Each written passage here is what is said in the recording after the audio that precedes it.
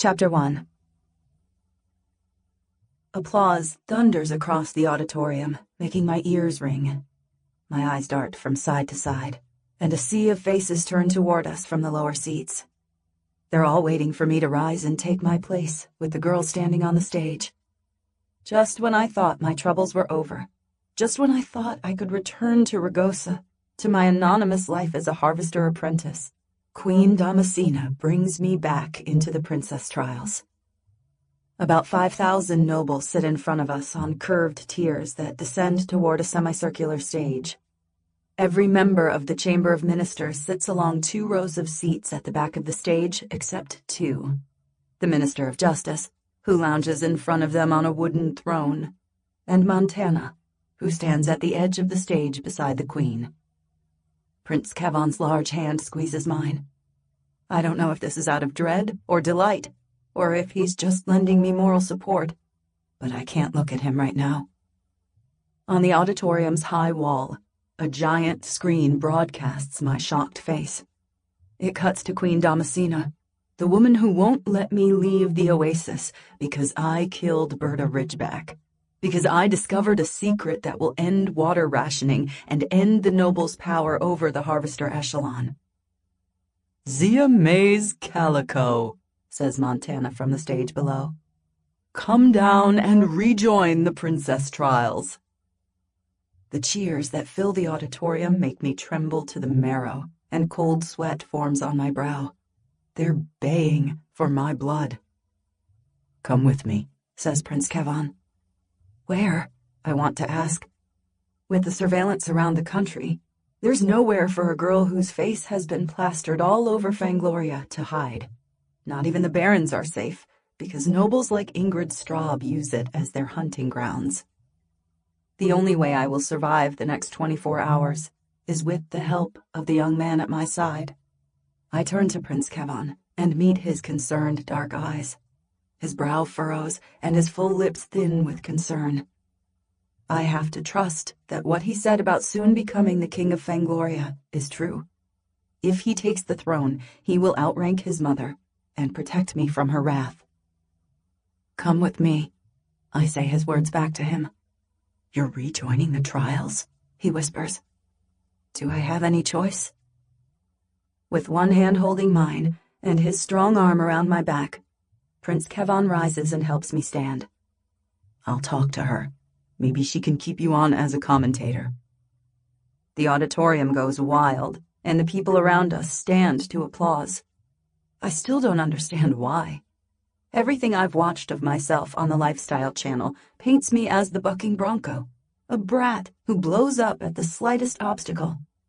As I've never seen Armstrong television, I still can't grasp the importance of all these side characters who provide entertainment for their games.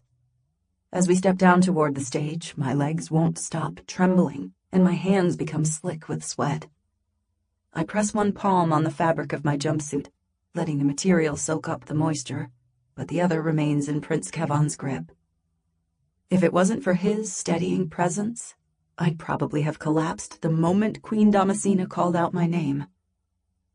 Guards at the gate leading to the stage let us through, and a huge figure, seated on the front left, stands. It's Berta's father, General Ridgeback, and the man whose accusing eyes seem to have penetrated the lies I told the Minister of Justice about what happened to Berta. The 12 girls who made it to the palace round of the trials gape as Prince Kevon and I approach. My last conversation with Berta explains why. Even the girl who spent the most time with me thinks I cheated, paraded myself naked, and seduced Prince Kevon into favoring me. We haven't even kissed. A few dumb words I uttered about someone else made Prince Kevon think I was serious about becoming his bride.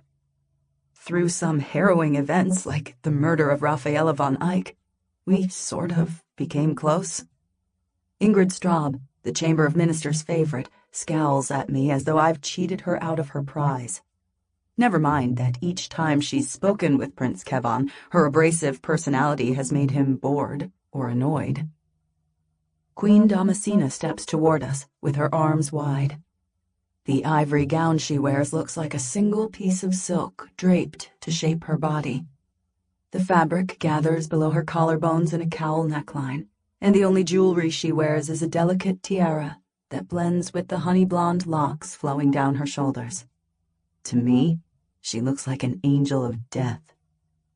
"There she is." The Queen's voice is as sweet as the borax and powdered sugar we use to trap killer ants. She wraps her arms around my shoulders, engulfing my senses in a cloud of mandragon blossoms.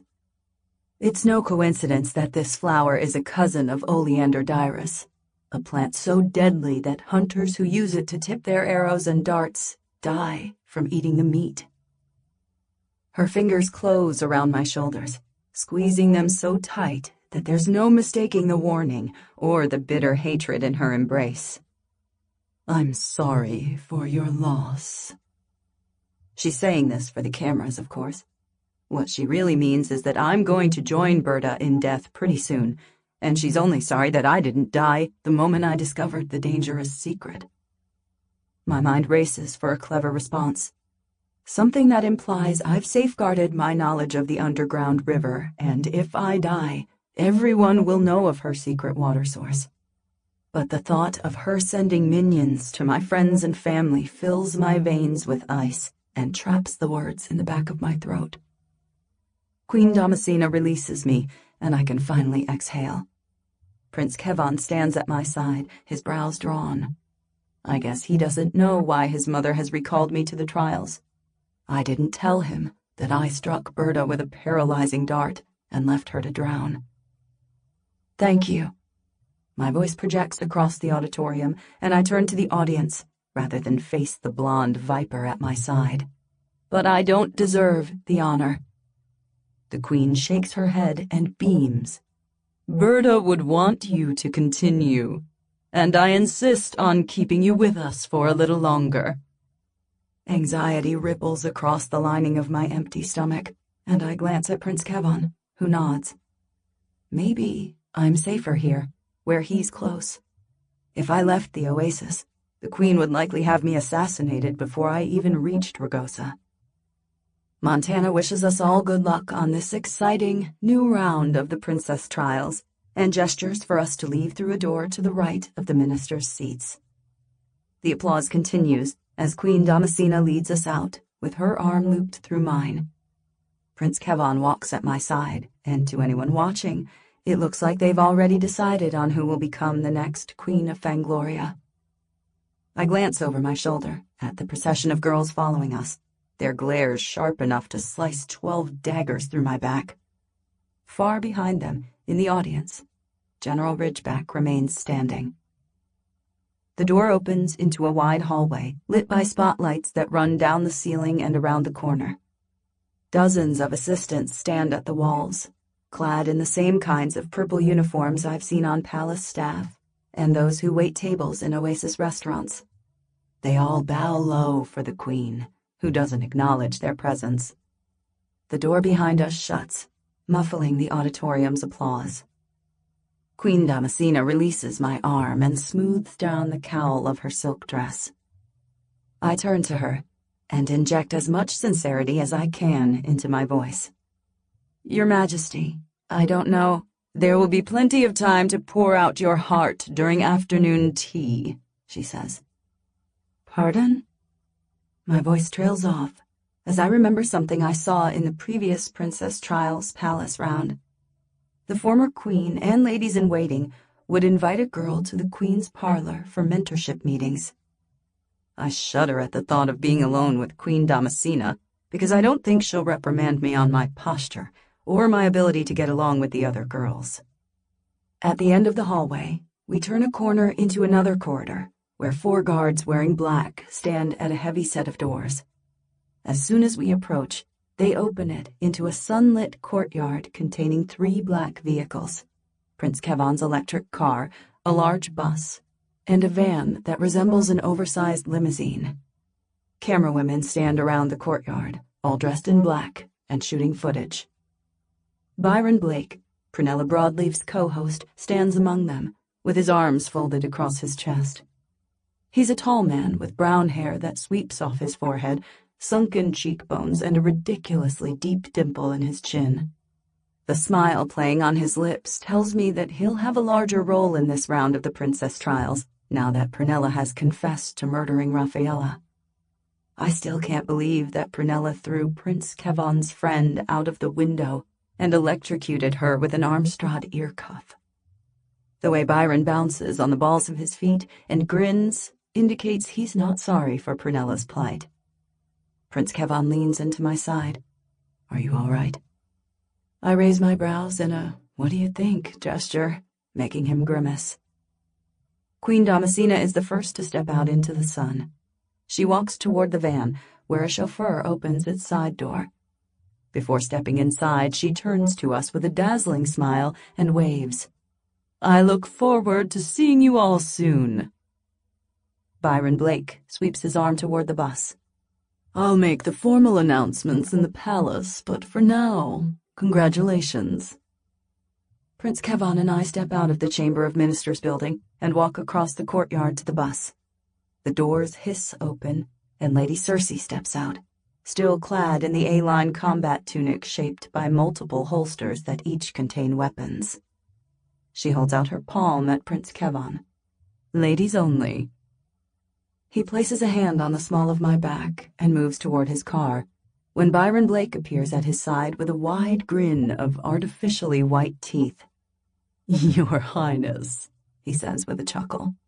"As the only gentleman in this procession of beauties, it looks like you and I will ride together.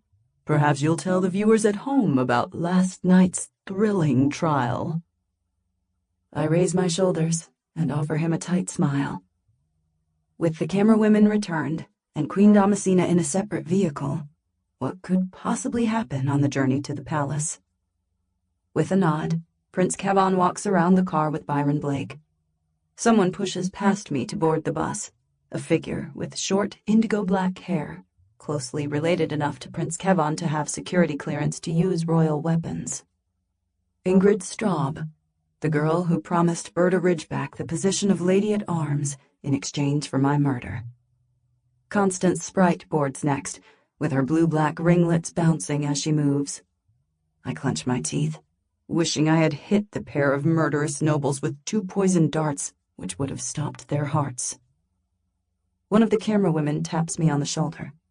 She's an annoying, mousy-haired woman who once tried to film me tending to a dying Raffaella von Eyck.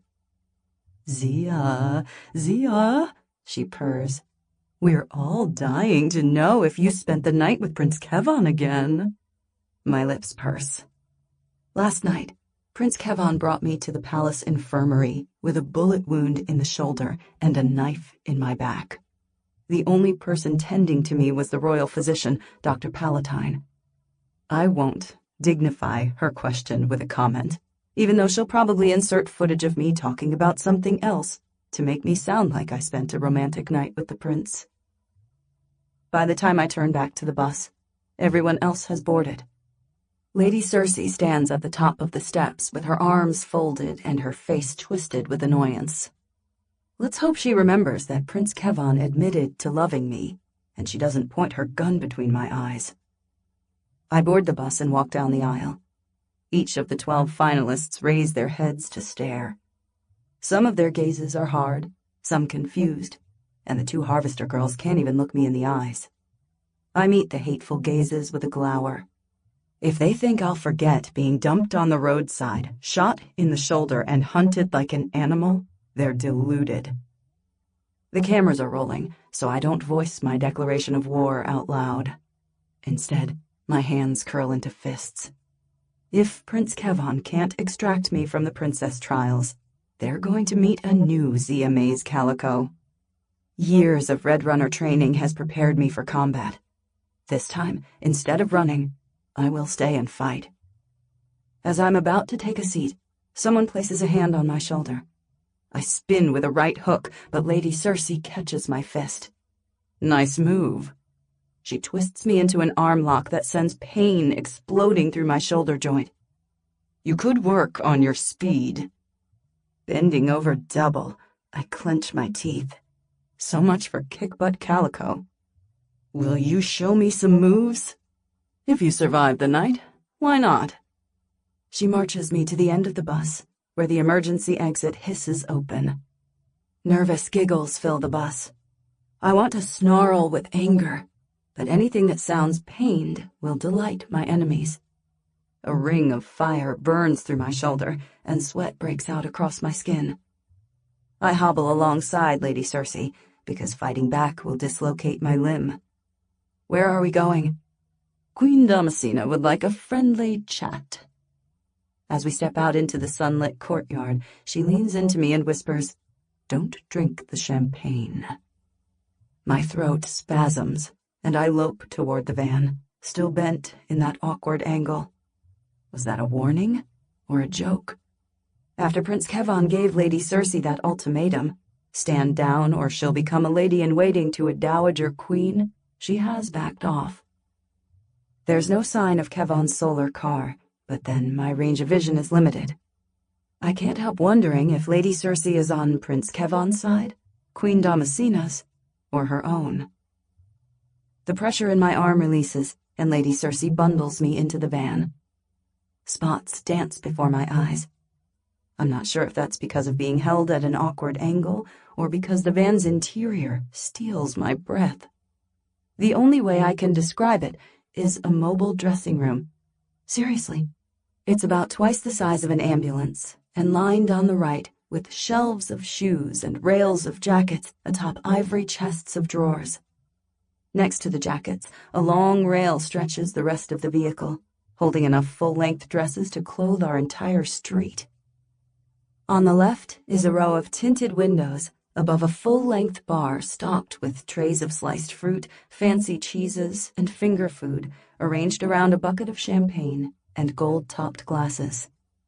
2 compact chandeliers dangle from above between a pair of light panels that stretch the entire ceiling. My mouth drops open. This is nearly as ostentatious as the fountains. On the far right, Queen Damascena sits on a leather armchair sipping a glass of champagne. Behind her stands a blonde girl about my age who looks strikingly similar to the Queen. From her purple servant's uniform, I'm guessing she isn't a secret daughter.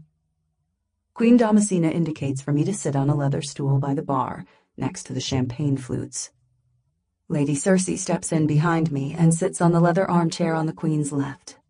The driver, or footman, slams the door shut, encasing me with 2 of the most dangerous women in Fangloria. "Help yourself to the champagne," says Queen Damascena. My throat dries. "I don't drink alcohol, Your Majesty." Her smile turns wintry. "I insist." My gaze darts to Lady Cersei, who rolls her eyes and picks up a glass of what appears to be sparkling water. If the champagne is poisoned, I'll just pretend to drink it. The vehicle moves forward, and the girl in purple pulls a seam ripper from her apron. It's a small tool with a forked head that unpicks stitches without damaging the fabric. She works on a seam behind the Queen's neck, and I gape at the waist. A talented seamstress could have installed a clasp or some other kind of fastening, but Queen Damascena needs people to sew her in and out of her clothing. I give myself a mental snap and force myself to focus on my potential assassination. All thoughts of wasted silk drifts from my mind. I pick up the champagne flute and place the glass to my lips. My heart pounds as the silence drags on, and the champagne cools in my clammy fingers. The Queen and Lady Cersei sip their drinks, and the only person in this mobile dressing room with an ounce of humanity is the girl in purple, trying to work on the dress without snagging the Queen's hair. This feels like the chess matches old men play in the Ragosa Dome, where they're stuck in a stalemate and pondering their next move. Except no one has informed me of the game, its rules, or how to forfeit. The girl's busy hands pause, and the silk fabric slides down the Queen's front. My cheeks turn hot, and I turn to Lady Cersei, who pinches the bridge of her nose. When the Queen rises from her seat, the entire dress slides to the vehicle's floor in a puddle of ivory silk. Queen Damascena hands her glass to the girl and stalks across the van, clad only in elastosculpt, which stretches from her rib cage to her hips. She braces her hand on the bar and leans over me. "Tell me exactly what happened the moment you stepped off the bus last night." This is probably the most awkward situation of my life, and that includes all the recent murder attempts. The fine hairs on the back of my neck rise as her blossom scent fills my nostrils and my head swims. Mandragon blossoms develop into poison berries, and I'm sure the scent is affecting my nervous system, but it's nothing compared to the encroaching queen. I drop my gaze to the champagne glass, where the bubbles rise to the surface, pop, and release their fruity scent. A tight band of panic squeezes my lungs, and it takes all my strength to reply. "Excuse me?" I ask. Cool fingers slide under my chin and raise my head to meet the queen's even colder gaze. They're what Mom would call cerulean blue, with enough flecks of gray and pink to make them appear violet. The effect is unsettling, and I'm tempted to take a mouthful of potentially poisoned champagne to calm my nerves. "It will take hours to comb the woods and reconstruct the events of last night, so you will tell me what happened," she says in a voice as sharp as a blade. Before I can splutter a denial, she adds, "The DNA of the blood found at the scene of Miss Ridgeback's death matches yours." All feeling trickles from my face and gathers around my spasming heart. "What will you do?" She draws back a few paces and stands with her arms folded over her chest. The pressure around my lungs eases, but not by much. "I could offer you to General Ridgeback as consolation for the loss of his daughter, but I think he prefers a more curvaceous woman, like your mother." My mouth falls open. "What?" She raises a finger to her lips. "Don't fret. If you cooperate with me, nothing will happen to your precious family. We're keeping them safe, aren't we, Cersei?" The Queen's Lady-at-Arms inclines her head. "If you mean the 4 armed vehicles stationed around the Calico House, sure." The Queen's lips tighten. I'm not sure if that's because of Lady Cersei's sarcasm or because she finds the sight of me distasteful. "As you see, your family is in safe hands." They're not. Guards are notorious for their short tempers and their quick fists, and their desire to subjugate harvesters. The girl in purple pulls out a powder blue dress and holds it up to Queen Damascena, who shakes her head. The girl returns to the rail and selects a near-identical dress with a V neckline instead of a round one, and the Queen nods. Now that some of the attention is off me, I can finally exhale. "Your Majesty, tell me what happened," she snaps. The events of last night spill from my lips. She's probably seen the footage from the armored personnel carrier of Berta and me taking out the hijackers, and then Ingrid rallying the girls to hunt me to death. Queen Damascena raises her hand. "What happened to the foundling's weapon?" I shake my head. He was already dead by the time I reached him. Her body stills, and her eyes narrow. I'm locked in her gaze and can't breathe. It's like how I imagine a mouse might feel when caught in the sights of a cobra. It's trapped, and no amount of running will put enough distance between them when the snake strikes. Moments pass in silence, and nobody around us moves, not even the seamstress approaching the Queen with the dress. Heavy, rapid thuds of my frantic heart fill my ears, and ragged breaths fill my nostrils. She can't know I'm lying about not killing Berta. By the time the girls decided to hunt me, we had already thrown off and discarded our Armstrad monitors. "Do you know what the coroner found in Berta Ridgeback's blood?" she asks. "No," I lie. "Traces of the foundling's poison." Silence. Carolina Wintergreen taught us that silence was a technique interrogators used to trick people into spilling their secrets. Sometimes they drop devastating facts and sit back to watch their victims scramble around for answers. Other times they ask a question, then remain silent when you answer. It's a prompt for people to blurt out anything to prove their innocence, including facts that betray their guilt. I resent the woman for offering me this dangerous mission, but I'm grateful that something I've learned in the Red Runner cells is proving useful. Instead of letting anxiety run my mouth, I empty my mind and stare back at the Queen. Her nostrils flare. Miss Ridgeback tried to kill you. I nod, because Ingrid probably offered Berta the position of Lady-at-Arms in view of a hidden camera. Tell me how a harvester weed picker escaped a combat-trained guerrilla like Berta Ridgeback. My throat dries, and I tell her the truth. I didn't. Explain. She beat me up. I tried to escape, but she kept coming at me. Then An idea slams into the back of my head. Queen Damascena's breath quickens. What happened? Berta slowed down, and didn't hit so hard or fast. I thought she got tired, so I stumbled away. She followed and tripped. Then we both tumbled down the mountainside and fell into a cavern. Her lips thin, and she beckons for the girl to approach her with the dress. You left your friend to die in an underground sewer? The girl holds the dress close to the ground, and Queen Damascena steps into the ring of fabric. As a relieved breath slips from my lungs, I place the glass back onto the bar. My heartbeat slows, and I feel the vehicle's faint rumble against the soles of my shoes. She doesn't care about Berta's life, or her grieving parents. This supposed murder interrogation is all about the place where she died. The cavern looked like a lake to me, but Prince Kevon said it was a river that stretched beyond the border of Fangloria. Now, Queen Damascena wants me to believe it's just a sewer. My gaze skims bottles of Smoky Mountain water piled within a bucket, but I ignore my parched throat. If I'm going to escape this conversation alive, I'd better play along. Your Majesty? The terror I inject into my voice is no pretense.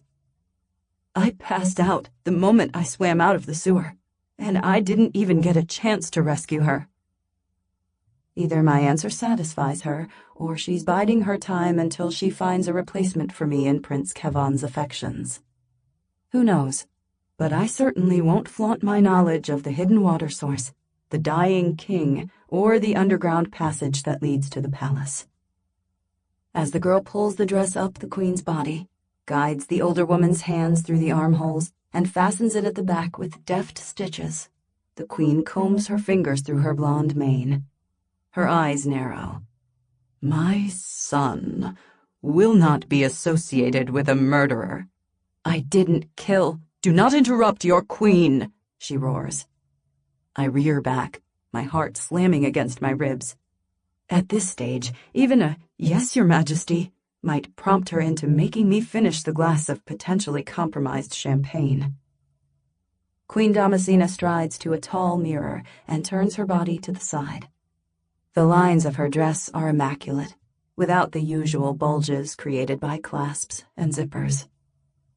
A few paces behind her, the girl waits with her hands clasped. Her shallow breaths belie her nervousness, and I wonder what the queen would do to her if she didn't like the dress. A moment later, the queen nods and lowers herself into the armchair. Understand this, she says with a sneer. I will not taint my son's good standing by associating him with a murderer, even if she's the wench who warms his bed while he decides upon a suitable bride. Prickly heat rises to my face, and I wrap my arms around my middle. My gaze darts to Lady Cersei, who tilts her head to the side and raises a questioning brow. I didn't. I've never. He wouldn't. My lips remain shut, because there's no telling how this crazy woman will react if I denied her accusation. The girl pulls out a trunk I haven't noticed until now and wheels it toward the queen. She flips its top open and pulls out a bundle of leather that unrolls into an apron containing more makeup brushes than I can count. Nobody speaks as the girl paints the queen's lips a salmon pink. But after 2 coats, Queen Damascena stares into the trunk's open lid, which I assume contains a mirror. Kevon is a philanderer, just like his father. She turns her face from side to side, admiring her cruel beauty. He dallied with Raphaela von Eyck and moved on to you the moment she died. In the end, he will do his duty. Please, let me go home, I whisper. I'll never return to the oasis. She laughs and turns to the seamstress, whose shrill giggle sounds too hysterical to contain any mirth. Lady Circe shakes her head and smiles. I know what they're thinking. If I disappeared to Ragosa, Prince Kevon would come after me. If they kill me now, Prince Kevon would retaliate when he became the king.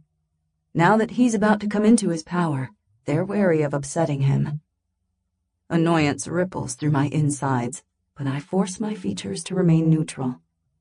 What do you want me to do? Help my son choose a noble bride, she says. Do this, and I will allow your family to live.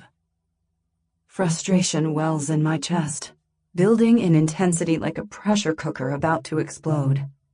How dare this woman threaten the lives of innocent people? How dare she interfere with the choices of her son? I want to leap off this stool and fly at her with my fists and feet and teeth to tear out those pretty blonde locks, pluck those pretty lashes, and expose the ugliness behind the regal veneer. Judging by the way she handled herself last night, I doubt that I could take her in a fight. She and Lady Circe worked together like a pair of seasoned warriors, even though the hijacking was a fake. My heart aches, and hot tears gather in my eyes. It's bad enough that those in power keep us starved and dehydrated. Now they have to hold our families hostage. Breathing hard, I press the heel of my hand into my sternum and try to keep the tremble out of my voice. Yes, Your Majesty. Queen Damascena nods. Then there's no need to worry about the fate of your mother, father, and those delightful twins. The vehicle stops, and the seamstress pulls off her apron and replaces the lid. Is that all, Your Majesty? I say from between clenched teeth. She stands and smooths down the imaginary creases in her impeccable dress. If you mention this conversation to my son, or even hint at the threat hanging over your family, I'll devise the cruelest means for them to die. Is that understood? If the goddess Gaia existed and granted me the ability to control lightning, I would strike her down on the spot. Yes. Queen Damascena walks to the door and makes a lazy gesture with her hand. Do something about the girl's appearance, she says to her maid. I won't have her looking blotchy in front of the cameras and prompting my son to ask what's wrong. She steps out of the vehicle, and the door slams shut, leaving me alone with Lady Circe and my thoughts. Chapter 2. A second after Queen Damascena's departure, all the rage and helplessness welling in my chest breaks through my tough exterior, and tears roll down my cheeks. The last thing I want to do is cry in front of Lady Circe. I don't trust her not to say something cutting and report me to the queen. The maid wheels the makeup trunk over to my stool and wipes my tears, but they won't stop flowing. You're thinking of running to Prince Kevon, Lady Circe says from her armchair. I shake my head. Good. She rises and stalks across the van's hard floor. He won't be able to mobilize help quickly enough to counter the guards watching over your family. My throat thickens. How could you let her threaten innocent people? Lady Circe raises a brow and makes an incredulous snort through her nostrils. As the Queen's lady-at-arms, She's not the one who makes the heartless decisions, she just implements them. She places a hand on the shoulder that got shot and squeezes. I try not to wince with the remembered pain from the searing bullet. In this game, the nobles always win. She leans close enough for her breath to puff against my ear. Your role is to identify the key players and secure yourself a position of power. My gaze slides toward the dark-skinned woman, and I meet her green eyes. I used to think they were as green as malachite, but up close, they're ringed with a blue as deep as Prince Kevon's that bleed into a turquoise with golden flecks. The color is startling against her flawless mahogany skin with sienna red undertones. When she's not pointing a gun at me, twisting my arm, or doing the bidding of Queen Damascena, she is exceptionally stunning. Secure yourself a position of power, I whisper. Like you did? Resentment crosses her features. I don't know if it's because I brought up the subject that she was the favorite of King Arius during the last trials, or maybe because Lady Cersei lost out on the chance to rule because she made a deal to help Queen Damascena win in exchange for becoming the Lady-at-Arms. Without a word, Lady Cersei draws back, opens the door, and walks out of the van. My gaze turns to the maid, who presses her lips together in a thin line. She probably knows Queen Damascena's secrets, but there's absolutely no way I will compromise this girl's safety for personal benefit. I push my anguish into a tight ball and stuff it deep in the back of my mind. The lives of Mom, Dad, Flint, and Yosef depend on my ability to mollify this mad queen. One day, it will be her begging for mercy while I decide her fate. But for now, I will play along. The maid places a cooling gel on my skin, which removes the puffiness and red blotches, and I practice a mask of calm in the trunk's mirror. After applying a layer of makeup, she ushers me out of the van and into a courtyard somewhere around the back of the palace. Guards march the perimeter, holding automatic machine guns with thick magazines that could kill an entire group of rebels within minutes. Lady Cersei stands next to the bus's back door. She flicks her head for me to enter and doesn't reprimand me for speaking out of line. When I board, every face on that bus twists around to watch me take my seat, but nobody speaks. The journey around the palace is mercifully fast, and I keep my stoic mask in place when we step out into a crowd of baying reporters. It's the same as when we entered the ball, a line of guards forming a tight barrier on both sides of the red carpet that leads to the palace's marble front steps. The white building doesn't look as magical as it did during the day, but it's larger than I remember from last night.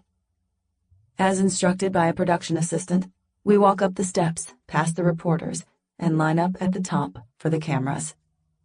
I try not to squint at the lightning storm of flashes, and instead cast my gaze to the long driveway, where fountains stand like sentinels on both sides, each spouting their arcs of water. This time, my breath doesn't catch. I feel no disapproval, awe, or overwhelm. Everything pales into insignificance with the lives of my family at stake. The palace doors open, and guards in purple let us into the marble and gold entrance hall. I didn't notice the staircase yesterday, but it's nearly identical to the one we saw in the concert hall, down to the Gaia statues. Instead of the Fangloria tree, a marble Gaia statue holds a cornucopia that overflows with fruit, and baskets of pink Damascena roses line the stairwell. Since the last princess trials, Rosa Damascena grows like weeds in the fields around Dad's microgardens. Their petals are smaller than the average rose, edible, and make a tea that smells as sharp as the queen. If Ingrid won the princess trials, would we see more of the dark-petaled Rosa Ingrid Bergman? 6 of Ambassador Pascal's girls are already waiting for us at the foot of the stairs. I recognize Saber, the red-haired Armstradi with the freckles, who tried to goad me into saying words of sedition in front of Prince Kevon. Ingrid grumbles out loud that these were probably our hijackers. I can't help but agree, even though being close to her makes my hackles rise. I'd like to tackle her to the ground and pound her into the marble. She murdered Firkin because he was a foundling and looked different. Then she tried to get me killed. The doors behind us slam shut, muffling the shouts and scuffling of the reporters. Production assistants usher us to gather around the Armstradi girls at the foot of the stairs. About 20 steps up, there's a half landing where the staircase splits. Bright lights shine down from 2 statues of a man who looks like the country's founder, Gabriel Fawn. I stand at the far left of the row of girls, furthest away from Ingrid. She's likely to incite me into attacking her on camera and getting me into even more trouble with the Queen. A gentle hand lands on the back of my arm. I turn to find Prince Kevon staring down at me with furrowed brows. He wears a naval jacket with a red slash. What took you all so long? Lady Cersei's warning rings in my ears. Right now, the balance of power doesn't skew in his favor, and he won't get to my parents before the Queen's assassins. I raise a shoulder and force a smile. Who knows? He pulls me aside and places both hands on my shoulders. My gaze darts to the girls, who turn around to watch us with murder in their eyes. Zia, he whispers. I know you already refused me once, but I can end these trials right now by proposing. We can have a long engagement while you... Give the other girls a chance. The words hurt as they spew from my lips, and guilt clenches at my gut for uttering a lie. He flinches as though struck, but it's nothing compared to the regret that winds around my heart. I sound like the world's most ungrateful wretch for refusing a more than generous offer. Confusion crosses Prince Kevon's features, and his gaze unfocuses. He's probably working out what he did wrong, or trying to give me the benefit of the doubt. I can't let him think I need more time. He needs to know right now, before the palace round starts, that we have no future. Kevon, I murmur. His gaze fixes on mine, but pain still etches the corner of his eyes. Yes, I'll help you choose which girl is right for you, but it isn't going to be me. Prince Kevon's hands slide off my shoulders and hang at his sides. He blanks his expression, steps back, and inclines his head. I apologize for the unwanted persistence. He walks around the crowd and up the stairs, where his mother stands on the half landing, wearing a completely different outfit, strapless white gown with a red sash. As I return to the group of girls, Queen Damascena stares down at me with the barest of smiles. I want to wrap that sash around her neck for threatening Mom, Dad, and the twins. Instead, I nod back. If I can keep this up, I might escape these trials alive and with my family intact. What were you talking about? Hisses Emerald Hull. I glare into her vacuous blonde face. Right now she looks like an empty-headed doll with those huge blue-gray eyes staring back at me, expecting an answer. I hate myself for turning on another Harvester girl, especially one from my own town. But she sided with Ingrid last night and pointed out my fake hiding place to the girls with the guns. How are things going with you and Mistress Straub? I mimic her whining voice. I heard her call you brain dead and offer to give you a body to match. Emra's mouth opens and closes, and her cheeks turn red. I guess she wasn't expecting me to survive the other night's Let's Hunt Zia party. May I have your attention? Byron Blake says from the half landing. He stands at the Queen's right with a dazzling smile. Over to you, Your Majesty. Welcome to the palace round of the princess trials. Queen Damascena sweeps out an arm. Congratulations to all you wonderful young ladies for succeeding so far, and I wish you the very best of luck. She recites the history of the trials, sounding like she's embellished a modern history textbook. According to her, a trial based on beauty and personality makes Fangloria the most inclusive society in the New World. I tune out as she compares Fangloria to other countries in North America who maintain closed borders, never allowing their citizens upward mobility. It's true that Fangloria allows foundlings into their borders, but she skims over the part where they live in worse poverty than the harvesters. Foundlings never get a place in society until their descendants are genetically perfect. When she explains that every girl from every echelon has an equal chance to become the queen of Fangloria, I don't know if I want to laugh or cry at the blatant hypocrisy, especially now that she's demanded that I help Prince Kevon choose a noble. Eventually, Queen Damascena steps back to let Prince Kevon speak. Thank you for making it this far. I've never heard him sound so formal. Good luck. My heart sinks. I wish there was a way to communicate to him my reasons for turning cold, but the risk is too great. I trust Kevon with my life, but Lady Cersei is right that his mother has the advantage in this game.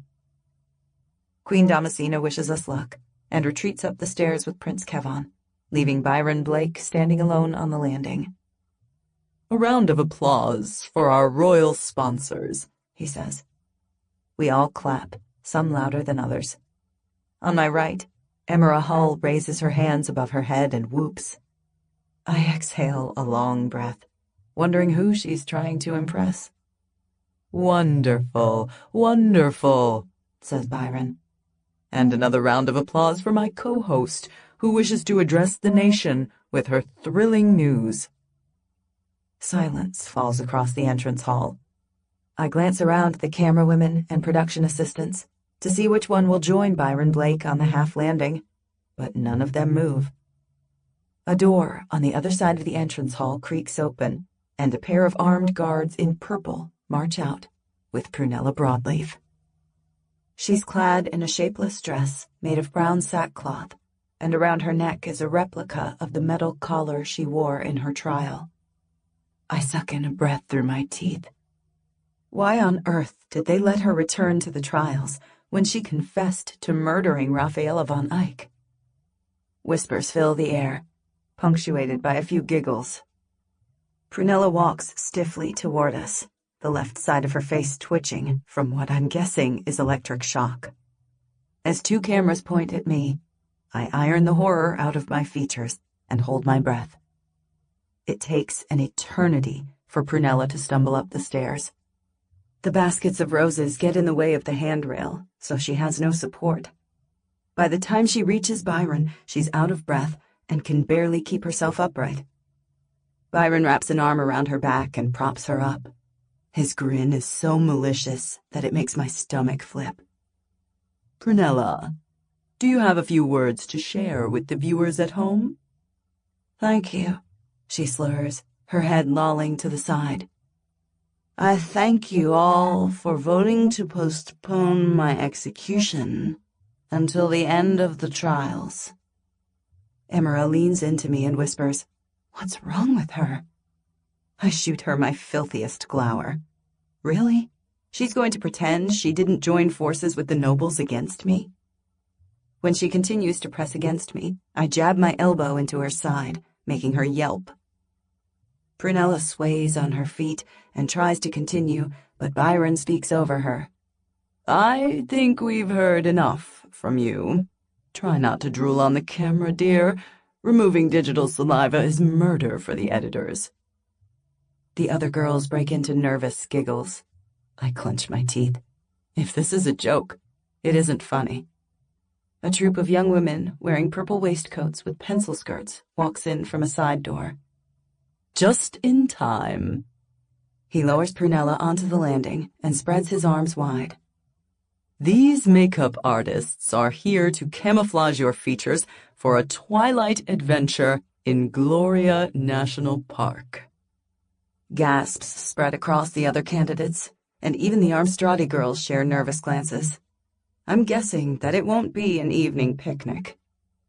A production assistant pulls the fallen Prunella out of the half landing, and another hands Byron a gold statuette. He balances it on the palm of his outstretched hand.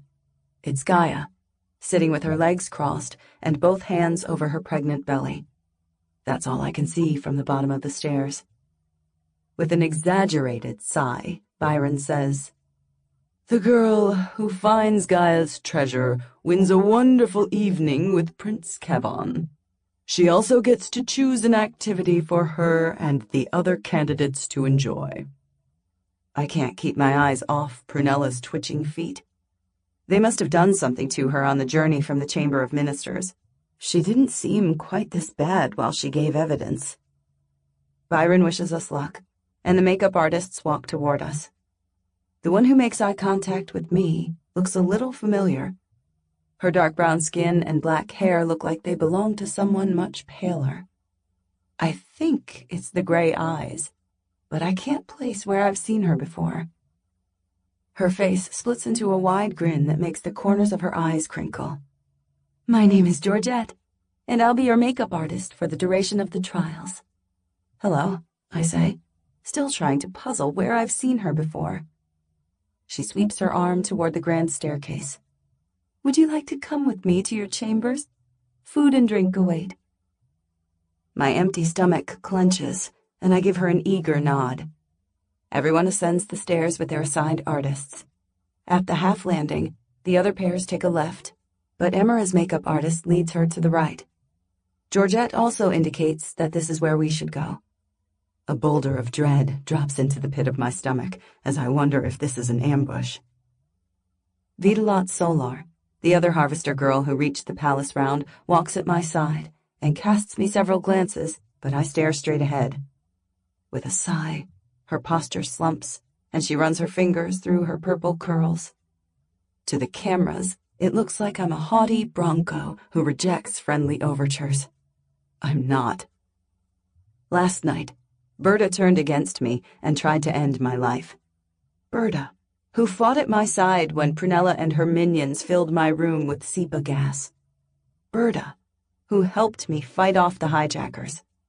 Berta, who only gate-crashed the trials to prove a point to her pushy mother.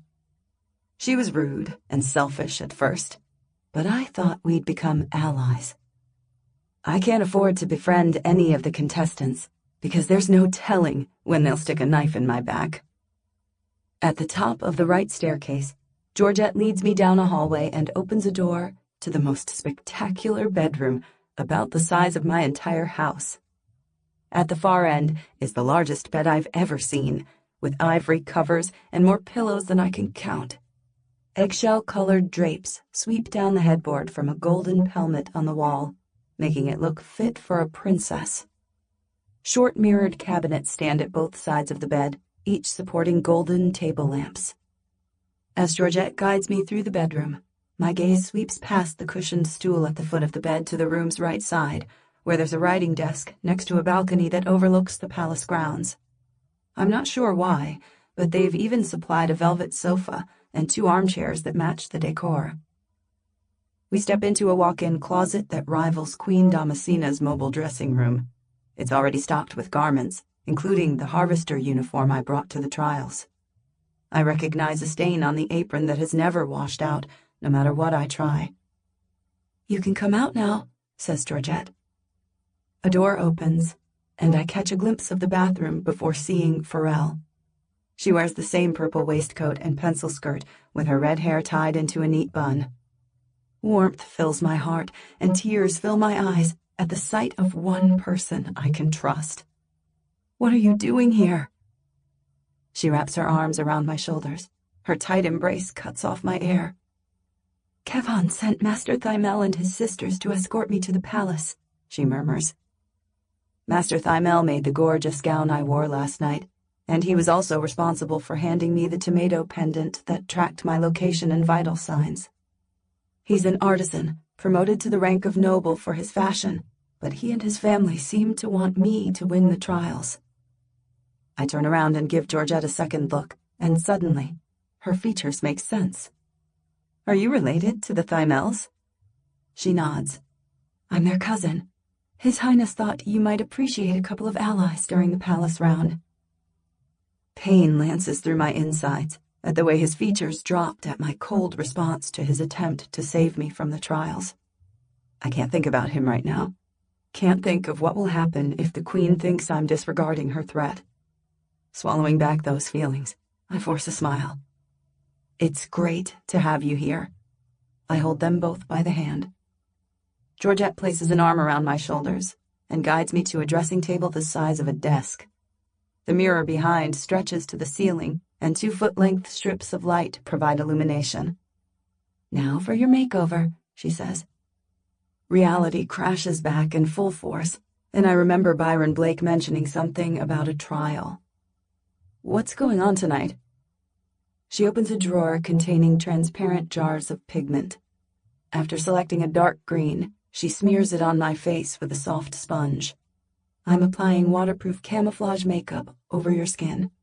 They told us you'll all be sneaking around at night, competing against the other girls to find an item. Through the mirror, I watch Pharrell pull out a leaf-patterned jumpsuit that looks too skinny for even my slender frame. This is a tactical outfit they want you all to wear, Pharrell says. Someone knocks on the door, and Pharrell shouts at them to come in. I lean back and glance into the bedroom to find a male servant in purple pushing a trolley inside. He hands Pharrell a covered tray and walks out, but he leaves behind the mouth-watering aroma of roasted chicken. My groan reverberates deep into my cavernous belly. How long will this camouflage makeup take? You can eat while we get you dressed for the task. Pharrell walks in with the tray and sets it on the dressing table. She pulls off the cloche, revealing sandwiches that look too decadent to be real. Inside are slices of chicken breast as thick as my thumb, nestled within a bed of green leaves. The bread looks buttered on both sides and pressed within a hot griddle.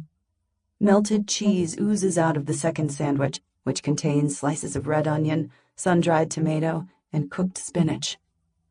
Saliva floods my mouth, and a shuddering breath escapes my lips. If I don't get a bite right now, I think I'll faint. Pharrell produces a knife and fork, cuts the chicken sandwich, and places a piece to my lips. When I take a bite, it's an explosion of flavors. They've prepared the chicken with rosemary, lemon, and garlic, which mingles with a more delicious version of the creamy mayonnaise I ate with yesterday's burger. I feel a little like Queen Damascena, sitting like a grand lady in a dressing room, while one girl covers my face with dark makeup and the other places food in my mouth.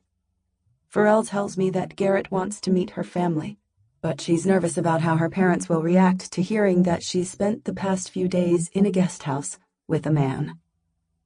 Georgette gives her advice, but I can barely focus, because the last time I ate was those burgers with Pharrell. I murmur something about Mr. and Mrs. Pyrus getting worried about Pharrell's whereabouts, and she promises to send them a letter to say she's working at the palace. When the subject turns to Prince Kevon, my heart clenches. He doesn't know me well enough to tell that I'm acting under duress, and he's too kind to rage that I repaid his generosity with a cold declaration to be friends. He probably blames himself for being too pushy after I told him that I wasn't in love. The girls' conversation fades into the background as I wallow in guilt. Guilt for Prince Kevon, for my family, and for all the harvesters who remain thirsty because I couldn't get a message to Rice or Carolina about the underground river. I exhale a long breath and stare at my reflection. Sad eyes stare back from a green face smeared with black and brown streaks that travel down my neck and onto my chest. Even the tips of my ears are black. My mind drifts back to Queen Damascena, who believes, I think, that I fell into a sewer, a repository for wastewater. If the river stretches beyond the Great Wall, it must pass under Harvester territory. Maybe Carolina can work out a way to siphon it through her network of underground tunnels. Georgette holds my eyelids open. Stay still. What? Something cold and wet spritzes into my eyeball, making my eyes water. What are you doing? Camouflage, she says, sounding apologetic. There's no point making your skin blend into the surroundings if your eyes reflect the moon. I blink the tears out of my eyes and mutter, Are you going to put it on my teeth, too? When you've finished your sandwiches. Georgette tilts her head to the side and smiles. Dread pushes down thoughts of Prince Kevon, thoughts of my family, and thoughts of thirsty harvesters, as I wonder what on earth could be dangerous enough to warrant such a high level of camouflage. "Do you know anything about Gloria National Park?" I ask. Georgette frowns. "The game reserve? What does that mean?" Pharrell pops a bit of sandwich into her mouth. "It's an open zoo where all the wild animals roam in their natural habitats, like the Oasis Animal Sanctuary, except nobles go there to hunt." Georgette's gaze lands on the plate. "Are you going to eat that?" My eyes bulge. Open zoo? Wild animals? Natural habitats? Hunting? I push the plate toward Georgette and try not to think of a multitude of man-eating beasts, creatures with deadly venom, and that's not even including the noble girls who are baying for my blood. So far, none of the official trials have gotten a girl killed, but I think that's about to change. About 30 minutes later, a bell chimes on my wrist cuff, and Emira, Vitalot, and I emerge from our rooms. They both wear the same camouflage, with leaf-patterned hoods covering their hair. Our jumpsuits fit as tight as elastosculpt, with zippers down the front for ventilation and thick belts that cinch our waists. I'm not sure what the black belt hooks are for, but I'm sure we'll find out once Byron Blake gives us instructions on the trial. Emira scowls at me, and Vitalot averts her eyes. We walk alongside our makeup artists in silence through the palace and find Byron waiting on the half landing and the rest of the camouflaged girls at the foot of the stairs. From where I'm descending, it's hard to tell the nobles, but the Armstradi girls all stand to attention with straight postures and their arms behind their backs. As we settle around the others, Byron welcomes us back with an apology that Prunella has returned to the Chamber of Ministers to assist them with further inquiries. He winks at the camera, and I wonder if she's going to be tortured for the public's amusement. "There are 6 Armstradi, 5 nobles, 3 guardians, 2 artisans, and 3 harvesters," he says, holding up the golden statuette of Gaia. "It's entirely your decision if you would like to form teams, but whoever returns with Gaia's treasure will be the winner." I glance around at the girls. Ingrid, the noble with pinched features, beckons the 3 guardians closer. Saber from Armstrad divides her group into 2, while the artisan pair stand alone. I drop my gaze to the marble floor, not daring to ask if there's a penalty for non-participation. "The cameras embedded into the seams of your jumpsuits will track your movements," he continues. "Scouts will retrieve you as soon as somebody finds the treasure." "Which means we'll be out there forever if we don't find it," mutters Vitalot. I suppress a laugh. The worst part about her comment is that it's probably true. Byron sends the Armstradi first, then the combined team of nobles and guardians. 2 artisans who don't make eye contact with us huddle together. One of them is the pink-haired dancer who nodded from the armored personnel carrier and implied that it was safe for me to return to the vehicle. A pair of camera women beckon us to follow and guides us through a side exit. Nobody speaks as we walk through the narrow hallways. Technically, this is a hidden passageway, and I need to memorize this intel to pass on to the Red Runners. But I no longer care. When I accepted this mission, I thought I would enter the palace, sneak about at night, and find a hidden entrance. Then I'd get eliminated, sent home, and inform the Red Runners of a secret route to revolution. I never thought I'd end up with guards outside our Ragosa home, waiting for Queen Damascena's order to shoot. A door opens, and we step into a stairwell that leads to a basement, where a large jeep with blackened windows awaits. 2 slimline backpacks sit in the front and 3 at the back. After settling in, we examine their contents. One bag contains a map and handheld computer. Another contains Gaia's Bible. The third contains cutting equipment, such as penknives, a pocket chainsaw, and a small axe. There's even a gas lighter with a nifty belt hook. I hope these items are for cutting firewood. After last night, I should be in charge of the weapons. I glare at Emira. Any objections? Her camouflaged features twist. "So you can bury that axe into my back?" Vitalot places a hand on Emera's shoulders. "It's all right," she says in even tones. "ZMAs wouldn't hurt a fellow harvester." "How would you know?" Emera whispers. I clutch the bag of weapons to my chest and wait for the purple-haired girl to reply. "How could you forget that ZMAs got whipped twice for saving the virtue of harvester girls," says Vitalot. One of the artisan girls in front twists around to gape. I don't meet her gaze, and I don't blame her for resenting me. Over the past few days, Prunella Broadleaf and her media team have worked hard to make me look like I used underhanded methods to steal Prince Kevon. They were so convincing that even Berta believed them. I twist the ring Carolina slipped on my finger and wonder if that's why I haven't heard from her or Rice. Then shake off the thought. "All right." Emera bows her head and exhales a long breath. "But I'm taking the tablet computer." Without a word, Vitalot picks up Gaia's Bible and reads. My gaze drops down to the pack of knives, and I catalog them in my mind for future reference. If we meet killer birds like the one who attacked Gemini, we're going to need more than just one axe. As the hours pass, our Jeep traverses increasingly bumpy terrain and over a steep gradient.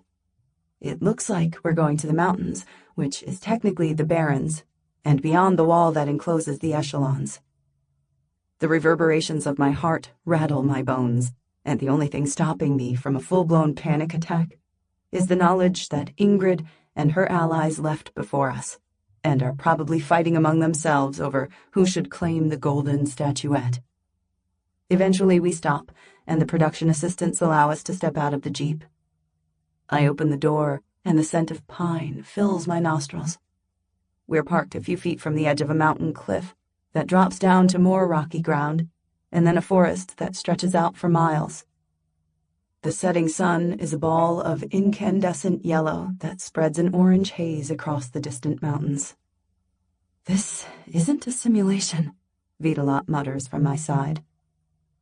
I stare out into the horizon, wondering how we're supposed to find a statuette in this expanse of green. This isn't the oasis either. "What the hell are we supposed to do with those?" says Emera. We both turn to find the assistant setting up 5 skateboards. They're 4 feet long, metallic, with looped foot straps. The 2 artisan girls squeal and clasp each other's hands, but the 3 of us share blank stares. "What are those?" I ask. "Air gliders." One of the artisan girls stands crossways on the board. I shake my head. "What do they do?" She walks around the boards, finds the one with her name, and places her feet in the foot straps. As a motor roars to life, her companion mounts her board. They both lean their weight forward, and the boards rise a foot off the air. My mouth drops open. I've seen planes fly, and have no idea how they stay in the air, but I guess that most of the vehicle consisted of engines, fuel, and physics. But a board as thin as a computer tablet? With a whoop, the girls fly over the rocky ground and over the edge of the cliff. My stomach plummets, but they stay afloat. "No," Emera shakes her head. Despite our differences, I'm inclined to agree. My pulse pounds louder than the roar of the wind, and blood rushes through my ears. It's nearly enough to muffle the sound of a door closing, but I turn to find the Jeep reversing back down the mountain, leaving 3 gliders on the ground. "We don't have to do this," I say. Emera, whose features are slack, nods and turns to Vitalot. Vitalot glances at the girls disappearing toward the horizon. "We can wait here until someone comes to get us." We stand together in silence and watch the setting sun. I'm not sure how much time passes when Emera stifles a yawn. She blinks 3 times, then places her hand over her mouth and tilts her head back to yawn again. A yawn builds in the back of my throat, and I cover my mouth to let it out. Then Vitalot yawns. Soon we're standing together, yawning like it's infectious. "What's that?" says Emera with a yawn. "Yawning is..." Vitalot stops to yawn. Contagious. No, Emera says, sounding sleepy. That rumbling sound. I turn around, just as a pair of giant lions approach from further down the slope. Adrenaline lances through my heart, forcing my limbs into action. I rush toward the glider labeled Calico. Ligers! Vitalot jumps on her glider. With a shriek, Emera mounts. We mimic the artisan girl's rocking motions, and 2 sets of engines roar to life. Their gliders rise off the ground and head toward the cliff's edge. Mine won't work. The ligers continue toward us, giant, sand-colored beasts whose heads reach my chest. I glance at the other girls, who move toward the edge of the cliff, and I make one last effort to activate my board. Terror wraps around my neck like a noose. Queen Damascena lied. She never had any intention of letting me survive these trials. Now I'll die, and they'll either blame a technical malfunction or add it to Prunella Broadleaf's long list of crimes. Maybe that's why they kept her alive. None of this matters right now. If I don't move, these ligers will maul me to death. Chapter 3. I wrench my feet free from the board's straps, just as someone screams. My gaze darts to the 2 harvesters floating toward the edge of the cliff. Emera waves her arms. What are you doing? Fly! Vitalot, who seems to understand what's happening, stretches out her hand. Hurry! Blank terror distorts my perception of time and lengthens the space between heartbeats. With one beat of my heart, I turn to the ligers, the monstrously large cats with heads the size of a man's torso. Their whiskers glint like spun gold in the setting sun, and thick muscles ripple beneath their tawny fur. One snap of their jaws could tear off an entire limb. There are several reasons why running would be a dumb idea. I'll never reach the girls before they pass the cliff's edge. Running will arouse the ligers' hunting instincts. They can pounce quicker than I can run. After another heartbeat, the liger's guttural growl makes the lining of my stomach tremble. Survival instinct blanks my mind, and my legs spring into action. I run with the swiftness of a gazelle, just as the girls' boards pass the cliff's edge by inches. The distance between the girls and me widens. Emera floats a foot away from Vitalot, who is on her right and still holding out her arm. I can't hear what they're screaming. The roar of blood pumping past my eardrums deafens everything except my pulse. A desperate cry tears from my lips, and I leap off the cliff. I'm weightless, and for a moment, there's no pull of gravity. My arms and legs cycle through the air. My heart stops beating. The gap between the girls and me closes, but not fast enough. One anguished roar from behind makes the fine hairs on the back of my neck stand on end. A cold mix of relief and resignation washes through my insides. If this is how I die, smashed into pieces from a high fall, it's better than a long, slow mauling. Vitalot grabs my right wrist, but my left foot lands on the back of Emera's board. She screeches and swats at me, but I grab her hand. With Vitalot's firm grip, I have enough leverage to secure my right foot on her board. Emera yanks at her arm. You're going to sink us both! Time speeds up to normal, and my heartbeat doubles. I clench my teeth and grip Emera's resisting fingers. All her struggling tilts her board and makes my leg slip. She shrieks and rights herself. Keep still, I yell over the billowing wind. Another panicked scream rings through my left ear. You're too heavy. We're going to die. We're going to crash. Vitalot shouts at her to stay calm. I can barely make out the purple-haired girl's words because Emera loses herself in a full-blown panic. I gulp mouthfuls of air and try to slow my frantic heart. At least she's stopped struggling. Slicing sounds fill my ear. I glance up to find a pair of drones hovering above our heads. and I turn to Vitalot. We need to land. She offers me a grim nod. Nothingness surrounds us, and the sun setting over distant mountains acts as our sole landmark. Wind batters the exposed skin of my face and hands, carrying the faint scent of juniper and pine. I can't bear to look down. Down is an unfathomable drop that will send my consciousness spinning like an out-of-control sycamore seed.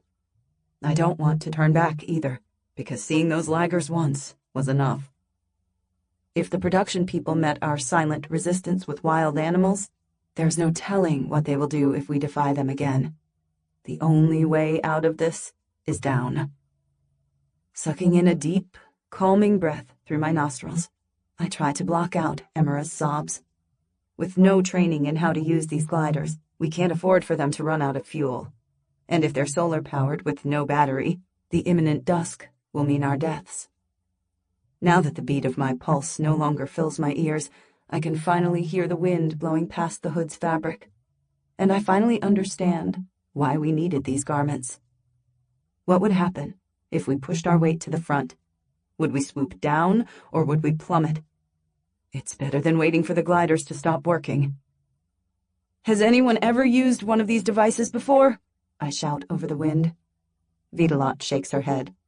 Yes, shouts Emira, but it sounds more like a sob. When? I shout back.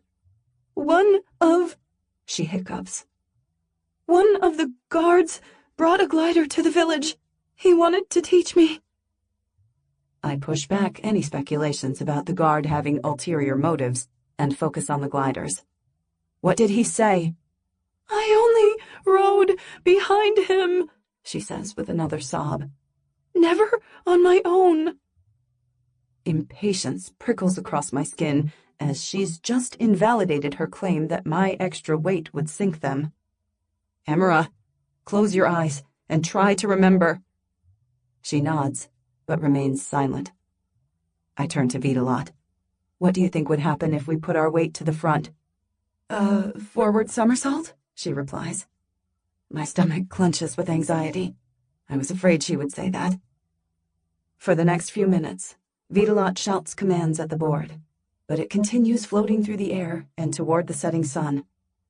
I glance at Emira, whose features look too contorted with panic to indicate that she's capable of remembering what the guard said about the glider. With each passing moment, the pounding of my pulse intensifies until my head is filled with its reverberations. The strap, shouts Emira. What? We both shout back. Emira's breaths are so fast and frantic that her spine bows with every exhale. Now that she's stopped struggling and trying to jostle me off her board, I can see she was acting out of panic. Raise the toes of your left foot to go down, she says. Right to go up. All right, shouts Vitalot. 2 more drones join the pair above us, but one dives several feet out of sight. A fresh bout of panic lances through my chest, and a premonition flashes before my eyes. It's of the girls, dropping at different rates, and me tumbling through the sky. That's why the drone is positioning itself, to catch footage of my fall. Wait! The word bursts from my lips. Emira yanks her arm free. What? Coordinate.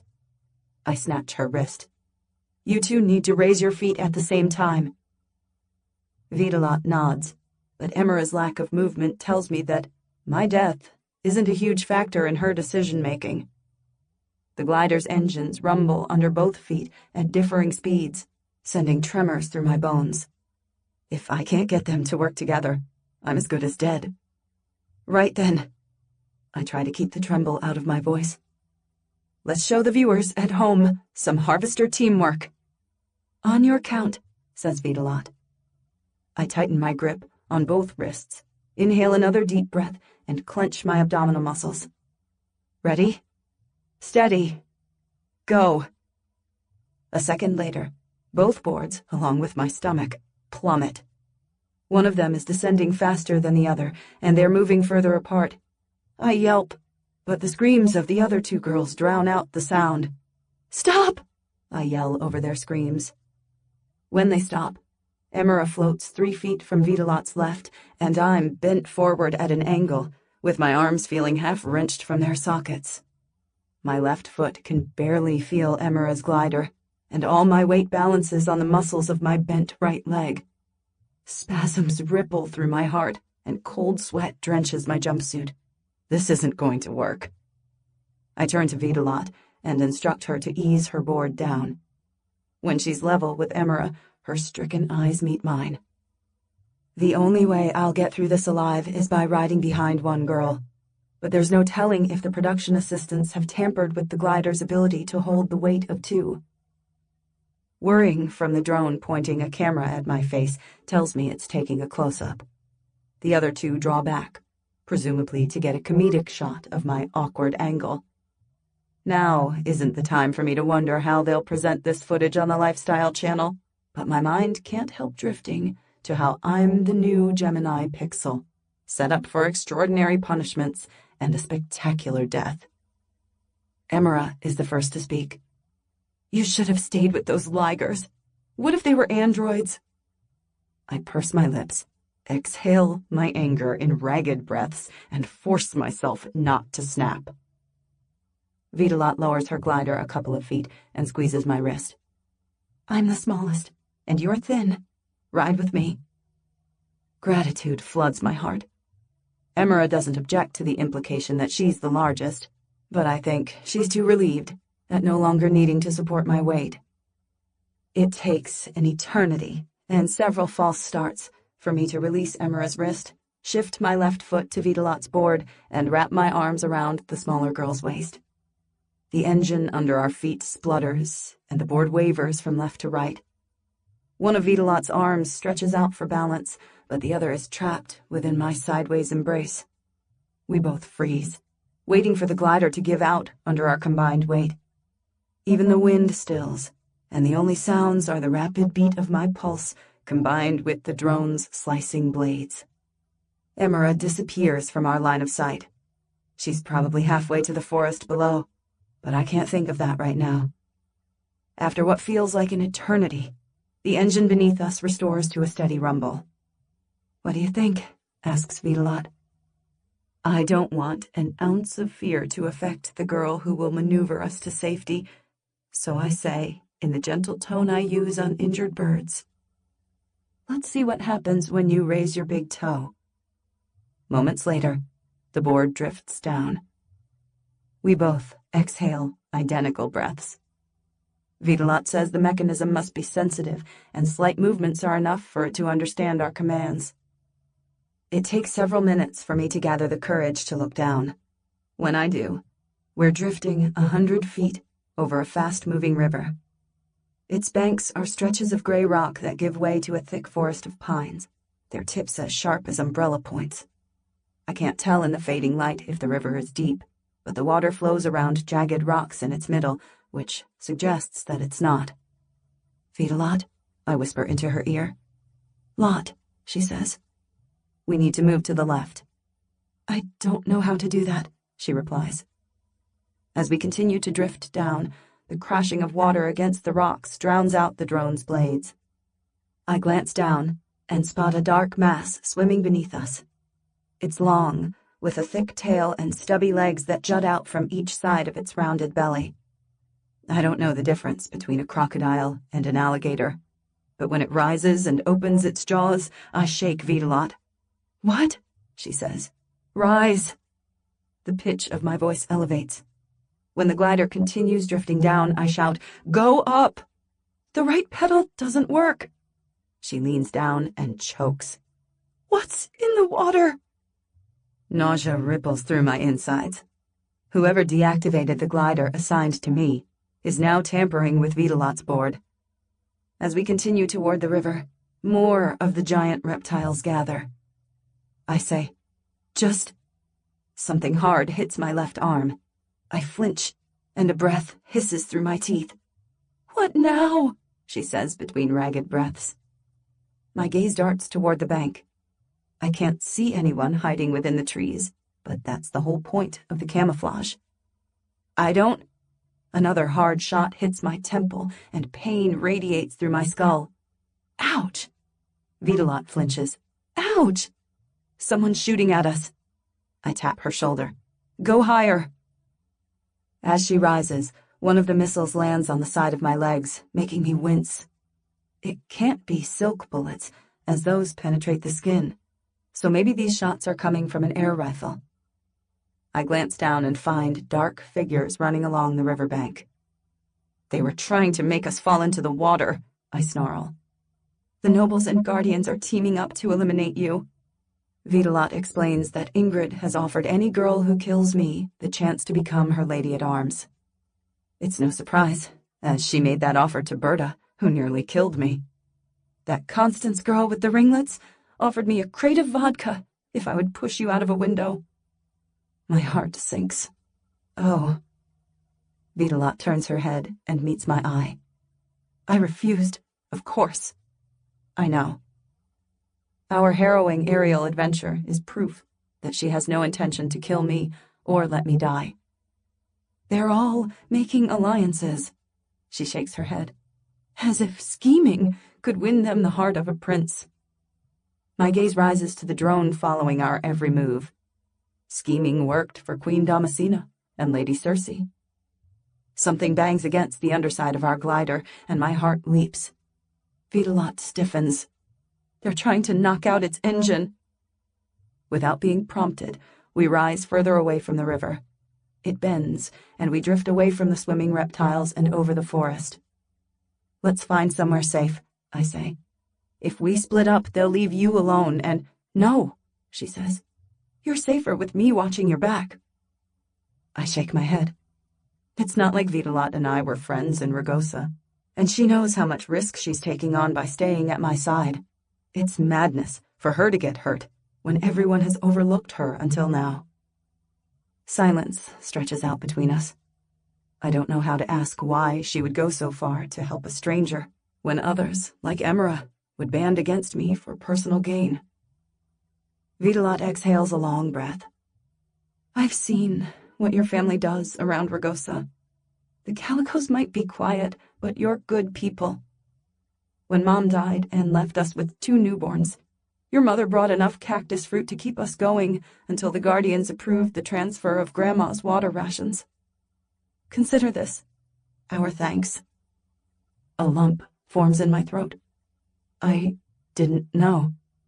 Your parents don't like to brag about all the good they do, but some of us notice, she says in a pointed tone.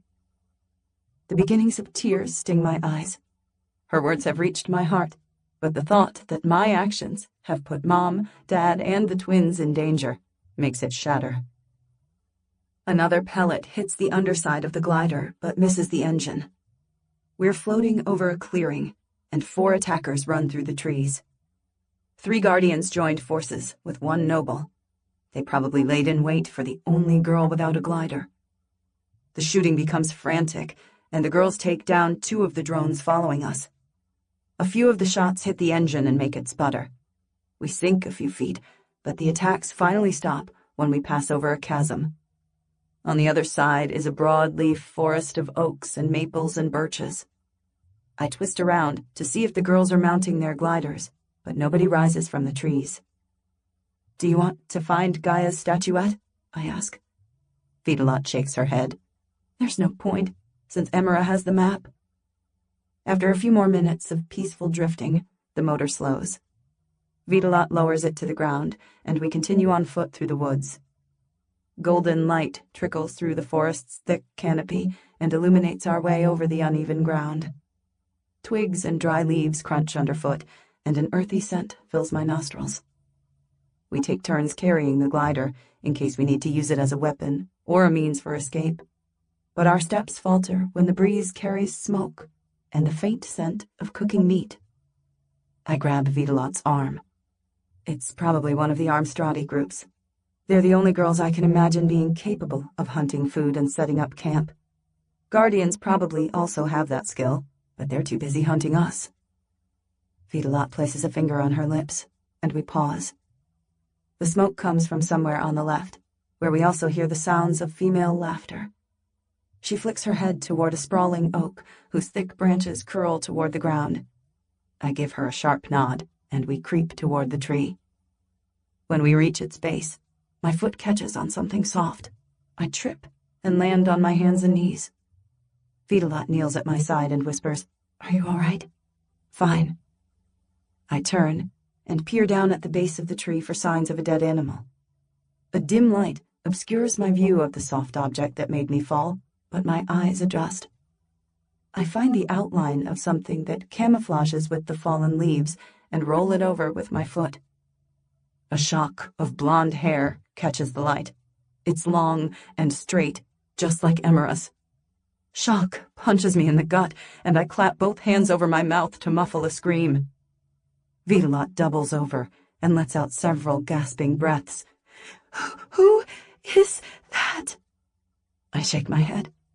With the face paint, there's no telling if this is the girl from our village. I can't see a silver glider anywhere near the body, and I can't tell if she died from the fall or if someone killed her. Rapid footsteps approach from beyond the trees, and my stomach drops. I scramble away from the sprawling oak with Vitalot at my side. We run over fallen logs, through streams, and past a herd of animals whose eyes glow in the doom. Whoever is following is swift, determined, relentless. The forest slopes uphill, and our breaths become labored as we race away from our pursuers. They're either the girls with the guns, or whoever was responsible for what happened to the blonde girl. Fatigue sets my lungs ablaze, and exhaustion weighs down my thighs. But I power through until there's nowhere else to run. The slope ends with a 30-foot drop. Somewhere between now and finding the girl's body, we've lost the glider. I completely forgot who was supposed to be carrying it. "Jump," I whisper. Vitalot nods. 1, 2, 3. We both leap. A stomach-churning second later, I land in a crouch, and Vitalot executes a perfect landing roll. My gaze catches the glowing eyes of a creature that might be a large fox. It darts to the left and disappears from sight. I grab Vitalot's arm and pull her in the direction of the vanishing animal. Up ahead, beyond a growth of saplings, stands a thick tree that looks like several smaller trees woven together to form a hollow. We bolt toward it and duck inside. The air is damp within the large plant, filled with the mingled scents of animal musk and rotting leaves. There isn't much space to do more than crouch. I press my lips together and breathe hard through my nostrils. My limbs won't stop trembling, and I think it's because I'm dreading yet another fight. Vitalot's makeup artist also darkened the whites of her eyes, and I can't see her in the dark. Unless whoever is chasing us is wearing heat-seeking goggles, they should run past. A pair of dark figures jump down. They pause for a moment and look from side to side. One of them points left, the other points right, and they separate. Neither of us speaks for several minutes. Me, because I'm afraid the girls might return, but Vitalot rubs her chin as though deep in thought. "They're from Armstrad," she whispers. "I think they were hunting us," I whisper back. "Hunting you," she says. I can't disagree. Last night, when I thought the hijacking was real, I electrocuted one of them, set her on fire, and shot her friend. They're probably out for revenge. We sit within the den in silence, and I wonder what we should do next. I don't know if the girls were part of the camp and will return to their comrades, or a different group, genuinely seeking Gaia's treasure. A weary breath slips from my lips. If Queen Damascena isn't threatening the lives of my family, then the other contestants are trying to kill me. And now I've dragged Vitalot into this mess. They want me. I pull off the backpack, ease its zipper open, pull out the axe, and attach the gas lighter to my belt. If you change your mind about going it alone, I'll understand. She shakes her head and clasps my shoulder. Harvesters stick together. I wrap my hand around hers and squeeze. Thank you. I'm sorry about yesterday, she whispers. What? I said nothing when they were calling you a murderer for saving us. When they kicked you off the bus, I should have joined you. My mouth drops open. I wasn't expecting. I just sat there, safe and terrified. Her breaths become harsh and full of self-recrimination. I did nothing while they plotted against a harvester girl, and the same fat amount of nothing when they hunted you with guns. Well, words dry up in the back of my throat. Back then, I had felt sick with betrayal. I'm still sore about how so many of the girls sat back and allowed Ingrid to rally others against me. Maybe they were scared, like Vitalot.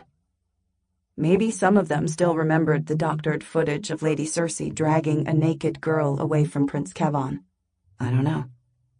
But I once did nothing, while another harvester girl needed my help. And that's a burden I'll carry for the rest of my life. Vitalot reaches into the pack and pulls out the chainsaw and a hunting knife with a 7-inch blade. If I can help, it might make up for failing you yesterday. I shake my head. It took a knife in the back and nearly dying to put things into perspective. Mom was right when she said one girl can't save the world, just like she said years ago that a frightened 9-year-old wasn't capable of stopping a guard from committing murder. Such intense, irrational guilt caused my obsession with Rice Wintergreen, a man I only know from afar. It's me who owes you, I whisper. Because of you, I didn't fall to my death or get mauled by a pair of ligers. Her silence tells me she isn't remotely convinced, and I exhale a weary breath. We've got bigger things to worry about right now, and we can't crouch in a tree hollow all night. Neither of the girls who followed us show signs of returning, and I'm about to suggest we leave, but the sounds of 2 new sets of feet landing close by makes us both freeze. By now, all traces of the sun have disappeared, and dark clouds cover the sky. Whoever is moving toward us also wears camouflage, and I see nothing but the glow of a tablet computer. "Are you sure she's not dead?" says an approaching voice. "It says here that she hasn't moved in ages." Shh. Dread rolls through my belly. What on earth was on that tablet computer? My coordinates? My hand flies to the tiny bulge over my breastbone. They can't be reading coordinates from the tomato pendant. Nobody knows about it except Prince Kevon and the Thymel siblings who made my ball gown. I wrap a hand around my Armstrong cuff and shake my head. This is a new monitor from the royal physician. A tiny light flashes on the buckle of my belt, and I clench my teeth. If they've installed cameras in our clothing, then it makes sense that they might also add a few trackers. "We've got to get out of here," I whisper. Vitalot shakes her head. "Too late." The footsteps are heavy, confident, and they crack twigs underfoot. Vitalot gives me a nudge to get ready, and my hand closes around the axe. I don't want to hurt anyone, but if they attack first, I'll retaliate with full force. "She's probably injured." The first voice sounds gleeful. The other girl chuckles. "It makes our job easier." "Can you move around them and attack from the back?" I whisper to Vitalot. She nods and crawls out of the burrow. Within seconds, she disappears into the dark, and all I can see is the glow of the tablet computer's screen. "Did you hear anything?" the first voice whispers. "What?" "A rustling sound." She chuckles. "It's her." With a click, the beam of a flashlight illuminates the trees. "Zia May's calico," says the gleeful voice. "Show yourself." I make a loud whimper to distract them from Vitalot, and the beam shines into the hollow. "There you are," says one girl. "Who are you?" I crawl out of the burrow, hoping I've given my new friend enough time. A tiny voice in the back of my mind asks what I will do if she has escaped into the woods, but I shake it off. "Are you contestants?" "Not for the role of the next queen," she replies. "Let me guess." I inject as much boredom as I can into my voice. "Someone offered you the role of lady-at-arms in exchange for my death?" A tense silence stretches out for several heartbeats. I don't know if they're shocked that I've worked out their plan, or disconcerted by my silence. but I can't let their attention waver from me for much longer, in case they find Vitalot. Then you're from the Guardian Echelon. I rise to my feet with the axe. Care to share your names, so everyone in Fangloria knows who's trying to murder me? The girl's painted face splits into a grin of uncamouflaged teeth. Minnie has jammed the camera's broadcasting signals, and we found a canister of quick burn in one of our packs. By the time the drones find your burned, broken body, all our forensics will be ash. Bile rises to the back of my throat, and I grind my teeth. This is no treasure hunt. It's another of those multi-pronged murder attempts. If the ligers don't eat me, the malfunctioning board. If they fail, the crocodiles. And if that doesn't work, my fellow contestants. Thanks for letting me know. I swing the axe toward their heads. It's time to send a message that Zia May's calico is no scapegoat, sitting duck, or sacrificial lamb. Chapter 4. The girl ducks, but my axe hits the side of her flashlight, sending it flying across the air. It lodges in the ground, creating a beam of light. My attacker points a gun at my face. I jump back, and a pellet hits my breastbone. Pain explodes across my ribcage. Crying out, I stagger back and clutch my chest, but with another crack of her gun, the pellet misses my eye by a finger width and hits my brow. The shock of the blow steals my breath, and for the next second, I can only reel. At my next inhale, blades of agony race across my skull. It's so bad, I can't feel the pain in my breastbone. I duck and want to curl into a ball like an armadillo, but a third shot skims the side of my arm and galvanizes me into action. With one eye clamped shut and the other dazzled by the flashlight, I charge at the shooter and swing. Another body slams into my middle and knocks me to the ground. I hit the back of my head on a rock, and the axe slips from my fingers. My last thought, as the butt of a gun presses into my eye socket, is of Vitalot. Despite everything she has said about owing my family, I can't fault her for running. The girl holding the gun slams her weight onto my ribs. I can't breathe. I can't shift her weight. My fingers grope around for the axe I dropped, but they close around a rock the size of my fist. I clench my teeth and aim for her face, but she jerks back. She grins, her white teeth glowing in the light. Thank you for making this so easy. Choking sounds cut off her words, and her weight rolls partway off my chest. Shoving her struggling body aside, I scramble to my feet and away from her and Vitalot. Tulip! Screams the girl holding the computer tablet. With one eye still watering from the pellet, I squint around the clearing in the direction of the other girl. She has stepped out of the light, and I can barely see her with the camouflage. She shoots blindly in the semi-darkness, and I stay low and out of the range of her pellets. A light flashes from her tablet computer, and I reach for my belt and unhook the gas lighter. Sending Vitalot a silent word of thanks, I sneak through the cover of darkness and stand at the computer girl's side. Each shot of her gun lights the dark with tiny sparks of light, telling me exactly where to aim the gas lighter. That's when I remember her name. Minnie. A second later, the sleeve of her jumpsuit catches fire. Minnie screams and thrashes and drops her gun. I dive to the ground, retrieve the weapon, and point it at the struggling girl. 2 shots later, she trips over something on the ground and falls onto her back. I leave her, whimpering and rolling in the dirt. Zia Mays? Vitalot shines the flashlight around the clearing and stops when it illuminates my face. Are you hurt? The light stings my good eye, and I squint. I'll live. She dips the beam. What did you do to her? Shame ripples through my insides at having set a girl alight. Again. The gaslighter. Oh. By now, Minnie's screams turn to whimpers, and I chew my bottom lip. Vitalot probably thinks I went too far with the fire, It was a similar action that turned the girls against me on the armored vehicle. And the more I think about it, the more I wonder if she wasn't so scared last night, but disgusted. With the threat of death no longer hanging over me, I could have found a less violent way to disable the other attacker, but I let rage cloud my senses, and now she's burned. Vitalot points the flashlight in Minnie's face. "Where are your teammates?" The girl curls into a ball and cries.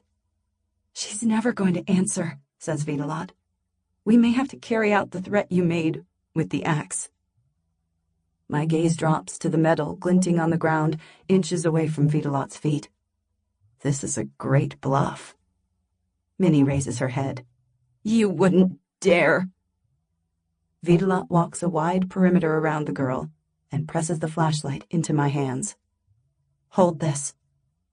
I shine it into Minnie's eyes, expecting Vitalot to menace the girl with the axe. Instead, she places the axe on her belt and walks to the other guardian girl, who lies unconscious by a log. I sidestep, twist the flashlight's lens so it can cast a wider beam, and it illuminates the entire clearing. Minnie sits up, looking like she wants to bolt. I point the gaslighter at her face and growl at her to stay down. She flinches and scoots back toward the trees. Vitalot drags the unconscious girl to Minnie and unzips the girl's jumpsuit. "Tulip!" Minnie clasps both her hands to her cheeks and screams. I walk to the side to see what's so shocking about the unconscious girl. I can't see her features, except to know that they're slack, but the light reflects the liquid pouring from a gash across her neck. A cold fist of shock hits me in the gut. The lighter slips from my fingers and clatters onto a rock. Vitalot cut the girl's neck with the chainsaw. She used it as a garrote to pull her off my chest and then twisted it to rupture her veins. What else can explain all that blood? My breath comes in shallow pants, and the sensation of crawling centipedes covers my skin. There's no way this girl, I'm sure Minnie shouted out the name Tulip. There's no way Tulip could survive a wound like this, so far from civilization. Bile rises to the back of my throat, choking off my words. I sway on my feet and fight off the urge to scream. I've seen a border guard pummel a man's head with a rifle until it split, a girl executed with an ear cuff, and another girl blown into pieces. But those were atrocities executed by other echelons. This is the first time I've seen a harvester act so ruthlessly. "Now," Vitalot points the axe at Minnie's throat. "Who sent you to attack my friend?" The girl spews out a stream of pleas and jumbled sentences. Somewhere within the incoherent mess, she says she's working with Ingrid Straub. My lips press together in a firm line, and I exhale a frustrated breath. The revelation is no surprise, but with the Queen's threats, one more person wanting me dead is exhausting. The worst part is that when Minnie returns to the palace, she'll probably tell everyone that I murdered Tulip, just so I can get executed to fulfill her bargain with Ingrid. I'm also sure Queen Damascena will then kill my family out of spite. "What made you think you could murder Zia Mays in cold blood?" Vitalot rubs the edge of the blade down Minnie's neck. Through stuttering breaths, Minnie explains that the camera drones broadcast on a certain frequency, which she blocked using a passcode she got from Ingrid. The cameras attached to our clothes send footage to the storage devices on our belts, and they were planning to burn those, along with my body. "Please," Minnie raises a hand. "If you let me go, I'll turn spy." She gasps out a sob. "I'll warn you about Ingrid's plans." Vitalot raises the axe and pretends she's going to swing. "How do I know you're not saying that to save yourself?" Her eyes bulk. "I wouldn't." The blade lodges into the side of Minnie's neck. Shock knocks all the air from my lungs. The flashlight slips from my fingers, and I fall to my knees.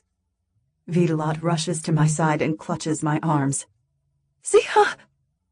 Panic raises her voice several octaves. Zia Mays? What happened? The eye that isn't throbbing in time with my panicked heart fills with tears. My insides feel hollow, my lungs won't work, and I struggle for air. Somehow, I manage to rasp, "You killed them both. She pointed a gun into your eye." Her fingers dig into the fabric of my jumpsuit, and she gives me a hard shake. "The other one admitted they were going to kill you. Didn't you hear her confession?" I did, but we had that girl on her knees, and... Possibilities stream through my mind. If we released her, she would report us for the murder of her friend. If we let her become our spy, she might turn double agent and lead us into a trap. Maybe Vitalot was right, and I'm being naive, but there had to be a better way than murdering a defenseless girl. A little voice in the back of my mind reminds me that I'm no different from Vitalot. I wanted to stop Ingrid's heart with 2 jabs of a poisoned dart, and I also killed Berta. Raising my head, I give Vitalot a nod. "You're right." She releases my jumpsuit and straightens. The axe hangs in my line of sight, its blade still glistening with Minnie's blood. "I did this for you," she says. "Thanks," I whisper. It's an automatic response, and part of me still wishes there was a way out of the trials that didn't result in deaths. "You don't hear what the other girls say about you," she murmurs. "Half of them want you dead." I make what I hope is a grunt of understanding, knowing that she's only half right. The group of people plotting my death doesn't only extend to the girls. Vitalot walks to the Guardian's backpacks, which are thicker than the ones we found in our jeep. The flashlight lies on its side, illuminating the unmoving bodies. I turn away from them to watch my murderous companion rifle through their contents and pull out a bottle of clear fluid. "What are you doing?" I whisper. "Burning the forensic evidence, just like they planned for us." Us. My belly roils. I'm sure these girls shot at us and tried to make us both fall into a river of giant man-eating reptiles.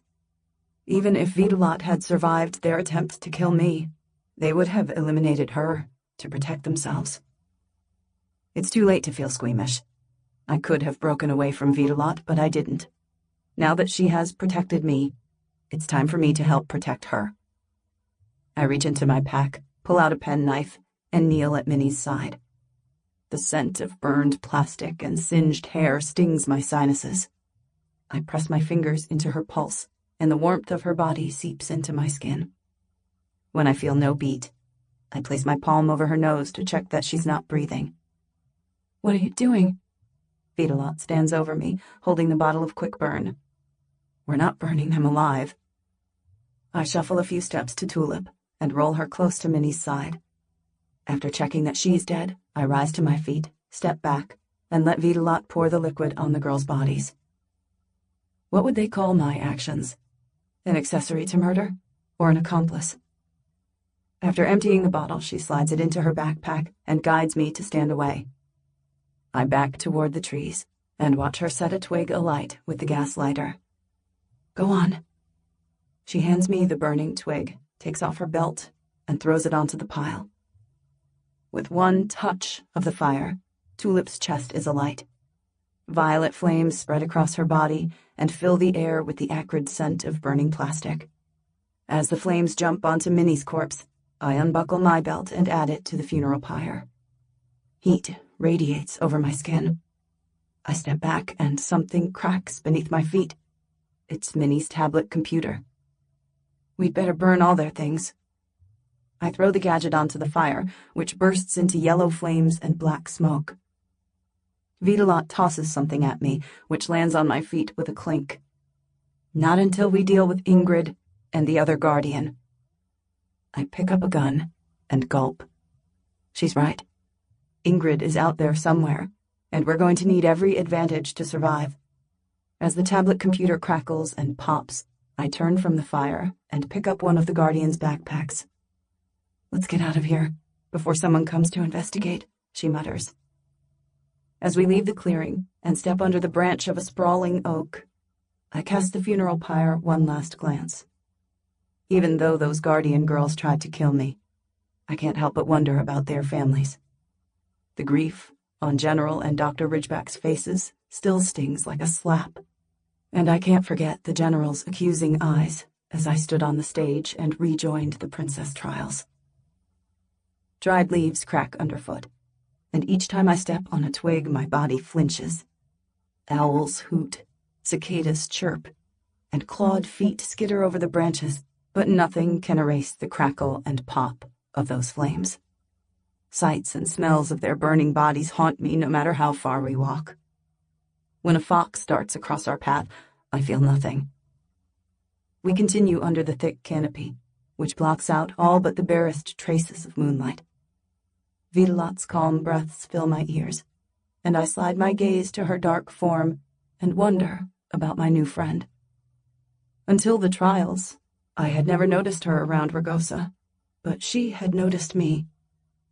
When we jumped off the ridge, she made a perfect landing, and she killed those girls with startling efficiency. Nothing about the way she acted tells me she's a regular harvester girl like Pharrell. I wonder if she's a Red Runner. But that can't be right. Rice is the leader of Ragosa's youth cell, and I know all its members. If she was one of us, I would have seen her in at least one meeting. Who is Vitalot Solar? An Armstradi spy? I shake off that thought, even though it's more plausible than her being a Red Runner. A high-pitched scream makes my heart jolt, and I grab Vitalot's arm. Did you hear? It's coming from behind that hedgerow. She points straight ahead. The screamer begs for mercy, and two other voices laugh. A rush of anger fills my belly. What if that's Ingrid torturing someone for fun? I lean into Vitalot and whisper, "Let's go." She nods, and we continue toward the hedge. Up close, it's actually bitterthorn, a shrub that produces berries even more poisonous than mandragon.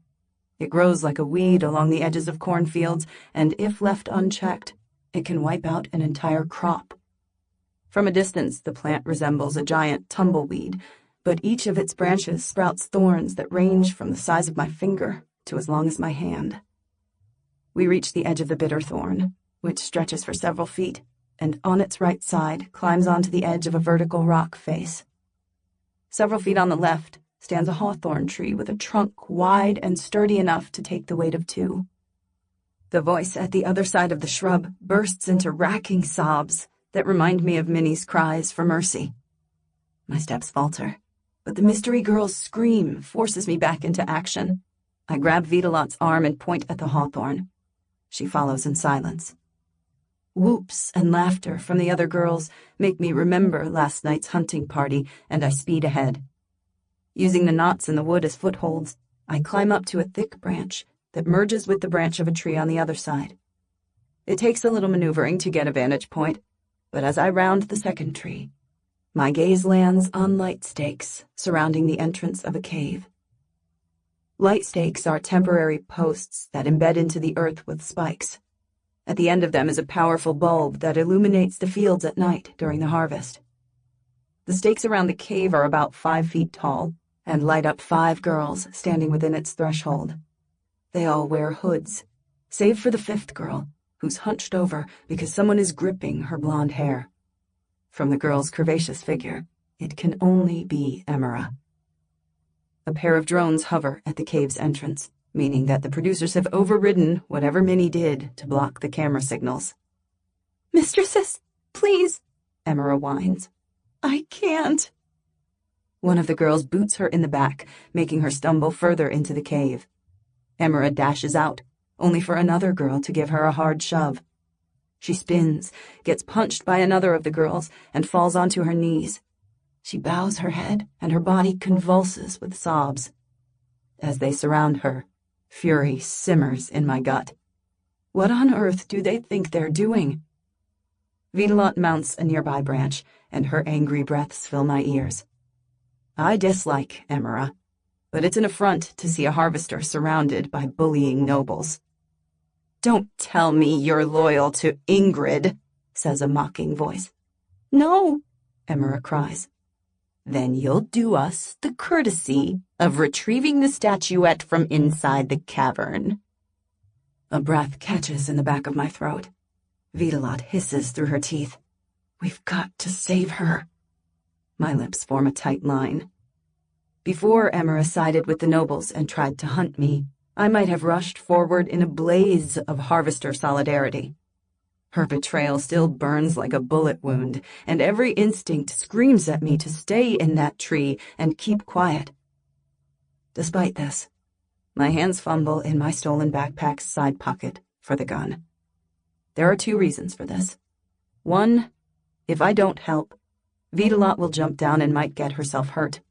And 2, I don't want any of those 4 to retrieve Gaia's treasure. I aim my gun at the girl standing between me and Emera. She's kicking the fallen girl and laughing at her screams. My finger squeezes the trigger, and in the blink of an eye, the noble screams and flinches. "Darby?" one of them yells. "What's wrong?" She turns in the direction of the Bitterthorn. "Gunshot!" The other girl growls. "Ingrid, call off your guardian dogs!" I hold my breath and consider the possibilities. If they think Ingrid is behind the attack and wants the treasure for herself, this might work to my advantage.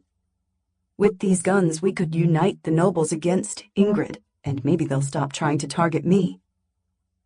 Vitalot makes several accurate shots at the girls surrounding Emera, once again proving that she's no ordinary harvester. I shoot alongside her, hitting the fleeing nobles and taking down the drones, which fall to the ground with an almighty crash. We don't stop shooting until the last noble runs away, swearing vengeance against Ingrid.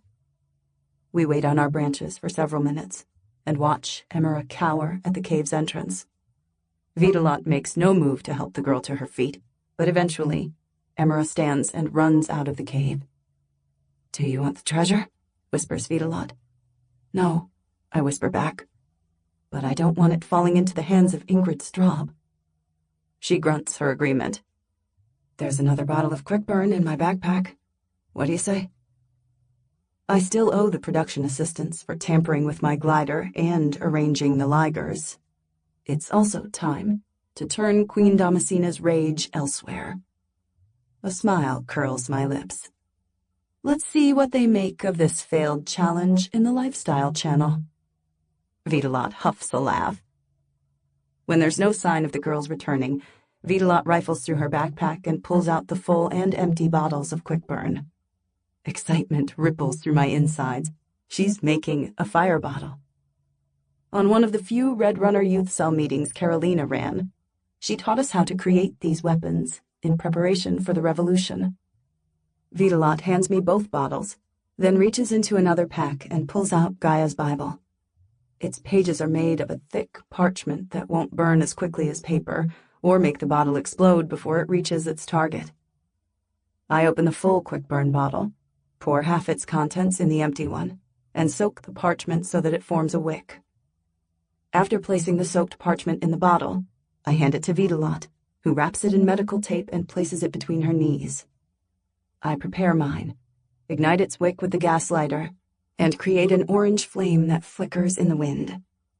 I turn the lighter to the bottle Vitalot holds outstretched. "Ready?" She nods. On my count. I raise the bottle, and Vitalot mirrors the movement. 1, 2, 3. The bottles fly through the air. They're burning, making an arc of fire that lands in the cave's back wall.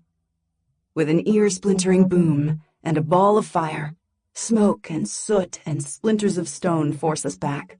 My arms fly to my face and my back slams into the trunk.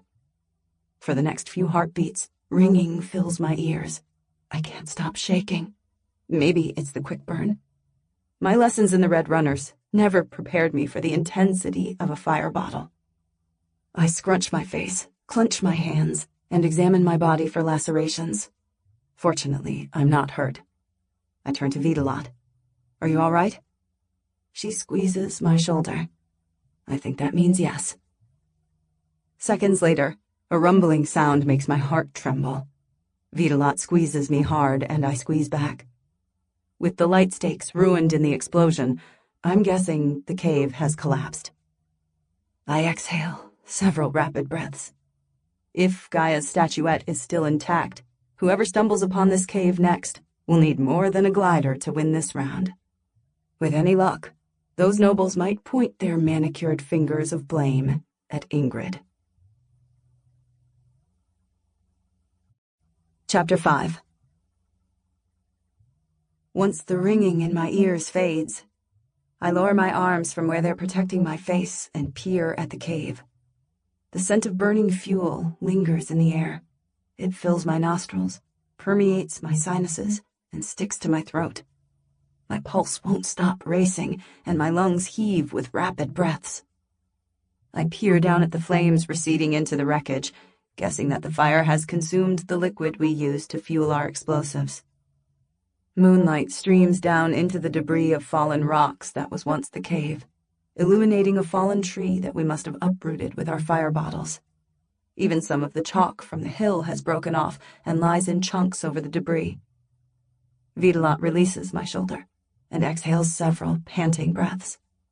I guess this was the first time she's thrown an explosive, too. "We've got to get out of here," I whisper. "As soon as my heart stops spasming," she replies with a tiny laugh. "That was unexpectedly destructive." It must be the quick burn. I grope around the branch, my fingertips checking for breaks. The explosion was forceful enough to knock me back, and I'm not sure if the branch will hold if I move. We're still perched above the largest bitterthorn shrubs I've ever seen, and I don't want to fall and impale myself with its spikes. I've dealt with bitterthorn before, but we learned about it in modern history and agricultural studies. It's a plant that was cultivated by the early Fanglorians to protect their domes. Nothing can get past bitterthorn's spikes. Not wild men, not bears, not rabid wolves. Anything insane enough to charge through the shrub became lacerated as the barbs imprisoned their flesh. Later, scavengers picked them apart, and their bones tangled into the plant. A convulsion seizes my throat, and I cough. Whatever happens, we need to avoid that bitterthorn. Bracing my back against the trunk, I ease myself up to standing.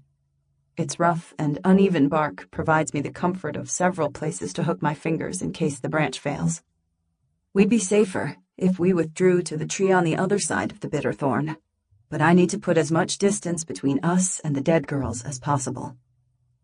With my arms outstretched for balance, I walk along the length of the branch, using the diligence of a tightrope walker. My weight balances on my back foot, with the tiniest pressure on the front in case the wood beneath me cracks. The first dozen steps are steady, and the branch thick, but as it curves downward and twists, my heart quickens.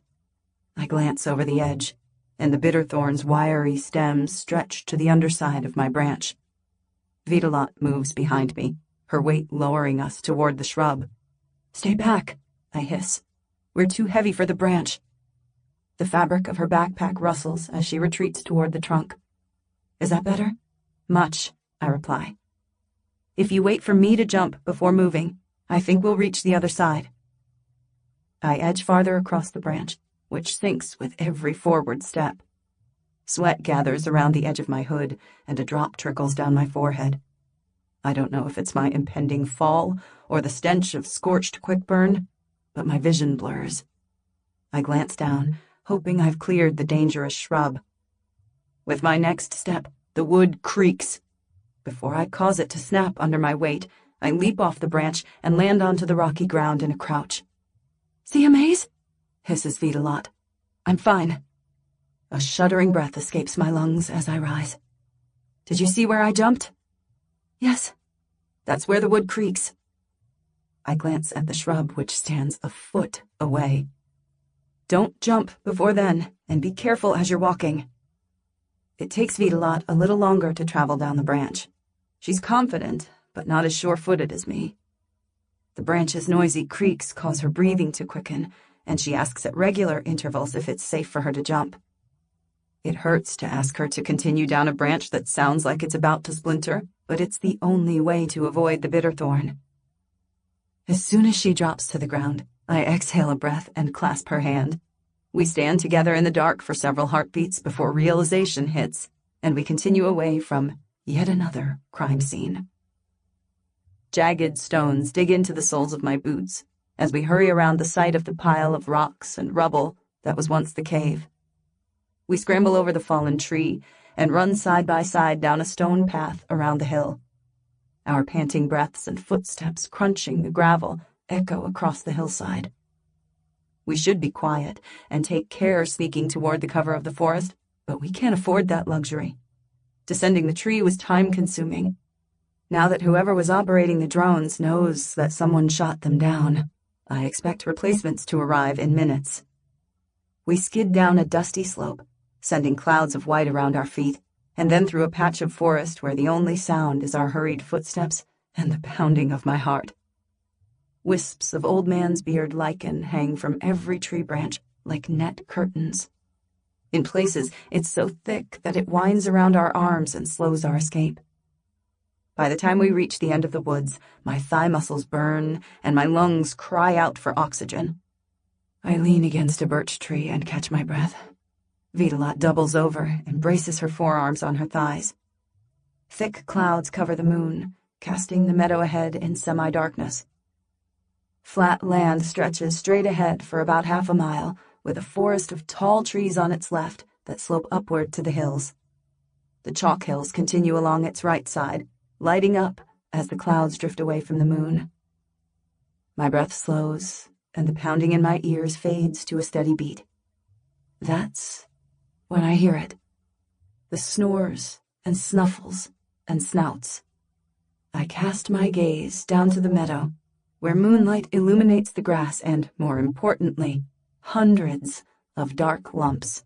They're elephant-sized, maybe larger, and they're asleep. "What is that?" I whisper. "Bison, Bumelia," Vitalot replies in a monotone. My head whips around to meet the other girl's eyes, but she stares straight ahead at the field. "Bison?" "Before my mother died, my father tried to transfer us to Bose." I nod. That's the town in the Harvester region where they raise cows. I don't ask why he wanted to leave. The Harvester girls from that town looked better fed than us. Who wouldn't strive for the chance of extra milk and offal? We all studied for the entrance exams and had to learn about the Bovidae family. She dips her head. Mom's water broke in the test hall. She couldn't complete her exam, and the family was disqualified. My heart aches at the tragedy. From what Vitalot said earlier, it sounds like her mother might have died in childbirth, so the family would also have had to suffer a visit from the midwives, the guardians who investigate abnormal births. A loud snort jolts me out of my musings, and I place a hand on her arm. We'd better take the long route around the bison. Maybe we'll find shelter on the other side of the meadow. We head toward the chalk hill, using the trees as cover from any searching drones and as a barrier from the sleeping bison. Neither of us runs, as we've put enough distance between us and the explosion, but we're also not taking a leisurely stroll. After what feels like 3 hours, something scuttles toward us from behind, making us both stop. My heart flutters in my chest, and I imagine a stray bison, a wild boar, or some other charging animal. Hoping it was just the wind, I turn and stare into the forest. Moonlight illuminates the tips of the trees and casts their trunks in shadow. My heart pounds so hard it makes my rib cage tremble. We stand for several moments, looking for signs of movement, for a mass of darkness to dart between the trunks. When nothing emerges from behind the trees, we continue on our way. We walk about 4 trees deep into the meadow, with the bison on our left and the forest's depths on our right. Straight ahead is another giant shrub, but this one doesn't have thorns, but berries. The small fruit is nearly an inch in diameter, with hard crowns at one end. I roll one in my fingers, noting its powdery covering. My mouth waters, and I place a berry on my tongue. Vitalot's breath catches, but she doesn't speak. I bite down, and an explosion of sweetness and acidity spreads across my tongue. As I suspected, it's a blueberry. Vitalot plucks a berry and sniffs. Are you sure they're safe to eat? From the size of them, they've been cultivated. I snatch them off the plant, gather a small handful, and place them in my mouth. What do you mean? She places the berry between her lips and chews. A moment later, she stills and gathers her own handful. There are few blueberry bushes in the harvester region. If the birds don't pluck the shrubs clean, other harvesters gather to get a chance at the fruit. While we gorge ourselves, Vitalot pulls out a large water bottle from the stolen pack, and we take turns sipping its contents. I explain what I know about the mountains, from the lessons Mom passed on that she learned from Mistress Melrose, the noble who taught her modern history in the Barrens. Hundreds of years ago, Fangloria and its surroundings were mostly wasteland. Rising sea levels swallowed the east coast of our continent, and one side of the Great Smoky Mountains crumbled into the ocean. The erosion continued for decades, until the ground cover and legume crops the early Fanglorians planted fixed the soil with their extensive roots. Afterward, they planted fruit trees and fruiting shrubs to create Gaia's food forest. It was supposed to be a second Eden, where food would grow on every tree and shrub, and the ground would be covered in plants. When the wild men attacked the new country and its inhabitants, the Fanglorians switched their energies into constructing the Great Wall, and non-food-producing species took over the forest. Vitalot munches a handful of blueberries. Somewhere along the centuries, those ideals twisted into echelons. I nod, but don't comment. This is the Princess Trials, where anything can be twisted out of context. After eating, we head toward the hill to find shelter. A breeze rustles through the overhead leaves, and the gentle chirp of cicadas fills the air. An owl hoots in the distance, and the melody reassures me that we're the only people traveling through this part of the forest. The trees end at the hill, and we follow its vertical edge toward the other side of the meadow. With the bison lying hundreds of feet away, and the forest at our backs, nobody can sneak up on us in the dark. After several minutes, I find a dark spot about 6 feet off the ground. I nudge Vitalot and motion that I'm going to climb up. She drops to her knees and holds out her laced fingers to create a step up, but I shake my head and place my foot on a bulge. There are enough footholds in this landform to help me reach the hollow, and I've had years of climbing trees to train my feet to curl around nearly flat surfaces, such as trunks. I place my hands on the floor of a 4-foot-high hollow with an area about the size of my bed. One leg rises to its surface, and then another. Once I'm fully encased, I lie on my belly and poke out my head. Outside, a cloud covers the moon, casting Vitalot in shadow, but I think she's looking up. "Hey," I whisper. "What did you find?" "Enough space for 2. I stretch out my hand. "Come up." It takes my new friend several tries to scale high enough for our hands to meet, as she's not used to climbing. By the time I've helped her into our hideout, she's out of breath and falls straight onto her back with several huffing laughs. "Thanks," she whispers. "I should be thanking you for saving my life." I rest my head by her feet, so we're lying top to tail. Unease about the dead girls stirs in my chest. Before I can rationalize that it was self-defense, and they would have killed me, fatigue sweeps over my senses. As a yawn pushes its way out of my lungs, I murmur, "Let's get some rest." Hours later, a distant voice pulls me out of my slumber. Sunlight shines through my eyelids, and I raise my hand to my brow. It no longer throbs from the air rifle, and the pain in the back of my head from being shoved to the ground has gone. I twist around and squint into the dawn. The sun rises above the trees, casting a haze of orange across the horizon and coloring the thin streaks of clouds candle flame yellow. Rolling grunts sound across the meadow, and I realize that our safe sleeping nook comes with a cost. How on earth are we going to get past hundreds of bison without creating a stampede? The voice sounds again. I stick my head out of the hideout and peer into the sky. A passenger drone hovers several feet above. It's blaring what I hope is the end of this challenge. The wind and sounds of the bison mean that I can't hear the message, but Guardians only ever send these vehicles in emergencies. I'm too drowsy to panic, but I wrap a hand around Vitalot's ankle and shake. She raises her head and stares at me through bleary eyes. "Good morning." "Time to go," I say. A moan sounds in the back of her throat. "We've got to discard the guns and packs." Vitalot doesn't need to explain why. Even if the quick burn doesn't reduce the girls' bodies to ash, the fact that anyone burned them at all indicates foul play. If we arrive with their stolen backpacks, it won't take a trial to work out their murderers. A cool wind swirls into our nook, removing all remnants of warmth. Cold fear seeps through my jumpsuit and penetrates my bones. The muscles of my chest tighten around my lungs like a dozen hangman's nooses. I bolt upright with a pained gasp. "What's wrong?" asks Vitalot. "What if the producers find the computer and work out that the girls were tracking me?" My words tumble over each other. It was bad enough last night to see the blood seep from one girl's throat and to watch Vitalot bury the blade of her axe into another. It was self-defense. No, she was protecting me from Ingrid's assassins. But in the harsh light of the day, nobody's going to believe us.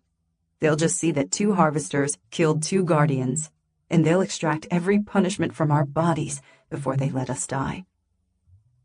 Vitalot doesn't answer at first, and as the silence stretches between us, the pressure squeezing my lungs tightens. We're both guilty. She may have killed those girls. She may have poured the quick burn over their corpses, but it was me who set them alight. Finally, she exhales a long breath. "You threw the computer on the fire, remember?" "But aren't all computers linked to a net?" "No." Her word cuts through my sentence like an axe. "One of them said she blocked the camera frequency. That's the time they needed to find and kill you. Whatever those girls did to cover their attempt to murder you backfired, because it's going to cover ours." My tongue darts out to lick my dry lips. Networks, frequencies, channels, they all mean nothing to harvesters like us. I hope Vitalot is right. If she isn't, it won't just be General Ridgeback casting his accusing glare at me. "Come on." She swings her legs over the edge of our hideout. "Let's make a move before they leave without us." As she jumps down, I turn my gaze to the oversized drone, which now hovers above the distant trees. Now would be an excellent time to dump the Guardian's bags. With the threat of discovery hovering over our heads, the bison herd no longer seems like our biggest threat. We keep to the edge of the field in single file and try not to make eye contact. The huge brown bovines are larger than any creature I've ever seen. This particular breed stands 10 feet tall, 11 if you count the huge humps behind their necks. Guttural noises, a mix of growls and snorts, fill my ears.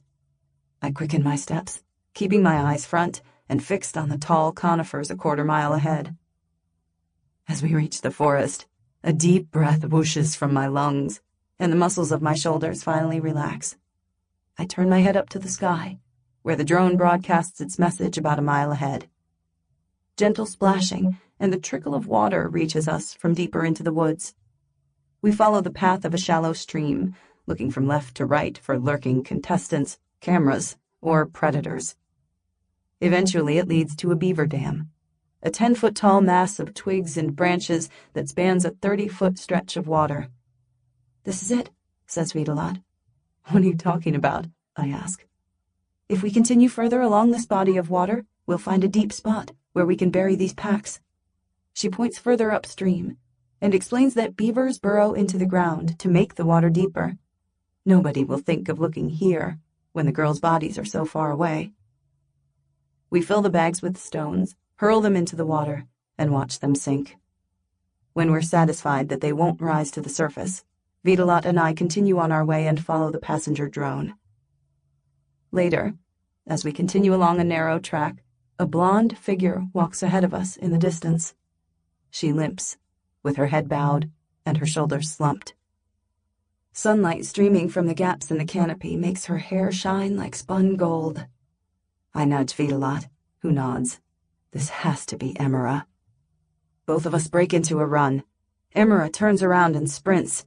"Hey!" I shout. "It's us!" She screams. "Zia Maze and Lot!" shouts Vitalot. Emera slows, allowing us to catch up. But the closer we get, the more I realize she's been hurt.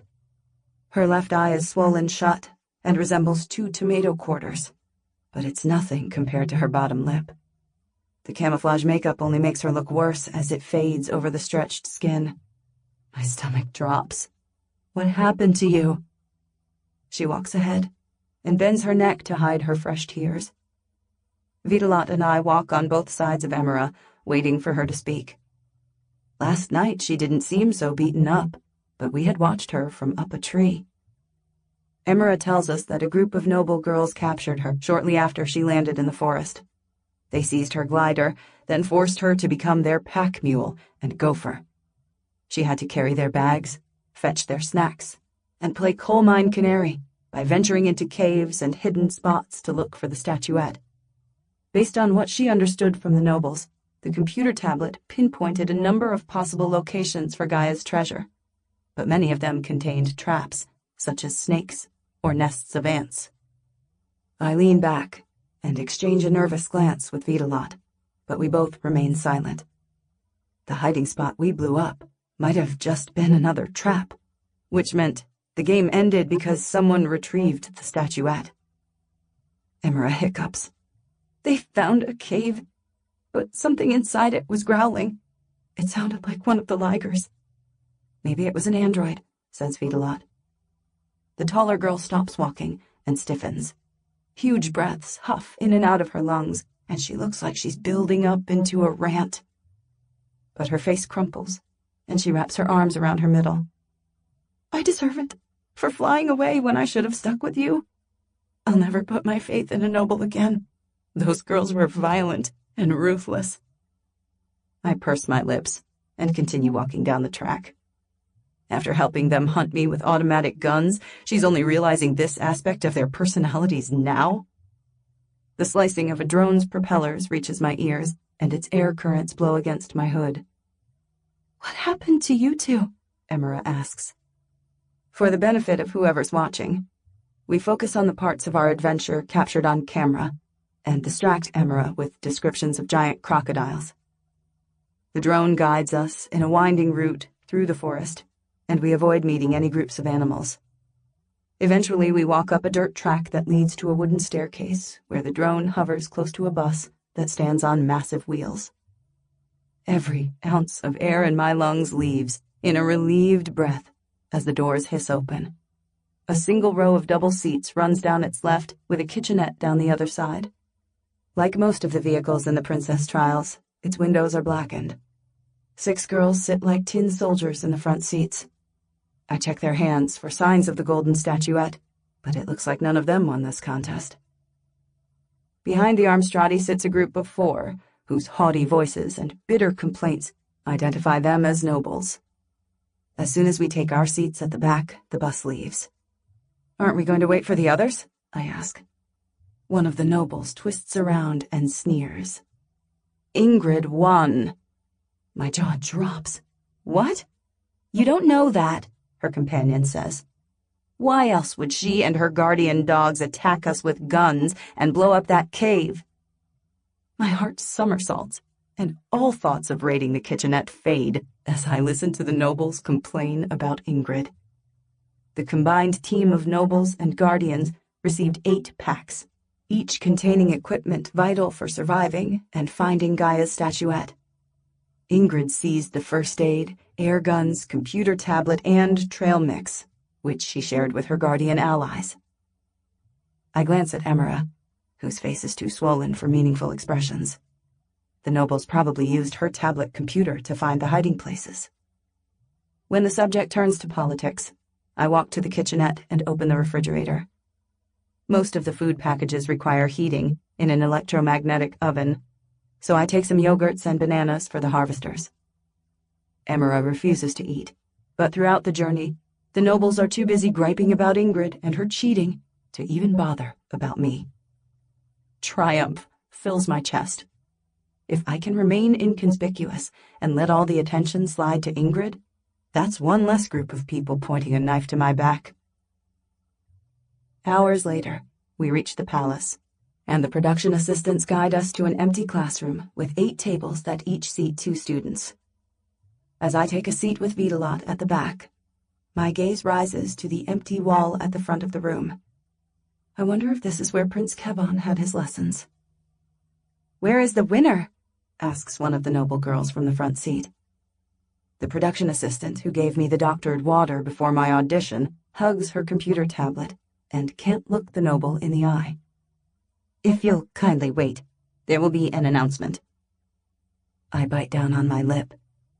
There's no sign of the 2 artisans who traveled up to the national park with us. One of them was blonde. My gaze flickers to the Armstradi girls who sit in front of me on the left of the room. If they're all here, that means the dead girl I tripped over was an artisan. But what on earth happened to her friend? The entire front wall flickers to life, and the production assistant scurries to the door. Prunella Broadleaf walks into the frame. Her long hair now hangs in uneven strands at her chin, looking like she's cut it herself with a knife. She wears the same sackcloth dress as before, but the cuff around her neck stretches from her collarbone to her throat. None of the nobles sitting on the right flinch at this new development. One of them leans into her companion and whispers something that makes the other girl snort. My experience with Gemini Pixel tells me this kind of punishment is not unusual. "Ladies and gentlemen," Prunella's voice trembles as she lowers her lashes as though unable to look at the camera.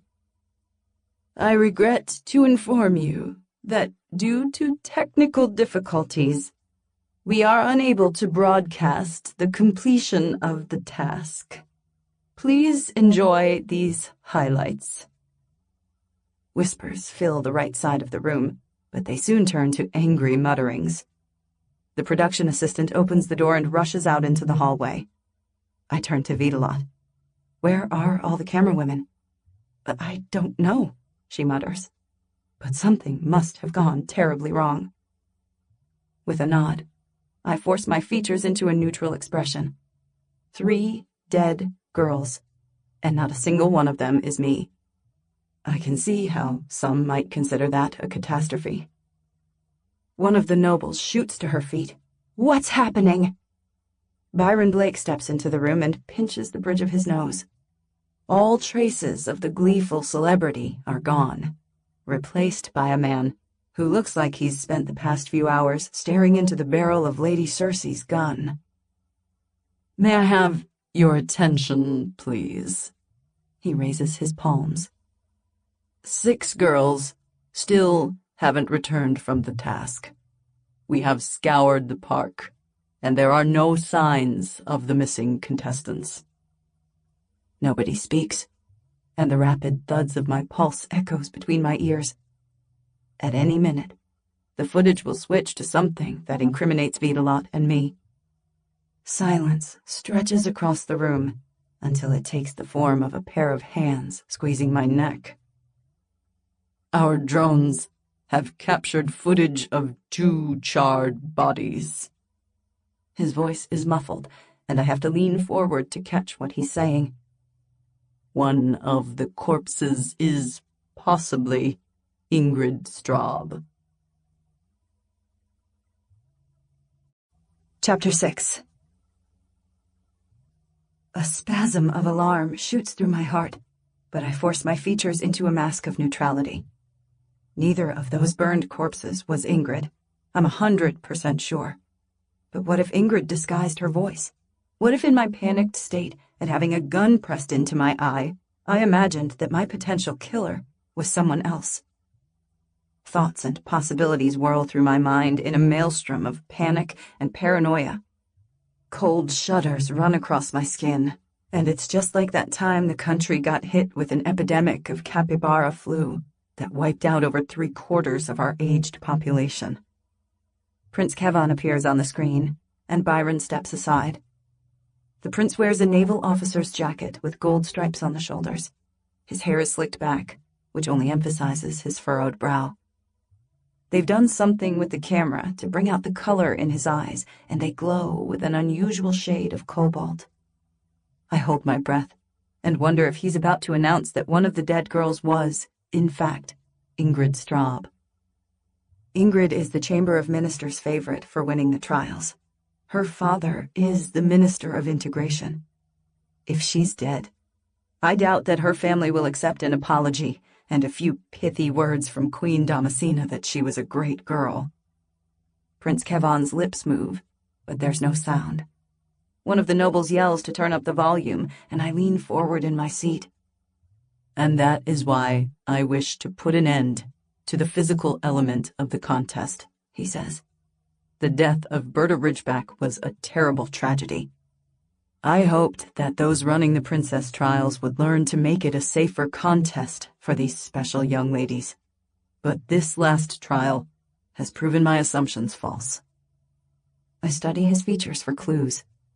His tense posture says repressed fury, but his eyes are more tired, and just as sad as the morning after Raffaella died. The panicked thoughts in my head recede to the back of my mind, and I concentrate on the rest of the interview. The camera cuts to Montana, who looks like the makeup artists have performed a hasty job. He must have forgotten to take his rejuvenation tonics, because dark circles ring his eyes and make him look like he hasn't slept for at least 2 days. "We appreciate your candid words, Your Highness," he says, without his usual enthusiasm. 2 further young ladies have been confirmed dead, and another 4 are missing, adds the prince. 6 images appear on the screen. Ingrid's, the 3 guardians, and the 2 artisans. My throat dries. I know for sure that the estimate is wrong. The number of dead girls is 3. The camera cuts to a wide shot of Prince Kevon sitting behind the mahogany desk in a formal-looking study with Montana. Behind them is a large shelf of leather-bound books that remind me of the naval office where Prunella Broadleaf allowed me to speak with Mom, Dad, and the twins. They shoot Prince Kevon in profile. From this moment, all trials will test the qualities required for a successful queen, such as diplomacy, kindness, and love for Fangloria. "Thank you, Your Highness, for your wise choice," says Montana. "Do you have any words for the missing contestants' families?" The camera zooms into Prince Kevon's face for a close-up. His features harden and his eyes burn with determination. "I will mobilize every resource at our disposal to find your missing daughters. For those whose loved ones suffered unfortunate deaths, I will seek justice." When the Fangloria insignia appears on the screen, a boulder of dread rolls around my stomach. Justice for Berta. What on earth will that mean when he discovers her killer was me? "So, who won this trial?" snaps a noble in the front.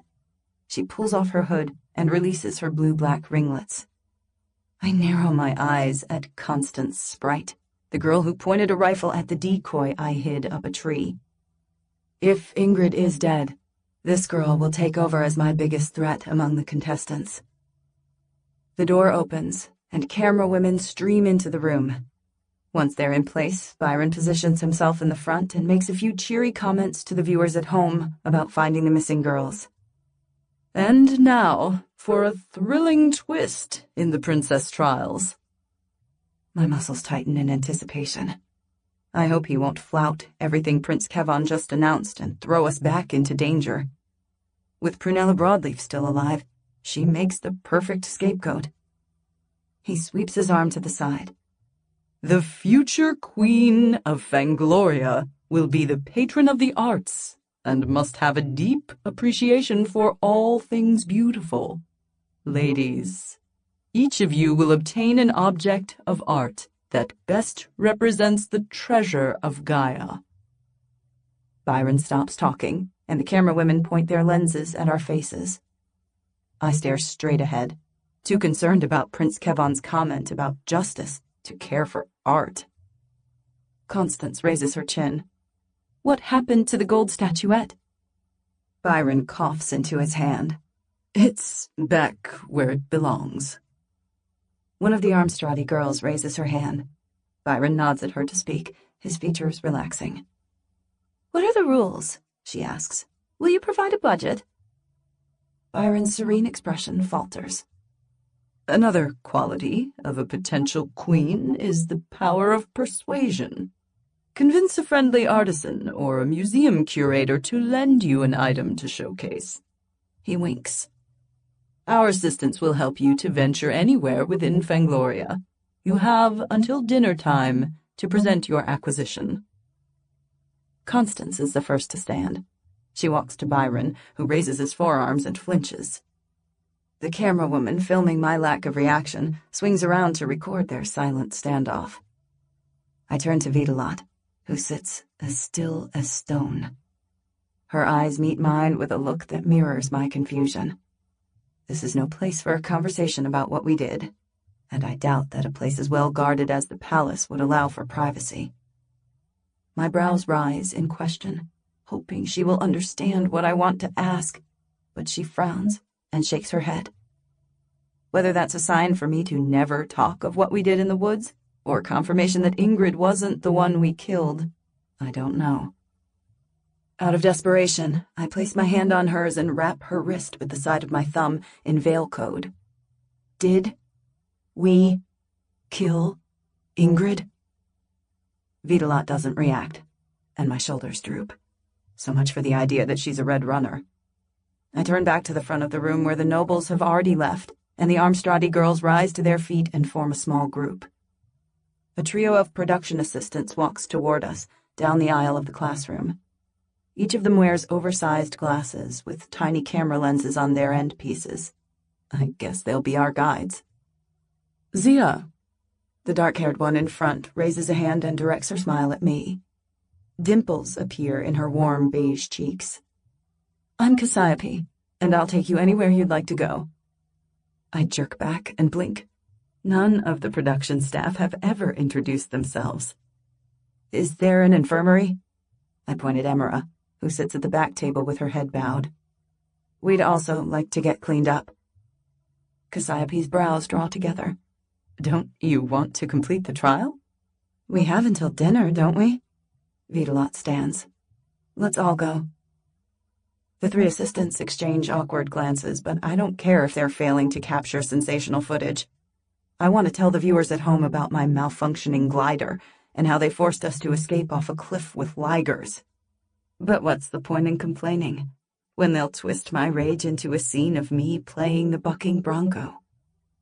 As they walk us out of the room, Vitalot grabs my hand and taps on my knuckle in Veil code. No. My gaze snaps to her, but she stares ahead and follows the production assistants out into the hallway and up a stairwell that leads to a white door. Cassiope knocks, waits for a male voice to call us inside, and lets us into a spacious white room. Dr. Palatine stands in front of a black screen that glows with blue charts and flashing numbers that monitor a set of vital signs. He shuts them off, crosses the room, and gestures for me to raise my wrist. Without indicating that we have ever met, he scans my Armstrad cuff and hands me an ointment for irritated skin. After examining Vitalot, he hands her the same ointment and turns to Emera, who bursts into tears. The doctor guides her to a reclining chair with arm and foot rests, then injects her with something that makes her go limp. He tells us to return in 2 hours, so he can fix Emera's fractured eye sockets. As we leave, one of the production assistants remains to question Dr. Palatine on the extent of Emera's injuries. The assistant assigned to Vitalot descends the stairs ahead of us, and a light flickers on the plastic band of the glasses that wrap around her head. I resist the urge to ask Vitalot how she knows Veil code. If she's not a Red Runner, then she must be a supplier, a sympathizer, or a relative to a runner who betrayed secrets about our resistance group. She loops her arm through mine and taps, "Be careful," on my forearm, then suggests out loud that we should take a 2-hour break to eat in our rooms and get cleaned up. "Do you have any ideas for Gaia's treasure?" Cassiope asks from behind, her voice perky. I rub my temple and try to temper my irritation. She has never stuck a camera in my face, and as far as I'm aware, she didn't doctor any footage to make me look like an idiot. It's not fair to snap at Cassiope for doing her job. Perhaps I'll be more productive after a glass of water and some food, I mutter. She pauses. Whatever you say, Zia. After a silent walk to our side of the palace, Cassiope pushes my door open and lets me into my assigned room. Georgette and Pharrell, who were sitting at the velvet sofa, scramble to their feet. Pharrell rushes at me with her arms outstretched. Did you really jump off the side of a cliff? She squeezes me tight. Of course you did. Have you befriended your makeup artist and stylist already? Asks Cassiope. While Pharrell explains that passing the marquee round of the princess trials made her eligible to work in the Oasis, Georgette guides me through the walk-in closet and into the bathroom. The floors are a pale gray, with ivory mosaic tiles in the same shade as the rest of the suite. A screen behind the bath playing images of palm trees swaying in a pristine beach reminds me of the bathroom in Garrett's guest house. There is even the same walk-in shower with a giant head and multiple jets. Georgette puts a finger to her lips and gestures with her outstretched palm for me to stay. She walks to the right of the room and turns on the taps and lets the water flow at full blast. Then she turns to the end of the room and runs the bath. I bite down on my lip, wondering if she's going to tell me something about Prince Kevon. Instead, she opens a drawer beside the sink and pulls out a huge tub of a cream that smells like quick burn. This is how the palace servants get to talk without the cameras picking up their sound. Georgette pulls off my hood, dips a cloth into the cream, and rubs at my face. Is anything wrong? I whisper. We've been switching between channels for most of the night. She continues wiping off thick layers of pigment from my face and tells me the events of last night. While Georgette watched the Chamber of Ministers channel to learn how Prunella Broadleaf tried to explain how she murdered Rafaela von Eyck, Pharrell watched live footage of me jumping off a cliff and trying to stay on the glider. Prince Kevon interrupted the council with a demand to end the princess trials on the grounds that it was unsafe. Montana refused to listen to his request, as Queen Damascena wanted it to continue. But when the live camera feeds stopped, everybody took notice. With hours of footage missing, the drones lost track of most of the girls, and the public became disgruntled about the running of the trials. Reporters interviewed Dr. and General Ridgeback about Berta's drowning and tried to get them to denounce the production people for not taking better care of their daughter. It's all backfiring. Georgette's eyes sparkle, and she bounces up and down on her heels, the hands wiping off my face paint, trembling with excitement. My fiancé works for Vaingloria. It's an online gossip rag that comments on what's really going on in Vaingloria. I gulp. What did he say about last night? The editor told everyone to put pressure on the ministers and the lifestyle channel to back Prince Kevon. It's part of the reason why the ministers agreed to his demands for less danger. Is there anything else? I ask. They're publishing footage of what the lifestyle network holds back. When I don't react, she adds, the other group got to launch from a 10-foot drop, while the producers made the harvesters and artisans drop from hundreds of feet with one of the gliders malfunctioning. Right. I nod and wonder if journalists are artisans offended by the mistreatment of their echelon. And the new video clips show that you're Prince Kevon's favorite. I clap a hand over my mouth. No. She flashes me a grin. Isn't that wonderful? Next time there's a vote, they'll know who to choose and help His Highness find true love. A wave of nausea crashes through my insides, and I step back. If Queen Damascena discovered I was in any way connected to this leaked information, her vengeance would strike where I was most vulnerable. Worst of all, I can't risk my family's lives on a second-hand assurance that no one can hear us through the sounds of running water. I tell Georgette that I'm too hungry and tired to think about the gossip rags, and she offers to fetch me a snack. Are you all right? She asks. I shake my head. It's been ages since I last ate. Georgette places the cloth on the side and heads for the door. I'll order you something. I pick up the cloth and dip it into the cream. Each swipe of the cloth removes another layer of grime, but nothing can wash away the thoughts of the girls who will never get another chance to see their families. One of them would have shot pellets into my eye, which would have gone straight to my brain and struck me dead. I can't fault Vitalot. She panicked, overcompensated for not siding with me against the nobles, and was desperate to protect a fellow harvester. We might have avoided the second killing, but I didn't believe that Minnie wouldn't attack us the moment she got the opportunity. I peel off my jumpsuit, step into the shower, and let the hot spray cleanse my mind of these roiling thoughts. If it wasn't for Vitalot, I would have died yesterday. Ingrid and the Guardians hadn't considered that anyone would come to my aid, so their assassination turned to my advantage. I should be celebrating my new ally, not wallowing in guilt and dread. Colored water slides down my body, and the spray feels like tiny fists massaging my skin. Tiny fists admonishing me to be grateful for my survival. Vitalot won't be like Berta, who saved me from being hung or thrown out of the window, only to try to kill me the following day. Red Runners, or those who sympathize with our cause, do not betray harvesters. As soon as the water runs clear, I dry off and change into a jumpsuit Georgette hung on the bathroom door. I squeeze my eyes shut and suck in several deep breaths. When I step out into my suite, I've got to look ready for a snack and for the next challenge of the princess trials. But the suite is empty, save for 2 covered dishes waiting on the table, and Prince Kevon. He wears the same navy jacket from his interview with Montana with matching pants. Instead of slicked back, tendrils of dark hair slide across his forehead, making him look heroic. A tight fist clutches at my heart as he rises from his seat and strides across the room. What will Queen Damascena do when she discovers we've spent time alone? I want to apologize, he says. They told me you would go on a treasure hunt. By the time I saw the footage of you and the gliders, it's all right.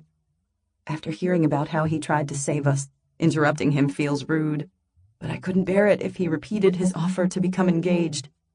We saw you on the Lifestyle Channel, declaring that the trials become more about diplomacy than dangerous challenges. Thank you. His eyes soften, and the corner of his full lips rise into a smile. It took a lot of wrangling with the Chamber of Ministers.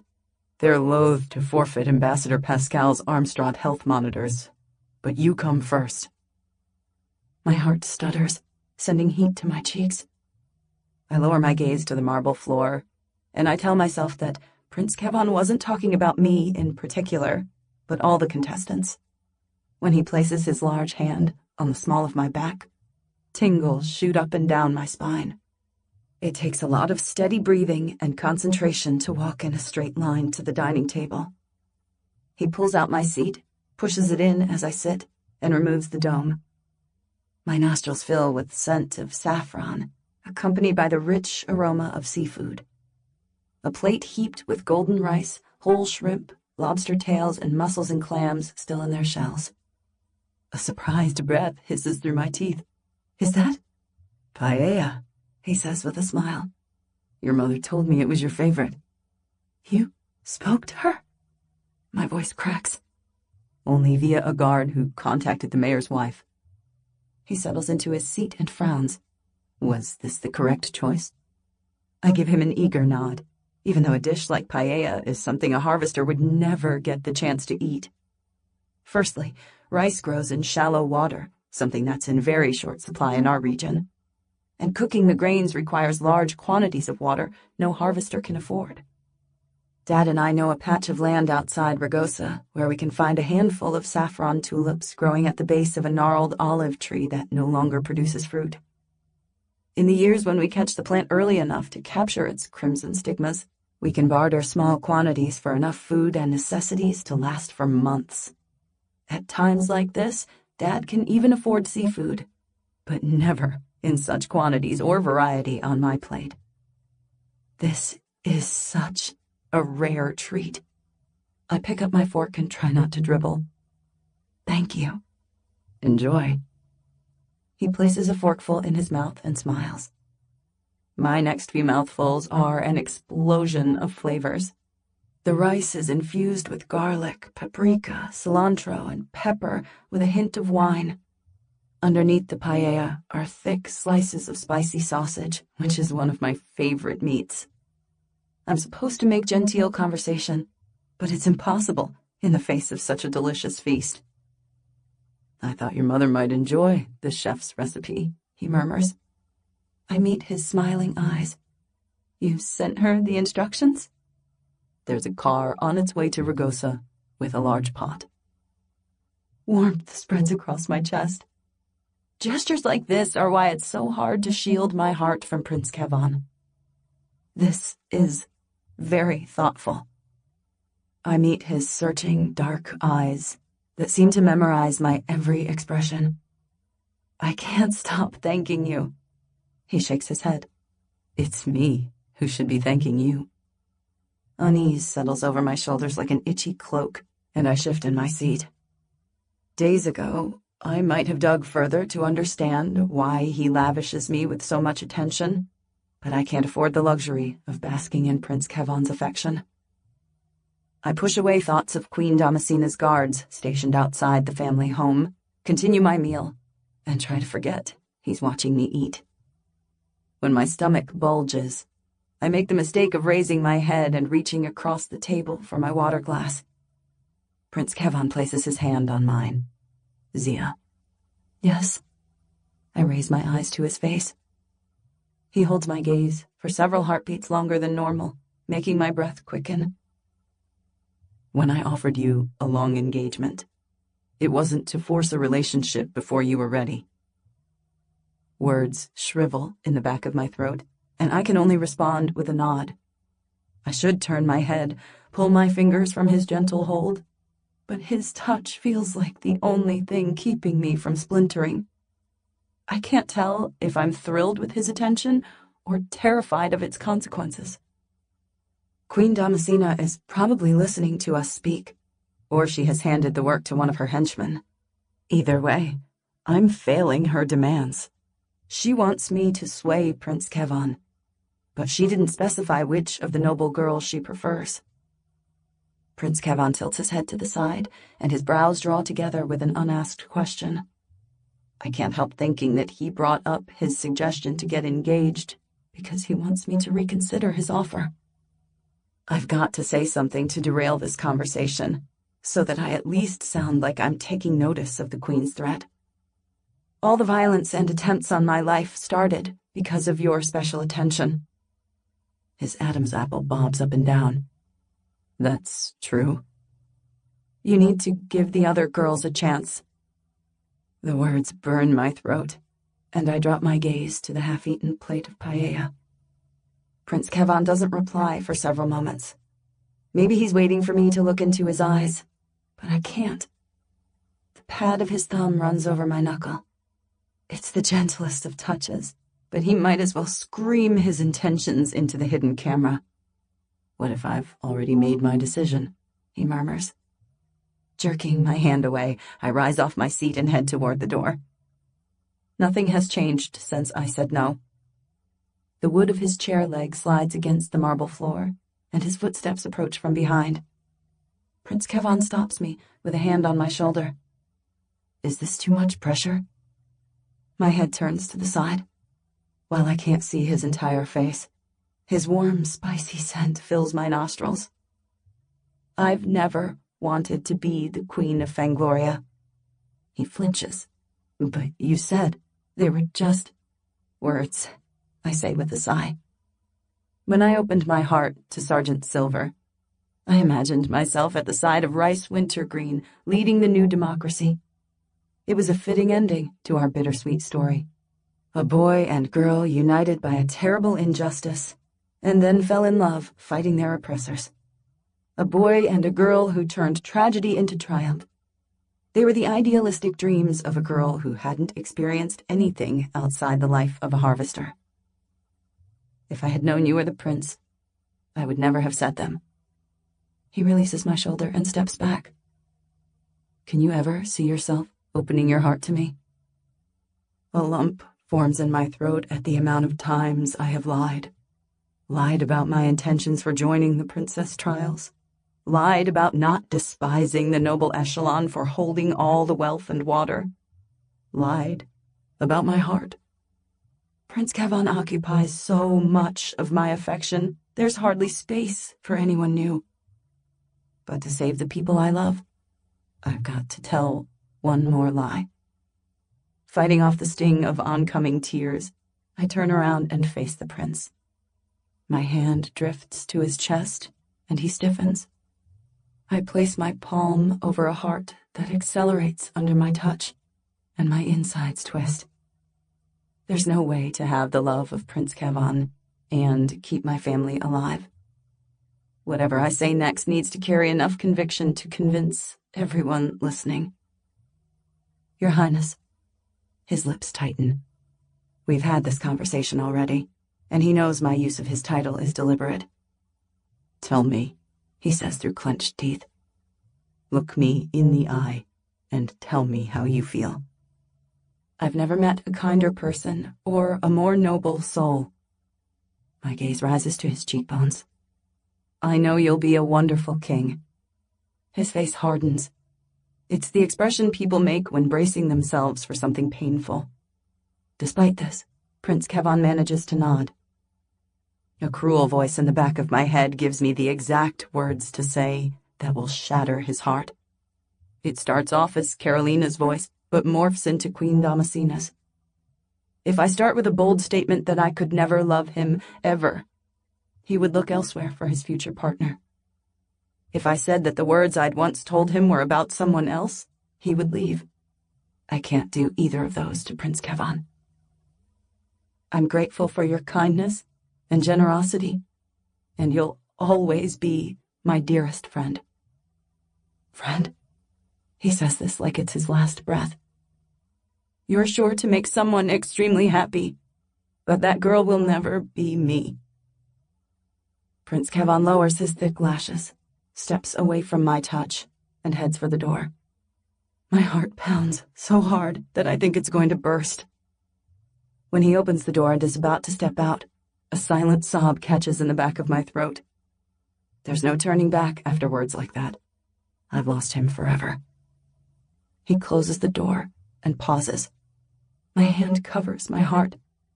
Now it's my turn to brace myself to hear some cutting words. Thank you for being honest. His voice is thick with emotion, but his voice never wavers. My throat convulses, and I hold my breath, hoping he won't try to change my mind.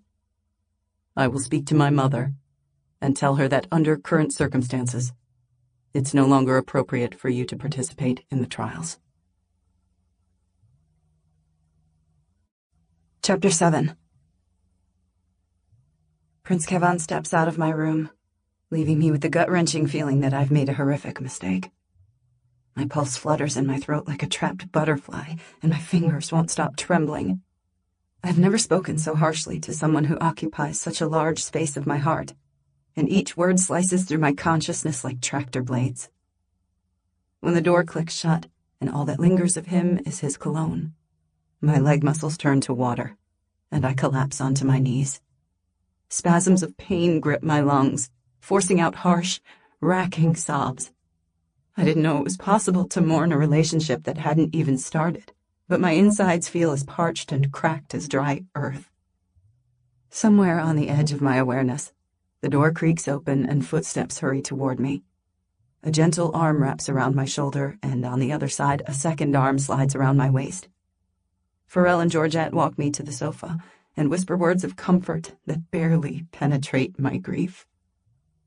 As I sink into the soft velvet, Cassiope appears and places a box of paper handkerchiefs in front of me on the table.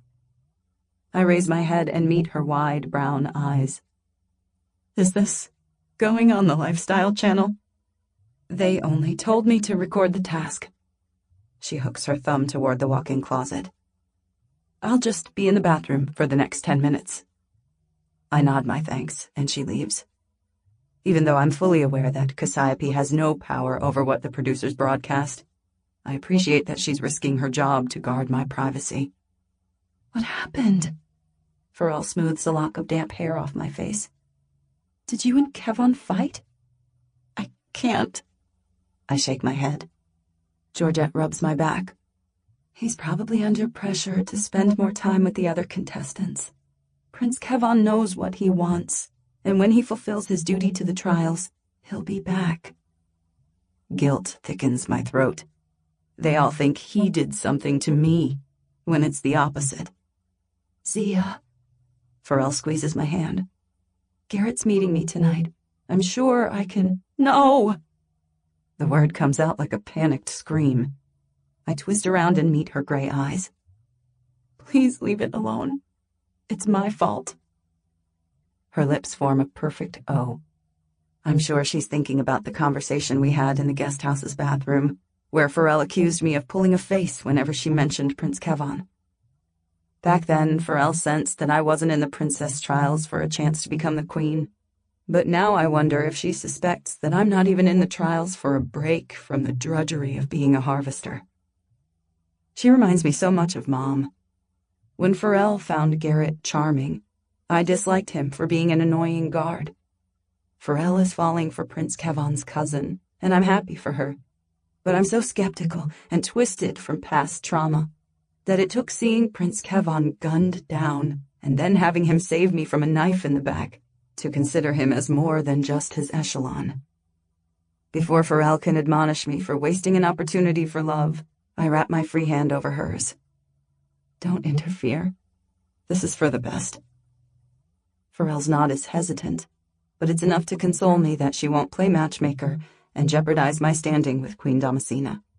Georgette pats my shoulder and rises, while Pharrell encases me in a hug tight enough to expel half my misery. Later, Georgette returns with a gel that will reduce my puffy eyes and remove the red blotches on my face.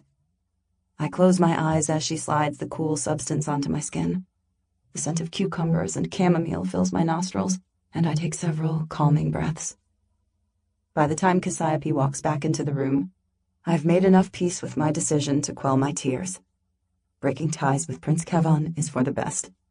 He would have rejected me later if he discovered that I joined the princess trials to remove him from power.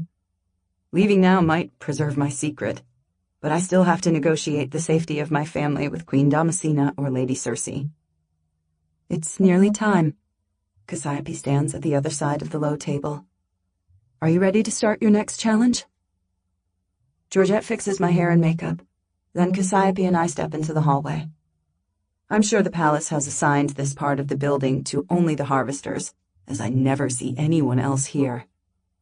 The stairwell door opens, and a fresh-faced and newly dressed Emira steps out with the production assistant assigned to her.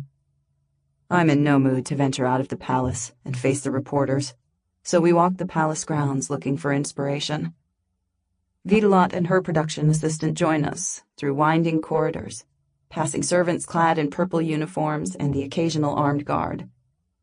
Carolina's plan to infiltrate the palace through its hidden passageways was sound, but it would require the rebels to murder all these innocent servants to reach anyone with real power. When we exit into the gardens, a vast swath of land stretches out with pathways that lead to smaller outdoor features, like a sunken garden of terraces that descend toward a pool. I move my head from side to side, not knowing which way to go until Cassiope suggests that we look at a statue of Gaia for inspiration. She leads us through a series of tall hedges arranged in a maze, which a former king built in honor of his bride. In the middle of the arrangement is a round pool that takes up more floor space than my entire house, and in the middle of that stands two statues back to back. The first is Uranus, the god of the sky, and the second is Gaia. Emira's assistant interviews her about what happened during the last challenge and asks if she saw Ingrid or the other guardians. We don't learn anything new from what she says, so I place a foot to the edge of the pool and squint at the earth goddess's intricate stonework. Water pours from the cornucopia she holds to her chest, which contains apples, grapes, ears of corn, squashes, and delicate blades of wheat. Vines curl around her flowing locks, which provide a setting for berries and leaves and flowers. If I were serious about winning this challenge and not just passing time until I could leave the palace, I would choose this work of art. I tilt my head to the side. Maybe I can leave the Harvester girls with the next best thing. Can either of you weave baskets? I ask.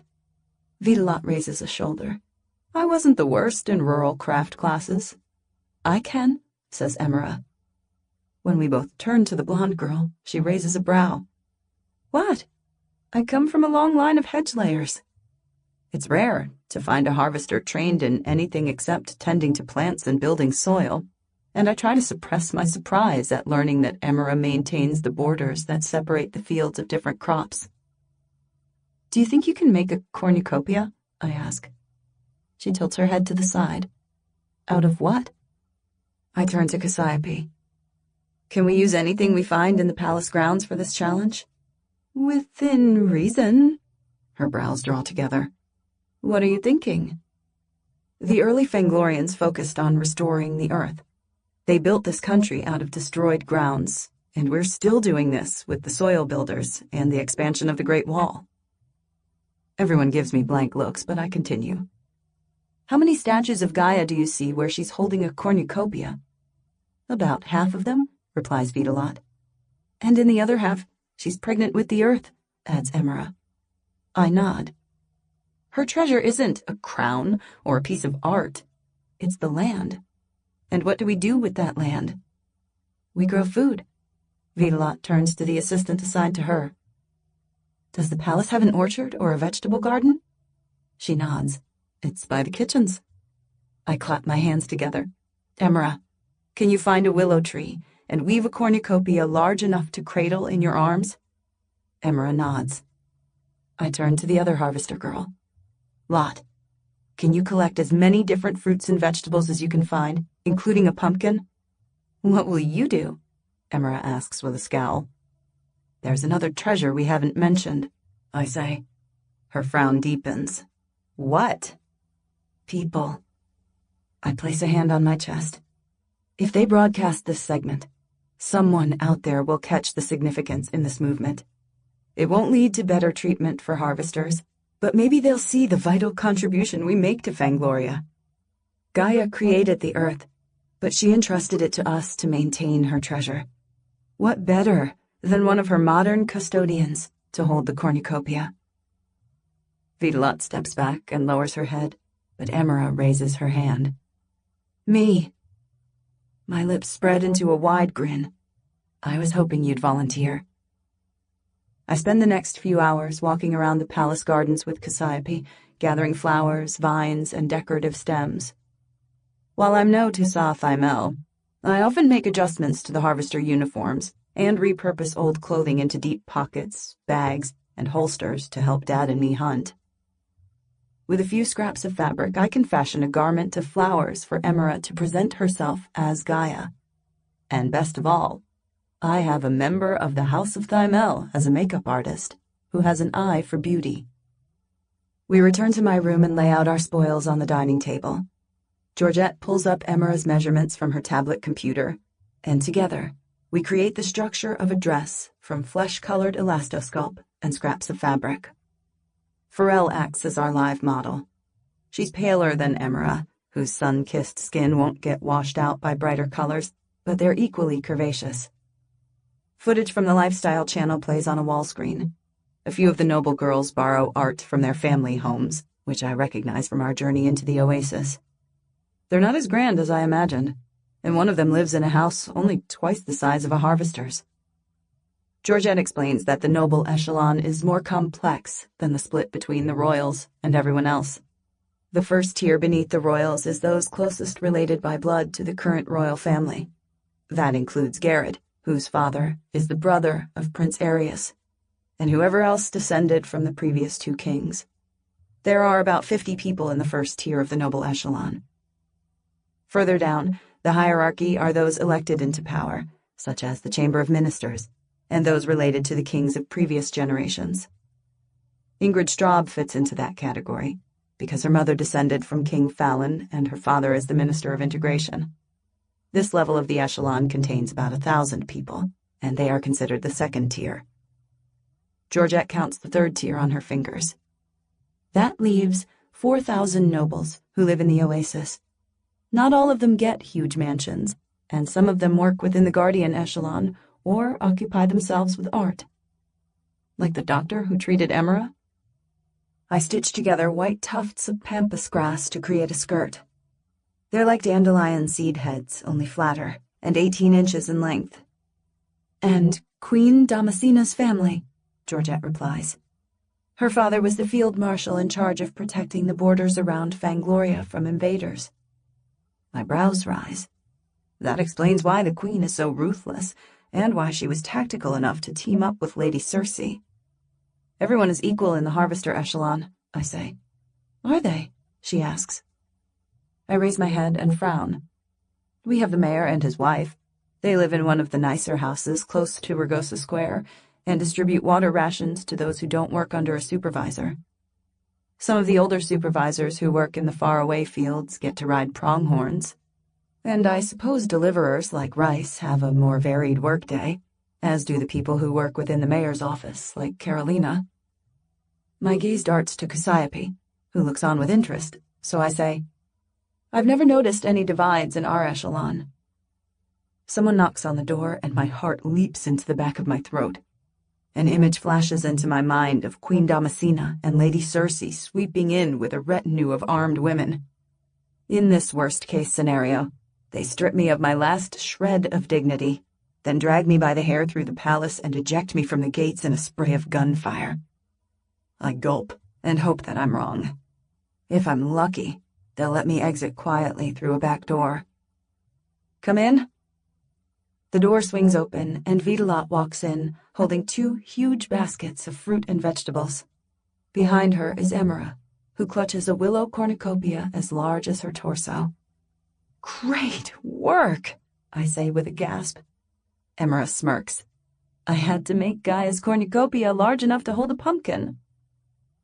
We spend the next hour dressing Emera, fussing over the arrangement of the cornucopia and weaving grapes and flowers into her hair. Vitalot sits at the dining table with a notebook and a copy of Gaia's Bible. She takes notes, scribbles them out, and frowns. I'm not sure if she's writing a story or making an inventory of the crops Gaia told Gabriel Fawn to grow. 10 minutes, girls, says Cassiope. We've woven a wreath of white grapes and vine leaves into her flaxen locks and mixed them with white roses. Every inch of the elastosculpt encasing her torso is covered with flowers that climb to her right shoulder and create an asymmetric neckline. The skirt is a luxurious array of white grass fibers that sweep down to the floor. Emera wears the barest of cosmetics, only enough to darken her lashes, emphasize her brows, and bring out the cornflower blue of her eyes. Cassiope applies the finishing touches of gloss to her lips, and she looks the epitome of natural harvester beauty. It will take more than a heartfelt apology for me to forgive her role in hunting me after the ball, but I hope that this moment of glory will make up for the lifestyle channel broadcasting her humiliating treatment at the hands of those nobles. How do I look? She whispers. Like Gaia made flesh, I say. Her eyes sparkle, and she exhales a shuddering breath. All right then, I'm ready. After thanking Georgette and Forel for their help, Vitalot and I hold Emera's train, and we follow her production assistant through the hallway and down the grand staircase. At the half landing, a pair of camera women tell us to pause.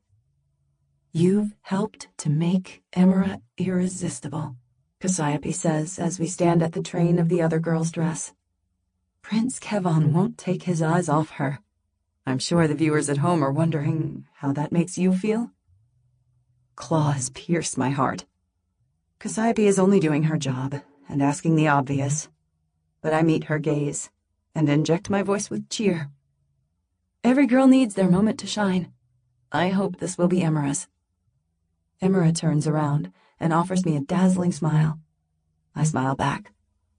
It's a pity that she finally came to terms with her resentment on what I hope will be my last day of the princess trials. The assistant leads us through the palace's chandelier-lit entrance hall to a patio room of high ceilings and a wall of glass doors. Each girl stands behind tables or beside framed paintings on easels. It reminds me of soil science classes at school, where we would bring in weeds, dead insects, and soil samples from around Ragosa and talk about how they affected the development of crops. Constance Sprite storms across the room from beside a green-skinned Gaia portrait who sits cross-legged with her arms wrapped around the planet. Her hands ball into fists, and her ringlets bounce with every furious step. "What do you think you're doing?" she snarls at Emera. "You can't wear a piece of art and call it a commission." I walk around Emera and fold my arms across my chest. "If we made such a mess of our challenge, why are you so upset?" Constance's mouth drops open. She glances over her shoulder, presumably for an imaginary Ingrid. When nobody backs her up, she bares her teeth and hisses, "You're making fools of us all." "Mistress Sprite, is it?" Vitalot walks around a cowering Emera and stands at my side. "Yes," Constance snaps. "Wealth is not found in gold, but in the wisdom of words. Those who tend to the earth will survive the storm." She looks the noble in the eye. Gaia, Chapter 4, Verse 6. I recognize that passage. It's part of Gaia's prayer our teachers would make us chant each morning at school. According to Carolina, Gaia's Bible indoctrinates harvesters to think their toil and suffering makes them beloved to a goddess who doesn't exist. From the mockery in her voice, Vitalot just used the noble's propaganda to prove harvester superiority. Constance steps back. "What?" Vitalot reaches under her arm and extracts the Bible. "What a credit you must be to your parents. Did they not teach you the wisdom of Gaia?" Constance flares her nostrils, and purple blotches appear on her cheeks. She raises her hand to deliver a slap, but Vitalot mirrors the movement. She steps away, her face slack, and then hurries back to her borrowed portrait. Before the princess trials, a flare of triumph would have filled my chest. Now it flutters with trepidation for how the nobles will retaliate. I can't let my friend make herself a target, especially now that my time at the trials will end and nobody will watch her back. We walk to an empty space and wait. "Where's Byron?" one of the nobles asks. "Where's Prince Kevon?" asks another. Constance glowers at us from the other side of the room. I meet her gaze and glare back. She's nothing but a loudmouth in a position of power. Someone like her would never survive a day in the Harvester region. Complaints along this vein fill the room. I glance at Vitalot, who rolls her eyes. Right now, I would give anything to watch these spoiled brats toil the fields all day with a gourd of warm and metallic-tasting water rations. One of the production assistants points a remote control to the wall screen, which displays the lifestyle channel. Prunella Broadleaf stands in front of the camera, her eyes half-lidded. Lights flicker along one side of the collar on her neck, and she sways on her feet. I press a hand to my chest and cringe at the cruelty of her punishment. Behind her is footage of Gloria National Park. Dozens of drones fly above the forests, and more guards in black armor scour the land. I've never seen so many guardians in one place, not even during raids. This must be for Ingrid, because I didn't see any amount of effort placed into investigating who really killed Rafaela. Vitalot leans into my side and mutters, "Who's maintaining the Great Wall?" A witty retort dries on my tongue as the screen shifts to highlights of the ball. There's a clip of Prince Kevon dancing with Ingrid, followed by footage of them nearly kissing under an arch of roses. Next, they show him carrying her through the tunnels. "His Highness didn't dance with Ingrid," a noble screeches. In the corner of my eye, I spot someone pointing a camera at my face. I won't react to false footage, or events taken out of context. Prunella steps aside to let the viewers see action sequences of Ingrid and Berta attacking the Armstradi hijackers, and Ingrid pointing a gun at an unseen person at the entrance to the bus. Me. "What are they doing?" Constance screeches. "These are all lies." I bite down on my lip and glance at the Armstradi contestants. Saber, the red-haired girl who once tried to goad me into sedition at the dinner table, meets my eyes and nods. A series of slow knots tighten through my guts. Does that mean that she understands that the footage is a sham? Or is the gesture a promise that she will get even for my crimes against her countrywomen? "What a wonderful display," booms a voice from the door. We all turn to find Byron Blake walking into the room with Prince Kevon at his side. My breath catches in the back of my throat, and our eyes meet. I blink, and he glances away. A fist of regret reaches into my already knotted insides and twists, making me squirm. "What's wrong?" Vidalat whispers. Emira scowls and tells us to hush. Even if we don't care what Byron says to the cameras, she wants to listen. I offer Vidalat a tight smile and turn back to the front of the room, where Byron asks Prince Kevon to browse the contestants' choices. The prince pauses at each work of art and speaks to every girl for about 5 minutes.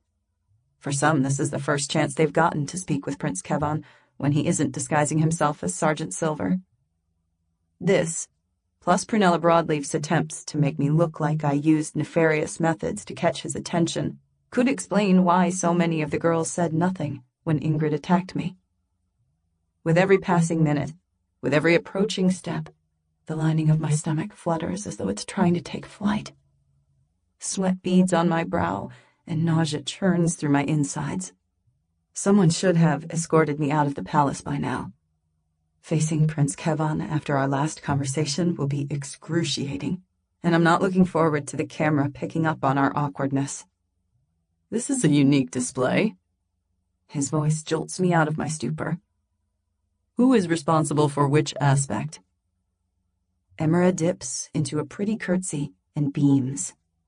"I made the cornucopia from branches of the willow tree, Your Highness." Prince Kevon nods. His gaze skips over me, and he asks Vidalat which parts she developed. She inclines her head and gives him a polite answer about the palace's varied kitchen garden. My heart sinks into my roiling stomach. I tell myself that I'm being unreasonable. Of course he would ignore me.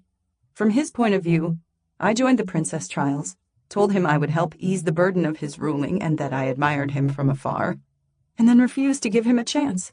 What else should I expect? A tiny part of me, that used to believe in Mom's fairy tales, wishes Prince Kevon would see behind my words and know that they were coerced. Carolina's harsh voice asks what I will do when he discovers my intentions for joining the princess trials, and I shove it aside. "Zia." His voice is a caress. "Am I correct that you were responsible for creating the dress?" I raise my gaze and meet his guarded eyes. "Yes, Your Highness." He doesn't react to my formal method of address, but he's had all afternoon to get used to my change in attitude. Instead, he nods and continues to the next table, where one of the Armstradi girls tells him the history of a bowl decorated with fruits that date back to before the nuclear bombs. "We have seen paintings, sculptures, and even a living embodiment of our great goddess," Byron says with a wistful sigh. "The lucky winner will spend a romantic evening for 2 with our most eligible bachelor." One of the noble girls bursts into a round of applause, but nobody joins her. Byron turns to Prince Kevon. "Tell me, Your Highness, who is your choice?" I hold my breath and pray to Gaia that Prince Kevon doesn't choose me. It was a difficult decision. He turns and makes eye contact with each of the girls. You all have such exquisite taste. However, I particularly enjoyed Miss Solar's reading from Gaia, chapter 4, verse 6. Vidalat stiffens at my side. With a gulp, I examine Prince Kevon's features. He isn't smiling, but he isn't scowling. He and Byron must have been in another room, watching footage of our confrontation with Constance. A round of applause for our winner, Vidalat Solar. Congratulations. Byron sweeps his arm in the direction of our table. Seeming inches taller, Vitalot steps forward. I force my features into a smile and clap, hoping that this won't be the day she becomes the target of the other girl's animosity. Vitalot walks to the front of the room, where Prince Kevon kisses her knuckles and congratulates her on winning. I can't fathom whether he chose her because she insulted the noble echelon, because he was impressed by the fruit and vegetables she collected, or because he has decided to move on from me. My face throbs from the fake smile, and my palms sting from clapping so loudly, but it's nothing compared to the ache of my heart. They look striking together, with his blue-black hair complementing the purple undertones of her curls.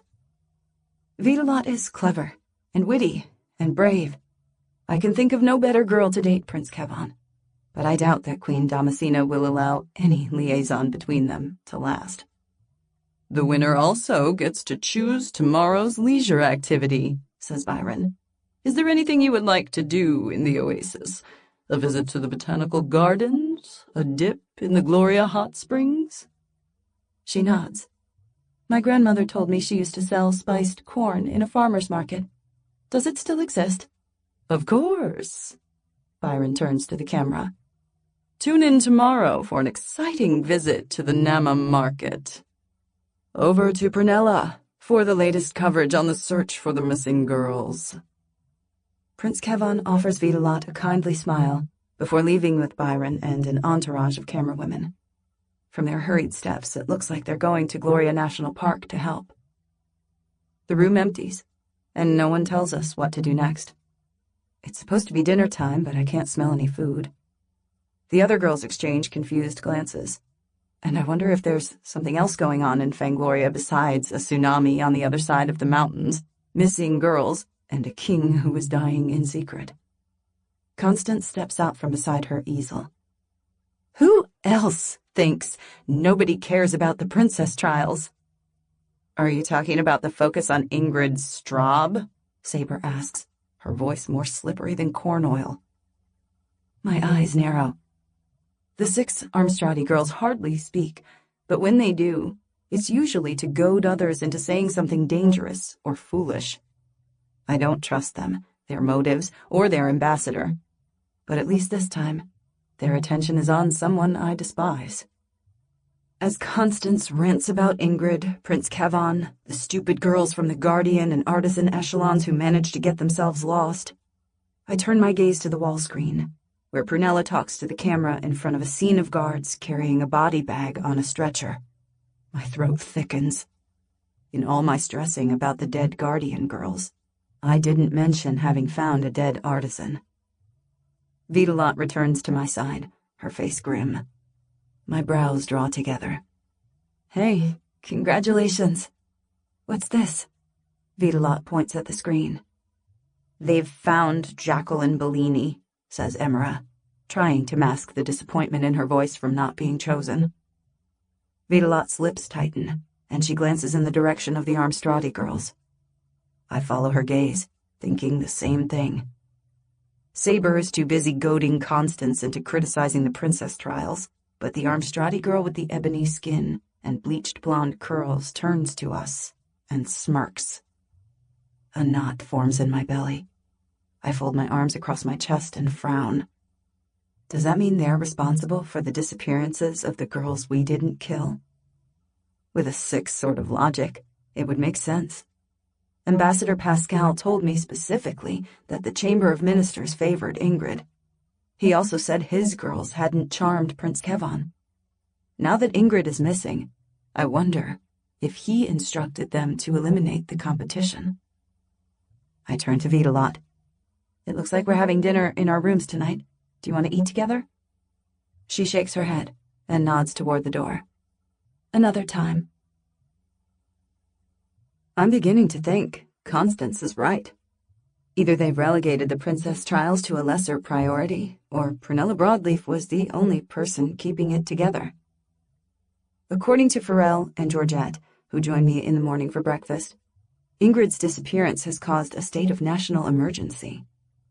I don't comment, because I think the search for the missing girls is covering up for something else. When I join the much-reduced group of girls for a photo shoot on the red carpet, only 12 photographers stand behind the cordons. The morning sun shines bright enough to make us all squint, and the photographers snap a few pictures before turning to check their tablet computers. We all trudge down the red carpet, where a bus awaits. I had hoped by now that Prince Kevon would arrange my departure, but I didn't have the guts last night to ask him if I could leave. All the journalists who matter are at the national park, waiting for pictures of Ingrid's mangled corpse. Constance's voice fills the bus's interior. It was probably her who burned Minnie Werfer and Tulip Ironside so they wouldn't report her for murdering Jacqueline Bellini. I glance over my shoulder at Vitalot, who rolls her eyes. The drive to the farmer's market is mercifully short. It's located in an opaque dome close to the botanical gardens and resembles the domes in the Harvester town squares. We step off the bus and onto a red carpet flanked by guards holding back crowds of regular people. They scream out our names, flash their cameras, and hold up tablet computers. Byron isn't here to tell us what to do, but a group of production assistants crowds the entrance. None of them hold cameras, so I guess they just want to observe us as we browse. Nama Market's interior looks nothing like our dome.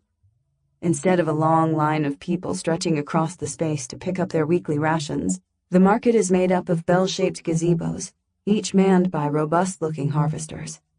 Their uniforms are vibrant shades of brown that include hickory, cinnamon, and gingerbread, and they all wear pristine white aprons. My brows draw together. They look too stylish and individual to be from our echelon, and the women sport cosmetics and hairstyles that require hours of preparation. I walk through the throng, scrutinizing the stall holders. It's almost as if someone like Master Thymel created the uniforms and placed them on artisans. The customers are mostly blue-haired nobles, dressed in one-piece outfits in the style of Montana and Lady Circe. But mingling among them are uniformed officers, flamboyant artisans, and a few people whose uniform I recognize from the hospital. Some of the stalls only sell one type of food, such as the round man with the ruddy cheeks, who displays every imaginable type of lettuce, from purple to green to white. On his left is a woman whose tomatoes range in size from peas to pumpkin-sized monstrosities. There are so many varieties that her produce occupies 2 gazebos. Some of them are yellow, some are black, some are purple. My head shakes from side to side as I take in all the shapes. Perfect spheres, plums shapes, carrot shapes, gourd shapes, some shaped so irregularly I can't even tell they're tomatoes. "You're Siamese calico." The tomato seller's gold bangles jingle as she claps her hands together. Black hair curls around her ageless face, and her brown eyes sparkle with excitement. She grins, revealing whitened teeth. "What do you think of my selection?" My mouth opens and closes, and words tumble through my brain. We don't grow any of these in Ragosa, which is the only harvester town that cultivates tomatoes. "She's speechless." A man claps me hard on the shoulder, making me tumble forward. The slapper is a laughing, blue-haired noble dressed in harvester brown, who wraps his arm around the tomato seller. "Have you ever seen so many beautiful varieties?" I glance at a pair of camera women filming my reaction with their thick glasses. "No, this is truly amazing." "Did you hear that?" says the nobleman. "Trumpeter's tomatoes are approved by Zia May's Calico herself." A crowd of nobles swarms us, and I stagger back against the influx. My pulse quivers in time with the fury quickening through my heart. This is madness. More and more people crowd the tomato sellers, pushing me further back into the crowd. I can't see the camera women anymore, and I glance from side to side as more people arrive from all over the market, presumably in search of a spectacle. A large hand wraps around my arm, and someone pulls me aside. I catch a glimpse of pale eyes, unsmiling lips, and a dimpled chin. My breath catches in the back of my throat. It's Rice Wintergreen. Chapter 8. Rice pulls me through the crowd and down the gap between the tomato stall and its neighbors, who sells pumpkins and squashes. He wears a regulation white shirt that's either brand new or dipped in laundry bleach. His brown vest and matching pants look pressed, and there isn't a speck of dust in his uniform. I guess that's the only way a harvester can blend in among these nobles pretending to belong to our echelon. I glance from side to side to see if anyone has followed us, but he wraps his arms around my shoulders and pulls me into his chest. "Zia," he murmurs into my hair. "You look so good." His earthy scent engulfs my senses. It's freshly tilled soil, sugar beet, and something unusually floral. I try to pull back, to look into his eyes, but he holds me tight and continues murmuring about being pleased to see me.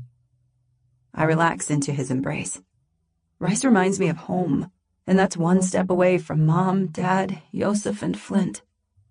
"Rice," I say, "have you seen Zia?" The way his deep voice curls around my name makes me pause. I hope this means he's about to tell me that the Red Runners took my family to safety so I can complete my mission without worrying about their fates.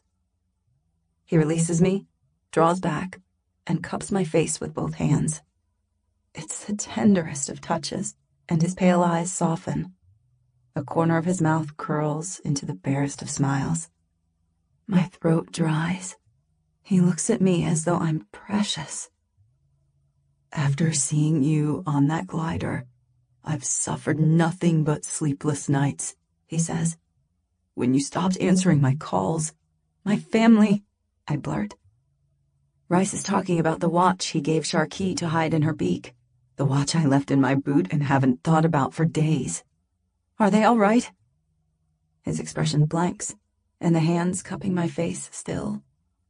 After a significant pause, he says, "Yes, but I thought there were guards outside." "They visited that time when you spoke to them on camera." He doesn't allow me to complete my sentence, and there's something in his assurance that doesn't ring true. "Nobody's watching your home, I promise." My muscles tense, my spine turns rigid, and my insides numb. Adrenaline courses through my veins, making my pulse thrash in my throat. I would sooner believe Queen Damascena's menaces than Rice Wintergreen's promises. There's no way she would ease up on her threat to murder my family just because everyone has lost interest in the princess trials. "How do you know?" My voice sounds far away.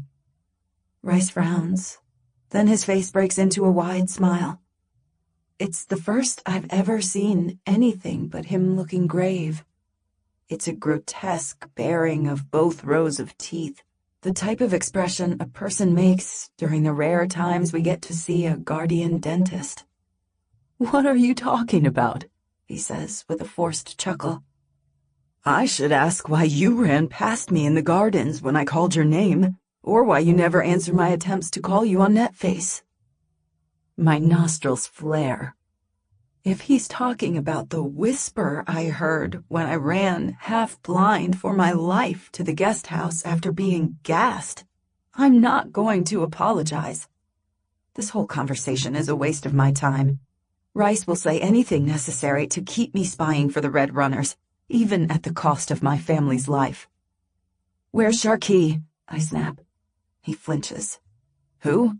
"My bird," I say through clenched teeth. "The one you thought was a kakapo? The one you said you would take care of? The one you sent to the oasis with a watch in her mouth?" He lowers his lashes. "She flew home to spend time with her chicks." A tight fist of grief slams into my heart, making my eyes sting with tears. Sharkey probably got shot while trying to find her way back to Ragosa. I jerk away from his touch and turn to the side. "Zia." He tilts my head towards his and forces me to meet his hard eyes. "While you've luxuriated in palatial surroundings, over 200,000 harvesters worked in back-breaking conditions. Our water rations are barely fit for humans. People are dying every day, Zia.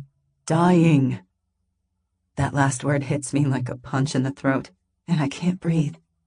They're dying, just like Mr. Wintergreen. Rice nods with confident satisfaction, as though he's found the exact sequence of words to manipulate my heart. We're all depending on you to find a way into the palace and lead us to freedom, he murmurs. What is your report? Burning hatred sears my veins and makes the blood surging through my ears roar. How could I have ever allowed Rice and his mother to maneuver me into such a perilous mission with little training and no backup? Guilt. Guilt. For having once been a 9-year-old girl, too frightened to stop a brutal murder.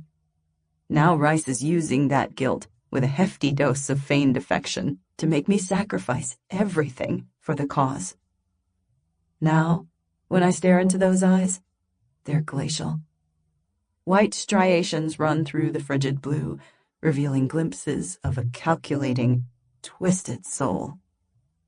Prince Kevon showed me how a man acts toward a woman he holds to his heart.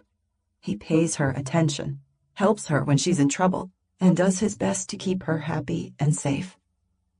Rice only stopped ignoring me when I poisoned a guard. Then, on the pretext of paving the way for a better world for our future, he convinced me to join the princess trials as a spy. I'm not selfish. I care about the well-being of my echelon more than my own happiness. But I can't. I won't. I refuse to sacrifice Mom, Dad, Yosef, and Flint. What have you learned, soldier? He said. I want to tell him about the secret entrance that leads from the Navy barracks into the palace, the secret underground river, or any of the other secret and poorly manned passageways I've seen in the palace. But not if that means hurting Prince Kevon. My gaze drops to his shoulder, and I offer the only piece of information I feel is safe to share. Something's wrong with King Arius. Rice's breath quickens. His fingers close around my arm and he gives it a hard shake. What? He's dying. I pull out of his grip. From the way Prince Kevon talks about things, it's only a matter of weeks before he takes the throne. His eyes bulge, and he grabs my shoulder. Is the king in the hospital? I shake my head. They've put him in a secure room. Rice nods, his eyes turning vacant. Can you? What? I snap. You want me to murder a dying man? He flinches. It's the barest movement, and a look of realization sharpens his eyes. The hands around my shoulder tighten, and his fingers dig into my flesh. Wincing, I try to wriggle out of his grip, but it's too tight. Are your loyalties drifting toward the nobles? He snarls. I shove against his chest. You're hurting me. Answer my question, he says from between clenched teeth. I'm loyal to my people. His fingers loosen, so the grip no longer hurts, but he doesn't release me. You're falling for the prince. I shake my head.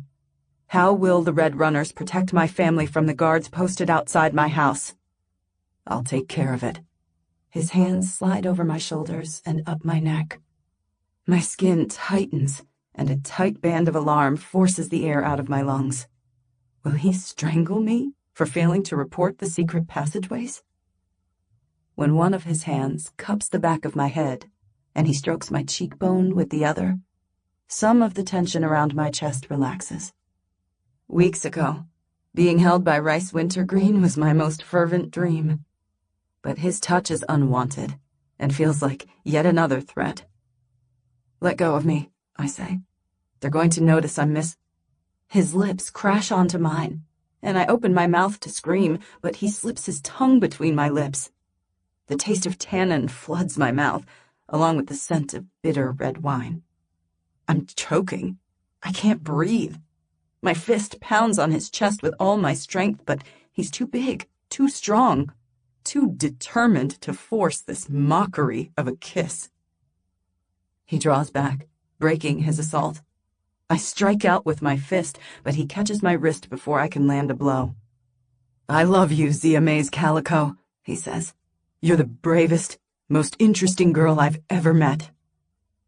The words hit a wall of shock.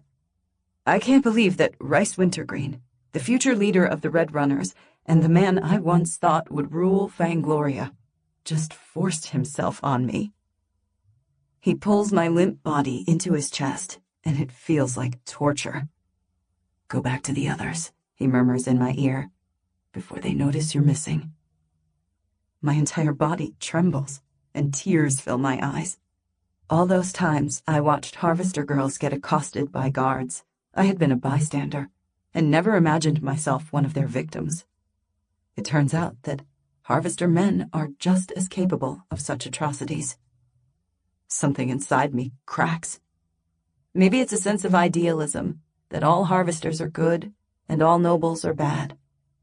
Maybe it's my indecision about handing over the country to the Red Runners. Rice turns me around, swats me on the behind, and tells me to hurry back to the cameras. I rush out from behind the marquee and through the space between the stalls on legs that feel like brittle saplings. If the Red Runners want a revolution, it won't be through me. Prince Kevon will be the king to smash through the inequalities in Fangloria. The crowd around the tomato cellar thins, and nobles call my name. Some chuckle, and others call me the bucking bronco. Maybe they're waiting for one of my famous tantrums. Instead, I offer them waves and weak smiles. Vitalot stands at the edge of the crowd between Cassiope and her production assistant. She sees me first and glances over my shoulder, not commenting until I reach their side. "There she is," she says. "Chatting with fans, as I told you." I shoot her a grateful smile, answer a few questions about the tomatoes I weed. Then a few people in the crowd ask me more tomato-related questions. Afterward, we walk with the production assistants past fruit and vegetable stalls. The sweet, warm aroma drifts across the market, and somebody rings a bell. I raise my gaze to a triple-width marquee in the corner, where women dressed as harvesters sell pastries and freshly baked bread. "Be careful," Vitalot whispers in my ear. "About what?" "Rice Wintergreen." A spasm of shock squeezes my chest and ripples up my tightening throat. I glance at the assistants, walking together at my side, but neither pays us any attention. I croak, "What are you talking about?" She flicks her head toward the marquee next to the bakery, where a tall girl, clad in a scanty version of the harvester uniform, rises from a black cow and holds up a pitcher. Rice stands beside her and drinks a glass of milk. "If that guy over there tries to talk you into something, ignore him," she mutters. "Huh?"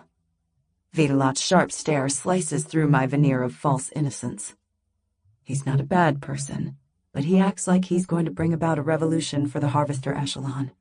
He's just a pretty boy who talks big and can't even gain the respect of his mother." "You know him?" She nods. "His father used to run the cornfield my brother supervises." She raises a shoulder. "I don't know if Rice sees him as a mentor or something, but he's always coming to our house crying about how his mother makes him take care of lost causes and ranting about becoming the president or something." Lost causes? My stomach hardens. Like Rice's Red Runner's youth cell? "Right." We continue past the bakery and past the milkmaid, who hands Rice another glass of milk. He raises it to the crowd and grins. The crowd cheers back. I snatch my gaze away and focus on Constance, who waves, blows kisses, and poses for photos with ageless nobles. I don't know what to believe, but I don't think it matters. This will be the last I see of Rice Wintergreen until Queen Damascena allows me to leave the oasis. And by the time I return to Ragosa, I'll be done with the Red Runners. I turn to ask Vitalot about Carolina, but she's gone. "Oh, look!" Cassiope points at a crowd of reporters by the door. "Ambassador Pascal is here. Let's see if he will offer his support in finding the missing girls." Vitalot avoids me for the rest of the outing and sits with Emira on the journey back. I'm not being paranoid, but she hasn't been the same since pointing out Rice. Part of me wonders if that's because she spotted him dragging me behind the tomato seller's gazebo, but she didn't mention having seen us together. When we reach the palace, there's no sign of Byron or Prunella, and when I reach my room, there's no sign of Pharrell and Georgette. Instead, I find Lady Cersei sitting on the velvet sofa, looking into the screen of her tablet computer. She wears a teal jumpsuit today and balances a gun on the sofa's arm. I clap both hands to my mouth. "What are you doing here?" She glances up, then returns her gaze to the screen as though I'm not even a threat. Wrong question. Queen Damascena steps out from my walk-in closet, clad in a carnation pink one-piece with flared culottes that look like they belong to a gown rather than a jumpsuit. Her blonde hair falls in a cascade of curls, framing smoky eyes that glint with malice. My pulse accelerates. All the moisture leaves my throat and gathers on my palms. I place a hand on the wall to steady myself, and my legs collapse into an awkward curtsy. "Your Majesty." Breaking my son's heart wasn't part of the arrangement, the Queen snaps. "What?" I whisper. Lady Cersei raises her head. She told you to help him choose a suitable noble, not to leave the trials. Just because they once made an arrangement over a man, it doesn't mean I could be as heartless. I force my expression into a mask of calm. How can I guide him to someone else when he asked me to get engaged? "Do we need to spell everything out to you?" asks Lady Cersei. "Yes," I say from between clenched teeth. Tell Kevon you've changed your mind. The Queen strides toward me across the room, bringing with her the cloying scent of mandragon blossoms. Resisting the urge to step back, I lick my dry lips. "But he won't believe—" "Convince him," she hisses through bared teeth. I gulp. "All right, but there's only so much I can do if he doesn't come with us on excursions and we eat alone in our rooms." Queen Damascena's eyes harden. She's trying to work out if I've been sarcastic, but a snort from Lady Cersei seems to assure her that I'm merely stating a fact. I want to twist my fingers around her curls and yank that blonde out of her hair.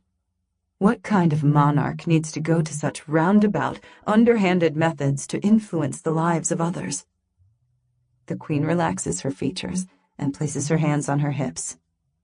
From tomorrow, you will all share meals with Kevon, and tonight, you and he will dine in front of the cameras. But Vidalat has kindly allowed the other girls from her village to share her date with the prince. She never mentioned that to Emira or me on the journey to the farmer's market. This means that their next stop after threatening me will be Vidalat's room. I hope she stays calm and doesn't say something to make Queen Damascena lash out. I exhale my frustration in an outward breath. There's no point in asking if I can leave the princess trials then. "So you want me to make up with him, raise his hopes, and then suggest he marry some other girl?" "I wouldn't put it so bluntly," she says with a smirk. I stare into her cold eyes, not quite believing she's serious. "Why?" Her lips tighten. "Like most men, Kevon doesn't think with his brain." She lets her gaze linger down my body. "Using what you've learned from watching mating cattle, I'm sure you can whisper into his ear and guide him to make the right decisions." Bile rises to the back of my throat. Not about the animals, but she's talking about manipulating her own son. And if I can't, you will do as I say if you don't want anything to happen to those charming twins. Queen Damascena steps out into the hallway. "Cersei, when does the Immunology Committee administer vaccinations?" "In Ragosa?" Lady Cersei steps out of the door. "The end of the month?" Her words hit like a flying kick. Yosef, Flint, the annual vaccinations protect us from a strain of the influenza virus that mutates every year. Without it, old people die and young children perish. There are a number of ways they could hurt the twins: withdrawing the vaccination, swapping the vaccine for water, or replacing it with a poison that will mimic a natural death. Lady Cersei closes the door, leaving me gasping for air. The imaginary noose around my neck is so tight that the fibers of the rope chafe against my skin. That's how much it hurts. I can no longer afford to interpret Queen Damascena's words. I must do exactly what she says, until I can find a way to hide Mom, Dad, and the twins. I sit alone for hours, staring at the wall and trying to work out a way to help my family. If I told Prince Kevon, he would help, but that help might come too late. What about Colonel Mouse, the man from the Armstrong Republic who tried to save me from the fake hijacking? Shaking my head, I toss that thought aside. The Armstradi might turn it into a game and get them killed just to place my reaction on their show. The only way forward is to hope that Prince Kevon becomes the king before Queen Damascena carries out her threat. Then he will outrank his mother and overrule any of her orders. Later, Pharrell and Georgette step into the room and ask about my day. I give them snippets about the fake harvesters I met in the market while they ready me for our group date. I barely notice the outfit, a silver off-the-shoulder dress that reminds me of the blue ball gown. They arrange my hair in a braided updo and weave strands in a mix of oasis sophistication and harvester charm. I step out into the hallway, where Emera and Vitalot await. Emera wears a form-fitting dress with a split up the side, and has dyed her flaxen hair auburn. I guess she has worked out that Prince Kevon prefers girls with dark hair. Vitalot wears a fuchsia dress with a deep V that shows a little cleavage.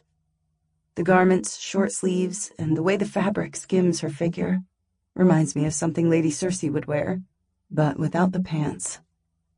As Emera walks in front, I lean into Vitalot and whisper, "Are you all right with us joining your date?" She raises a shoulder. "I really don't mind." "Thank you." Emera turns around and flashes the other girl a grin. "You're so generous to share your time with His Highness." If I wasn't so preoccupied with the threat hanging over the twins, I would bristle at the implication that I should share Prince Kevon with her. My gaze flicks to Cassiope, who grins. I can't even smile back. "Tonight's going to be fun," I murmur, thinking the opposite. A limousine takes us to a Japanese restaurant called Pico Pico. We learned about Japan and modern history. It was an archipelago of hundreds of islands, but got swallowed by the Pacific Ocean. All that's left of the country are millions of people living on crowded mountaintops. Carolina says it's a lie, because Fangloria doesn't have aircraft, and its navy wouldn't waste resources traveling halfway across the world.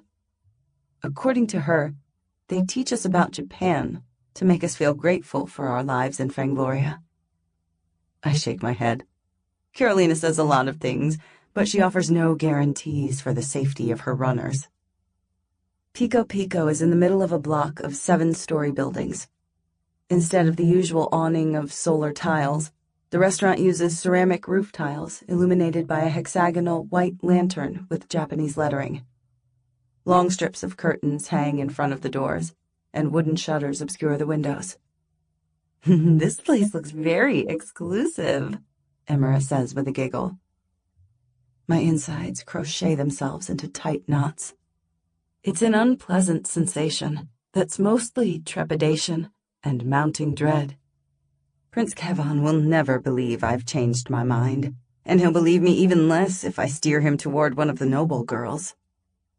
Our driver informs us to wait for the production assistants to shoot footage of us stepping out of the limousine.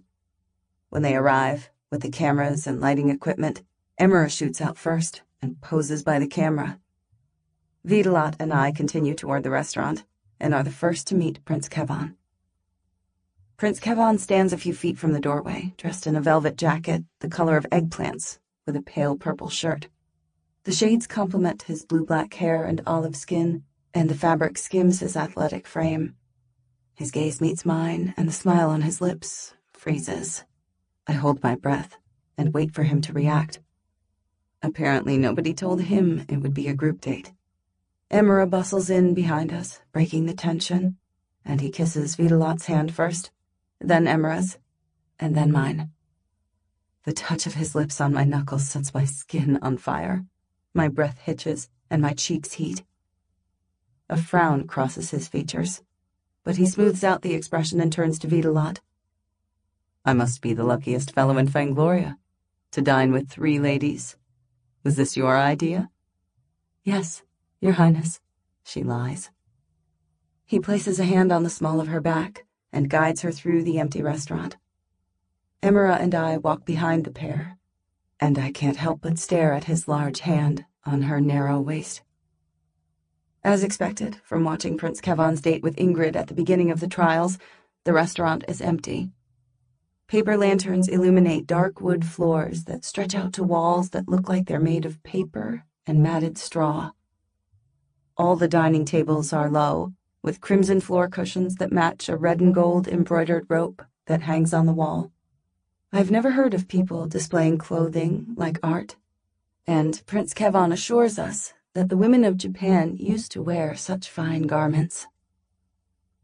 A man stands in front of a doorway at the far end of the restaurant, an auburn-haired chef, wearing a tall hat and white robes. He dips into a bow that bends his body in a 90-degree angle and sweeps his arm toward a private dining room. In the middle of the room is a U-shaped table set for 4. Its interior consists of a flat griddle that's already smoking with heat. Raw ingredients sit in square bowls around the hot plate, and it looks like the chef will cook them as we watch. Prince Kevon helps Vitalot into the seat on the widest part of the U, and places Emera on the other side, next to Vitalot. My stomach tightens as he holds out the seat perpendicular to his. Thank you. I fix my gaze on the place setting of little bowls and away from the handsome prince. It's my pleasure, he murmurs back. The chef positions himself behind the hot plate and explains teppanyaki to Prince Kevon, and the camera's positioned behind us.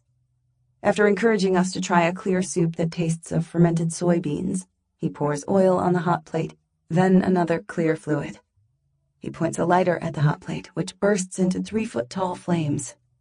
Emera shrieks, Prince Kevon laughs, and I clap a hand over my mouth to stifle the shock. As soon as the flames ebb, the chef wipes the hot metal with a cloth, and then juggles a pair of spatulas that look sharper than blades. They clank and click in a rhythm that would be entertaining if I had been forewarned about bursts of fire and sharp flying instruments. I bite down on my lip and turn to Prince Kevon. Is this supposed to happen? This is my first time in a teppanyaki. Prince Kevon turns to Vitalot and smiles. This will also be my first time trying this cuisine, so thank you for expanding my horizons. A tight fist clenches my heart. That's the sort of thing he would say to me. I glance up to find 2 cameras pointed at my face. It's only when the chef places a large fillet of beef on the hot plate that I can finally relax and enjoy the show, especially when he pours an oily sauce over it and fills the air with the scent of spices and garlic. Over the next several minutes, the chef performs an array of culinary feats with knives as large as short swords, giant forks, and a selection of spatulas. He places shrimp, chicken, lamb, and lobster on our plates and busies himself cooking vegetables.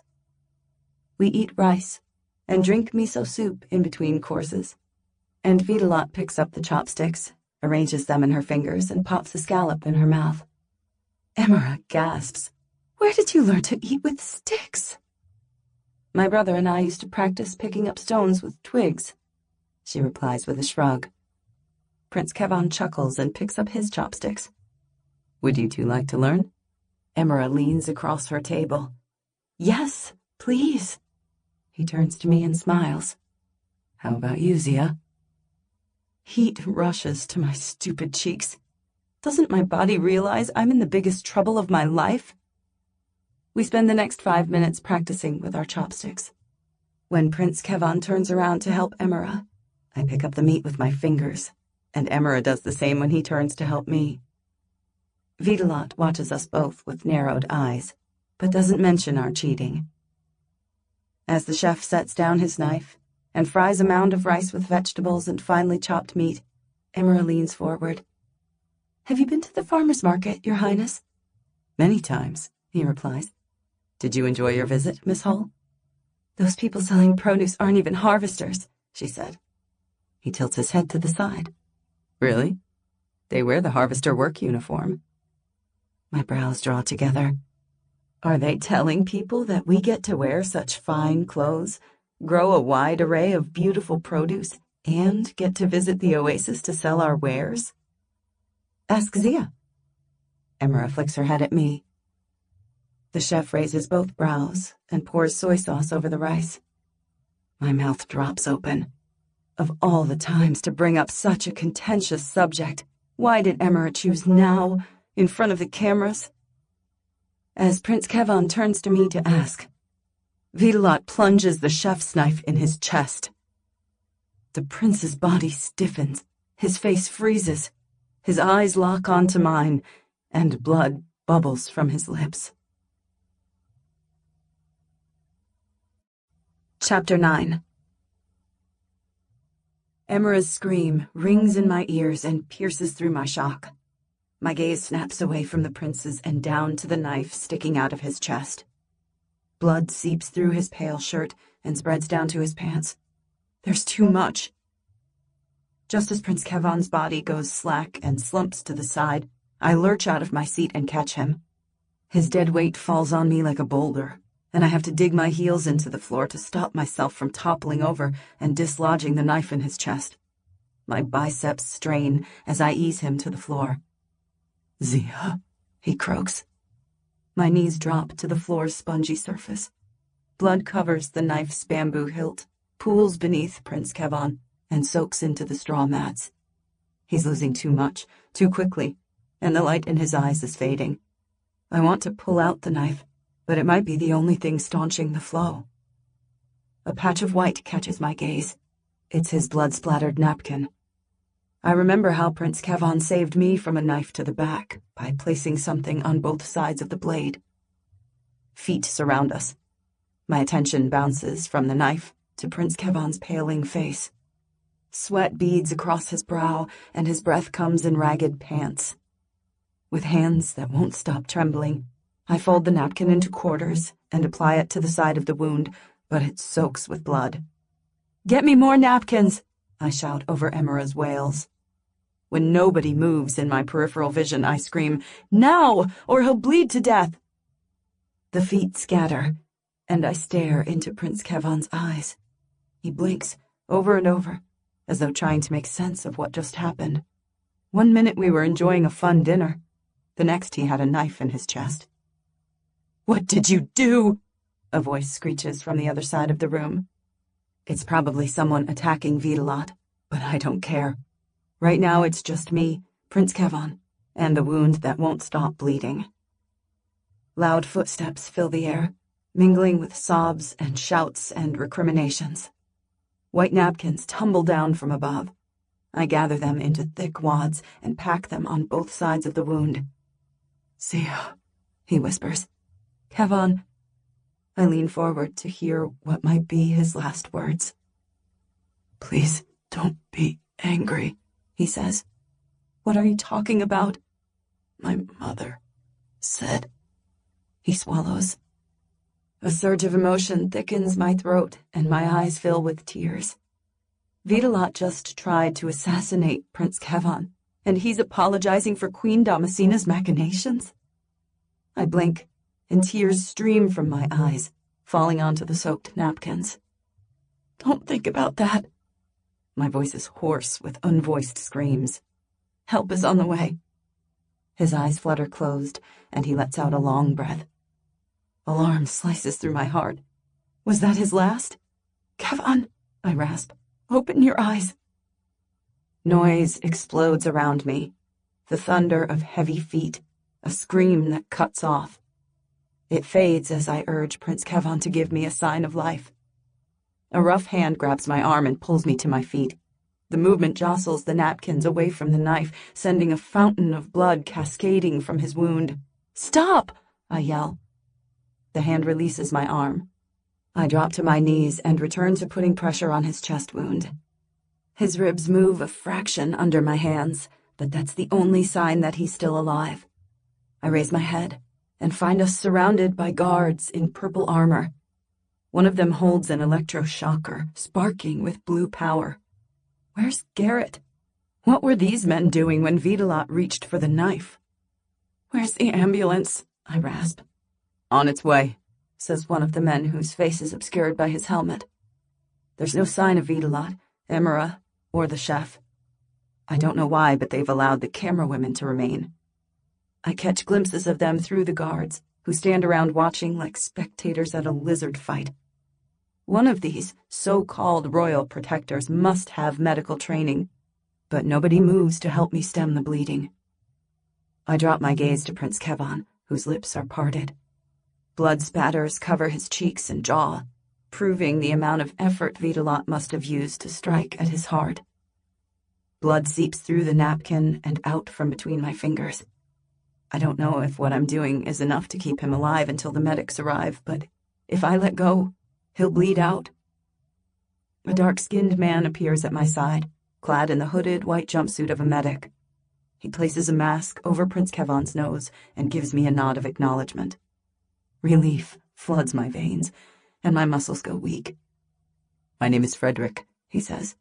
I'm an emergency heart technician from the Royal Hospital. Keep that pressure on the wound until I give you further instructions, all right? I give him a shaky nod. While an older woman wearing a similar outfit cuts away Prince Kevon's jacket and shirt, Frederick sticks needles into specific points on Prince Kevon's face. Once the woman finishes, there's nothing left of the clothes on Prince Kevon's upper body but the patch of fabric around my hands. Blood coats his muscular chest, and it looks like he's stopped breathing. Frederick sticks thick needles into the veins of the prince's arms, while a third man attaches clips to each of the needles. I have no idea what any of this means, but I stay in position, even when the muscles in my arm cramp from remaining in the same position. Tall barriers close around us. At first, they block out the restaurant's dim illumination. Then, blue light floods the space. I remember it from my humiliating medical examination. Why are you sterilizing the area? My voice shakes. I thought you'd take Prince Kevon to the hospital. Frederick holds a metal bottle above my hands. When I say so, please lift the finger on the blade's left while maintaining the pressure on the wound. What? He repeats himself and explains that he needs a little space to pour a saline solution containing nanobots that will seal the arteries until they can operate. Nanobots. I've heard that word before. It's something Prince Kevon demanded after Rafaela was assassinated. I nod and follow his instructions. Frederick pours a silver solution where my fingers meet the knife and waits a few seconds before instructing me to raise my finger. I lift my ring finger and blood rushes out. It's not working, I whisper. He pours another bottle onto the wound and the bleeding slows. Over the next few minutes, the medic drenches bottle after bottle of silver solution onto Prince Kevon's chest. By the time he instructs me to move my left hand, the bleeding on the left is staunched. As we repeat the process on the right side of the knife, Prince Kevon's skin turns ashen. It's not the pale white I expect from a corpse, but a rich gray that becomes bluer with each passing second. What's happening to his face? I ask. Don't be alarmed. The female medic hooks Prince Kevon's needles to several tablet-sized machines. They're just the nanobots. Nausea floods my insides. Will Prince Kevon become dependent on Armstrad technology to keep him alive? Will he wither away and require electronic clothing like Ambassador Pascal? I can't think about that right now, and I focus on Frederick's instructions. Thank you, he says. Your actions today saved the life of our prince. He'll live, I whisper. There are no guarantees, but with an Armstradi cardiac surgeon in the Oasis, he has the very best of chances. My throat convulses. I don't trust the Armstrad Republic, but I can't deny that their technology keeps people like Montana looking young and healthy long after harvesters his age have died. Frederick rolls him to the side, and his colleague slides a stretcher underneath Kevon's unconscious body. A breath slides out from my lungs. It looks like they're finally moving him. The barriers open, and the medics place the machines in special slots within the stretcher. Then they nestle Prince Kevon between the devices keeping him alive. With a few clicks and whirs, its metallic structure shifts into a wheeled gurney and raises him off the floor. I follow Frederick through the empty room, my dress sticky with Prince Kevon's cooling blood. Silver coats my fingers. I try wiping the solution on the side of my dress, but it's already dried. Those nanobots had better not seep through my skin and clog my arteries. A medic opens the door, and we step out into a restaurant crammed with people. Guards in purple and black form a gangway, and behind them are camera women, palace servants in purple, and even a few nobles I recognize from the Chamber of Ministers. Shock numbs my insides. This is just like with Raffaella, except Prince Kevon is on the receiving end of the attack. Zia! Byron Blake runs behind the cordon of guards and onlookers, screaming questions. I turn my gaze to the front. If he thinks I'm going to stop to give him an interview, he can think again. I need to be at Prince Kevon's side. I need to hold his hand and tell him everything will be all right. The restaurant door opens, bringing with it a cacophony of shouts and screams. We step out to a lightning storm of camera flashes that are so bright I can barely see the guards holding back the crowds. The noise batters my eardrums, and every limb of my body trembles with the roar of the crowd. Rough hands grab me from behind and secure my arms with cuffs. "No!" I scream into the flashing lights. A fist punches me in the back of the head, and pain spreads through my skull like wildfire. My limbs go limp, and two sets of hands hook underneath my arms and drag me through the walkway of shouts and flashing lights. The guards follow Prince Kevon's stretcher past the ambulance, where Queen Damascena awaits with her lady-at-arms. Lady Cersei boards the vehicle with Prince Kevon, but the Queen remains on the roadside. The hatred in her eyes promises vengeance. "Eyes front." He shoves the electroshocker into my side. The sensation of 100 stabbing needles penetrates me to the bone, and my muscles seize. Crushing, stabbing agony grips my chest.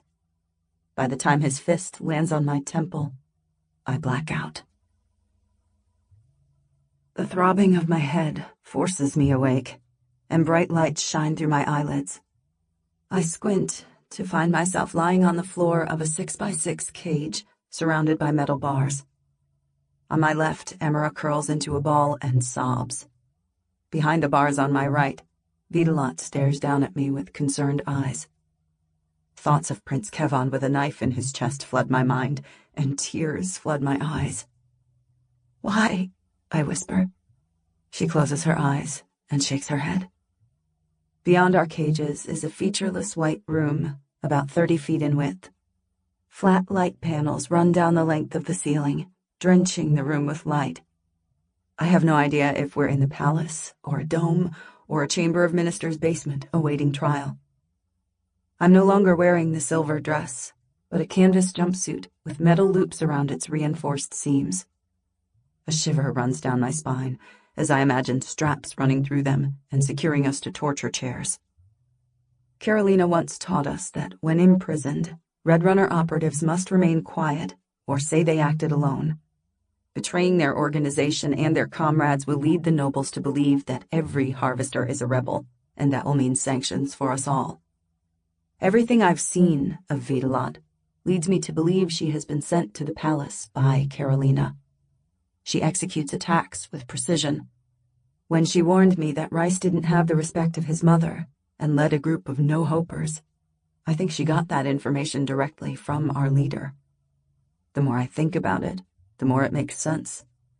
Why would Carolina only send one girl to the princess trials? Knowing that it was an opportunity to infiltrate the palace, and knowing that the selection process was arbitrary, she should have sent every eligible girl within her organization. My poisoning the guard who attacked Emera only attracted the Wintergreen's attention, making me a last-minute addition to the number of girls sent. I stumble to my feet and place a hand on the bar, but an electric shock races through my arm. When it reaches my heart, I scream. Emera raises her head and stares at me through bloodshot eyes. "Careful." Those bars are electrified. Thanks, I mutter. What's happening?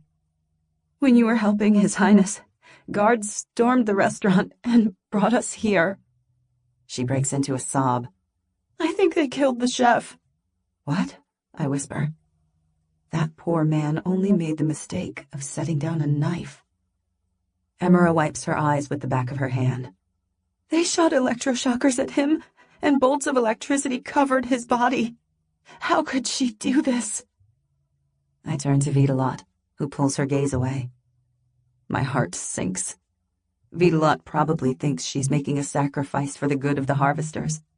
All she has done is condemn us and our families. I can't voice any of this, because it will make no difference to our plights. Someone is watching us on a screen to see what secrets we might divulge, and anything we say will be used to prove our guilt.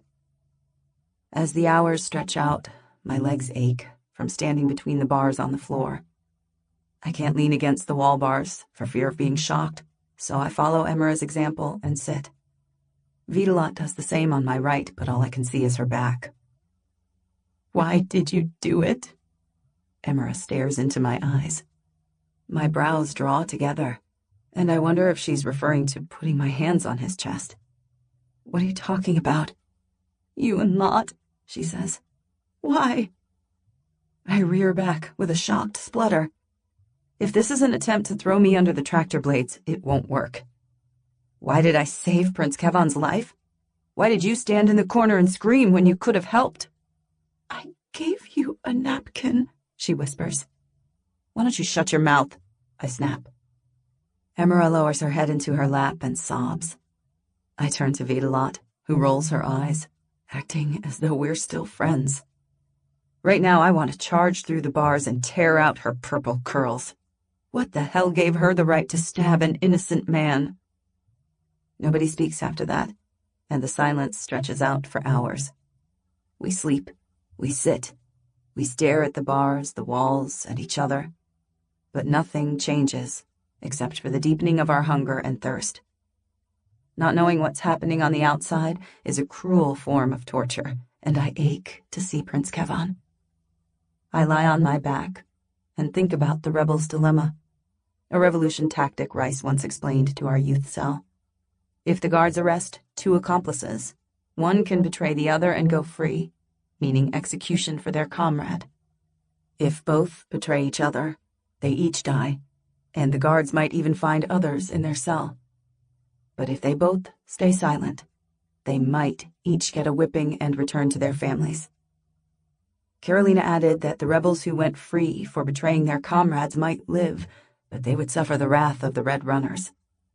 I wonder if this is why Vitalot is remaining silent. I lose track of time. We might have been here for 72 hours, or a week. It's hard to tell when the lights remain forever bright, and we don't mark the days. The throbbing of my skull turns into pounding blasts of pain. The rumbling of my stomach turns to spasms, and the membranes of my throat become so dry that they stick together. My heart aches for a sign that Prince Kevon survived. Footsteps echo from afar, and I scramble to my feet. My heart beats a fast and irregular pace, and my hands won't stop shaking. The person who emerges from around the corner isn't the royal torturer, but a tall man dressed in black Armstradi armor that clashes with his blonde hair and crystal blue eyes. Mouse, I whisper. You three ladies of the harvest seem to be in a spot of bother, he says with a smile. My gaze lingers on the leather strap around his chest. I've seen guards use that type of holster to carry guns. A fist of dread clenches at my gut as I picture Ambassador Pascal bribing Montana for the opportunity to televise our executions. What do you want? I ask. He steps close to my cage. Is that any way to speak to your savior? I didn't do anything. Emera clutches the bars and snatches her hand away with a scream. Mouse wags a gloved finger and frowns. Be careful. They're electrified. My eyes narrow. Something tells me he's been watching us this entire time, or at least listening to our conversation, while supposedly building a juvenation hospital. Would you like to hear some exciting news? He asks. I gulp. Based on my few interactions with Mouse, whatever he's going to say will be part of a game. He's probably the Armstradi equivalent of Prunella Broadleaf, and here to make the princess trials more exciting for export. Despite knowing his intentions aren't entirely benevolent, I nod. Ingrid Straub returned from the wilderness. He spreads his arms wide. After several beats, he asks, Would you believe a foundling captured her in the Gloria National Park, saying that he wanted to hurt the prince by stealing his beloved? No, I rasp. His symmetrical features split into a grin. Don't worry. Her purity is still intact. Mouse steps back to watch our reactions. I don't know if any of this is a lie, or why he's sharing it. The buttons on his collar flick on and off, and 2 small discs gleam on the epaulets on each shoulder.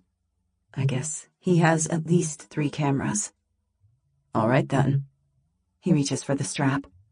My heart flip-flops, and all 3 of us inhale sharp breaths. I take a step back, my pulse fluttering in my throat. Instead of pulling out a rifle, he reveals a shoulder bag, reaches into its depths, and pulls out a bottle of mountain water. Droplets bead from its surface, making it look fresh from the refrigerator. He twists open the seal with a crack. I gulp and rub my dry throat.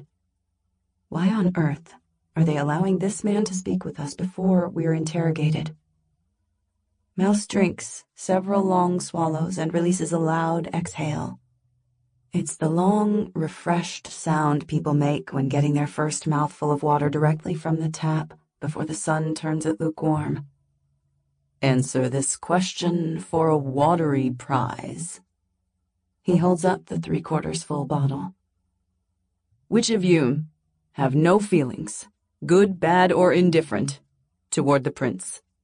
Me, Emera rasps. I turn to the girl and frown, but her eyes are fixed on that water. Congratulations. He steps toward Emera's cage and hands her the bottle. Emera opens it and takes tiny sips. And now for the next question. He pulls out another bottle of water from his bag. Who helped Miss Solar in this assassination? When nobody answers, Mouse opens his bottle and takes a long sip. I had no accomplices, says Vitalot. Wonderful. He walks to her cage and hands her the bottle. My tongue darts out to lick my dry lips. I don't know if Vitalot is trying to save us or just speaking up to receive a drink. Mouse turns to me, his blue eyes twinkling like jewels. How about you, Zia Mays Calico? What? I whisper. He steps in front of my cage, and his expression turns serious. Do you love Prince Kevon? Or have you been playing a game with his heart? Tell me it was all a game, and I'll whisk you where no one will ever cause you harm.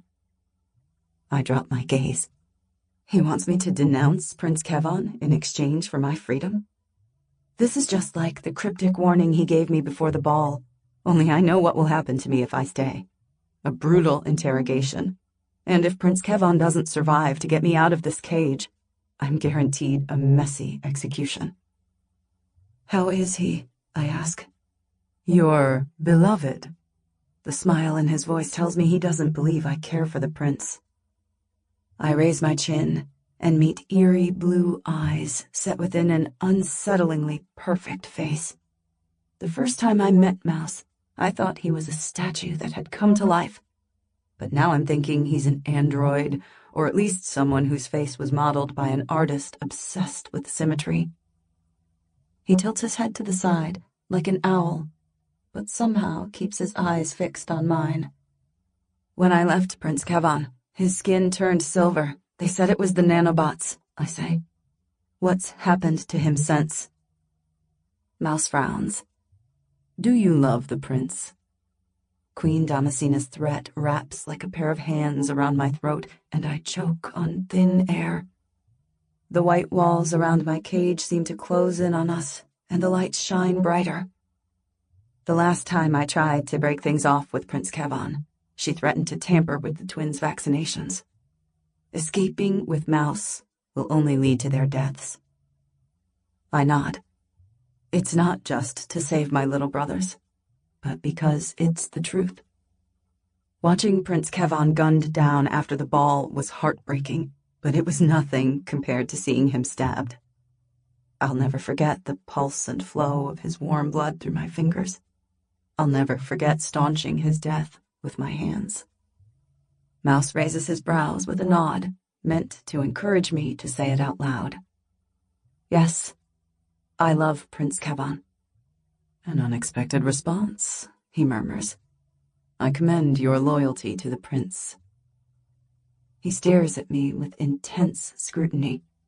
The calculation in his eyes tells me he's no longer playing a game, and I don't know if that's a good thing or bad. Mouse reaches into his bag. I lick my lips, hoping he'll give me a bottle of water. Instead, he pulls out a bag of trail mix and slips it through the bars of Emera's cage. Emera tears it open and sprinkles a handful in her mouth. Then Mouse walks to Vitalot's cage and hands her a pack of the same mix. She murmurs her thanks and rips it open. My stomach clenches and my shoulders droop. Pride dictates that I should remain silent and not beg, but I'm so hungry and thirsty that it hurts. May I have some water? I ask. You may have a token of my esteem. He sticks his arm through the bar and hands me a small box. A girl who wants to be the queen should always look her best. Without a word, Mouse walks out of the room. Vitalot pushes her trail mix and water bottle through the bars. Have some. Her voice grates on my nerves. How dare she be nice to me after what she's done? I turn and meet her wide brown eyes set within a pretty face framed by burgundy curls. She looks so innocent and incapable of murdering someone in cold blood. But all the signs were there. I just ignored them because the people she killed were my enemies. How could you? My voice breaks. She scowls. Do you know why I did nothing when those nobles were hunting you? You said you were scared. The words feel false on my lips. Vitalot is fearless. Harvesters don't belong with nobles, let alone with royals, she said. Prince Kevon sold you a dream, but at the end of the princess trials, he'll choose one of his own. You needed to experience those nobles firsthand. Bitterness coats my tongue. If she had bothered to ask about the naked footage, she might have gotten the chance to understand my friendship with Prince Kevon. I exhale a weary breath and tilt my head toward the ceiling. Why did you change your mind? I ask. Prunella Broadleaf's trial was telling. Maybe she kept trying to kill you because you were a threat. Prince Kevon is the kindest, most noble person I've ever met. Because of you, Fangloria might lose a sympathetic king. Zia, whispers Emera. What did that man give you? I open the box and find a pair of iridescent pearl earrings with clip-on fastenings. Hope seeps through my insides, and I almost forget about my thirst. Mouse might act like a creep, but he's always offering me help. I place the earrings on and turn to Emera. How do I look? She pushes her water bottle through my bars. Like you just spent 10 days without food or water. Thanks. I open her bottle, take enough to wet my throat, and hand it back. Over the next several minutes, Emera shares her trail mix and water with me. My Red Runner instincts tell me that Vitalot is my true ally. When Emera wanted to ditch me, it was Vitalot who let me ride on the back of her glider. Vitalot also rescued me from those murderous guardian girls when she could have walked away. I know all this, yet when I think about Prince Kevon bleeding to the brink of death, I can't bear to look at her. I'm sorry for always trying to get you into trouble, says Emera. I stare at the other harvester girl. Her blue-gray eyes shine with unshed tears, and she forces a trembling smile through dry, cracked lips. Emera's hair hangs limp down both sides of her face, and the roots are darkened with grease. "Why are you saying this?" I ask. "We're going to die," she murmurs. "I hope Prince Kevon survives. He seemed like a nice man and didn't deserve to be stabbed. I can understand why you spent so much time with him. I should have been more of a friend, instead of allying myself with the nobles." "At least you know better for next time," I mutter. It's not much of a comfort, because nobody in this society believes in reincarnation. Maybe it was an option in the cradle of civilization, when humans built the pyramids, but there were 30 billion souls alive before the first of the bombs struck. Nobody knows how many million remained after the slew of natural disasters that decimated the world populations. When we die, our bodies will burn to ash, and the ashes placed in recyclable containers. Most families bury those containers in the earth and plant a seed. Then the plant can feed on the earth and ashes, and the soul will become one with nature. I don't know if that's true, but it's better than coming back as a harvester. The footsteps return. I sit up, thinking it might be Mouse with more food and cryptic comments. But General Ridgeback walks in, followed by Lady Cersei. My mouth drops open. What's Berta's father doing here? "What's happening?" I rush to the bars. "Did Prince Kevon survive?" The general's gaze locks with mine, and I stiffen under his scrutiny. He points a gun at Vitalot and pulls the trigger. Emera screams, and a shocked breath whistles between my teeth. Vitalot drops her trail mix as she falls to the concrete floor. They both ignore me and stand side by side in front of Vitalot's cage. When they're sure she's unconscious, Lady Cersei places her palm on a bar and the front of the cage springs open. General Ridgeback steps in, wraps a meaty hand around Vitalot's ankle and drags her out of the room. As they're leaving, Lady Cersei turns around and fixes me with a glare. The look in her eyes says that I'm going to be next. Fear plummets through my stomach like a lead weight. I wrap my arms around my middle and resist the overwhelming urge to join Emera's whimpers. But one of my earrings starts to hum. Chapter 10. I clap a hand over my ear and then disguise the movement by scratching my head. The humming sound in my ears smooths out, and I hear footsteps moving around a hard surface. My throat dries, and I lower myself to the floor, wondering if Mouse is going to send me a secret message. "They executed her," Emera says between sobs. "There's no blood." I turn to the crying girl. She lies facing me on her side, with her arms wrapped around her knees, and her long auburn hair covers her face. "What did you say?" "If that gun contained real bullets, she would have bled." I point at the white space outside our cells. Some of it would have spilled across the floor as they dragged her. Emera raises her head and stares at me as if I've sprouted lizard scales. "How can you keep a cool head at a time like this?" A wave of nausea rushes through my insides. I don't know if it's the water, the trail mix, or the impending torture session I've just imagined they're subjecting to Vitalot. I clutch my middle and exhale a long breath. The Princess Trials has been one disaster after another. If I didn't stay calm, I'd already be dead. She lowers her gaze, and her cheeks turn red. Maybe she's thinking about directing armed nobles to the eucalyptus tree where she thought I'd hidden. "Subject Solar's heart rate is within optimal ranges," a female voice says in my ear. "The truth serum is in effect." A bolt of alarm slices through my veneer of calm, and I straighten from my slumped position. Emera says something, but I tune her out. Mouse is letting me listen to Vitalot's interrogation. Lady Cersei asks Vitalot a series of routine questions, such as her name, age, family, and work history. The responses come in a slow monotone. I chew on the inside of my lip and stare at my fingers, waiting to see what she will say about Carolina and the Red Runners. "What happened to Berta Ridgeback?" asks a male voice. "She drowned," says Vitalot in that droning voice. Did you see her die? No. Someone huffs. You need to be more specific. Lady Cersei sounds impatient, making me wonder if this truth serum has a time limit. What was Miss Ridgeback doing the last time you saw her? She left the coach to chase after Zia May's calico. Why? Asks the male voice, who I'm sure is Berta's father. I hold my breath, hoping Vitalot doesn't implicate me in Berta's death. Ingrid Straub said that anyone who killed Zia May's calico would become her lady-at-arms when she married Prince Kevon. My stomach drops. She's just given them my motive for killing Berta.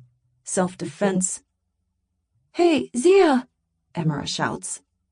I raise my head and meet the other girl's annoyed features. What? Are you sleeping?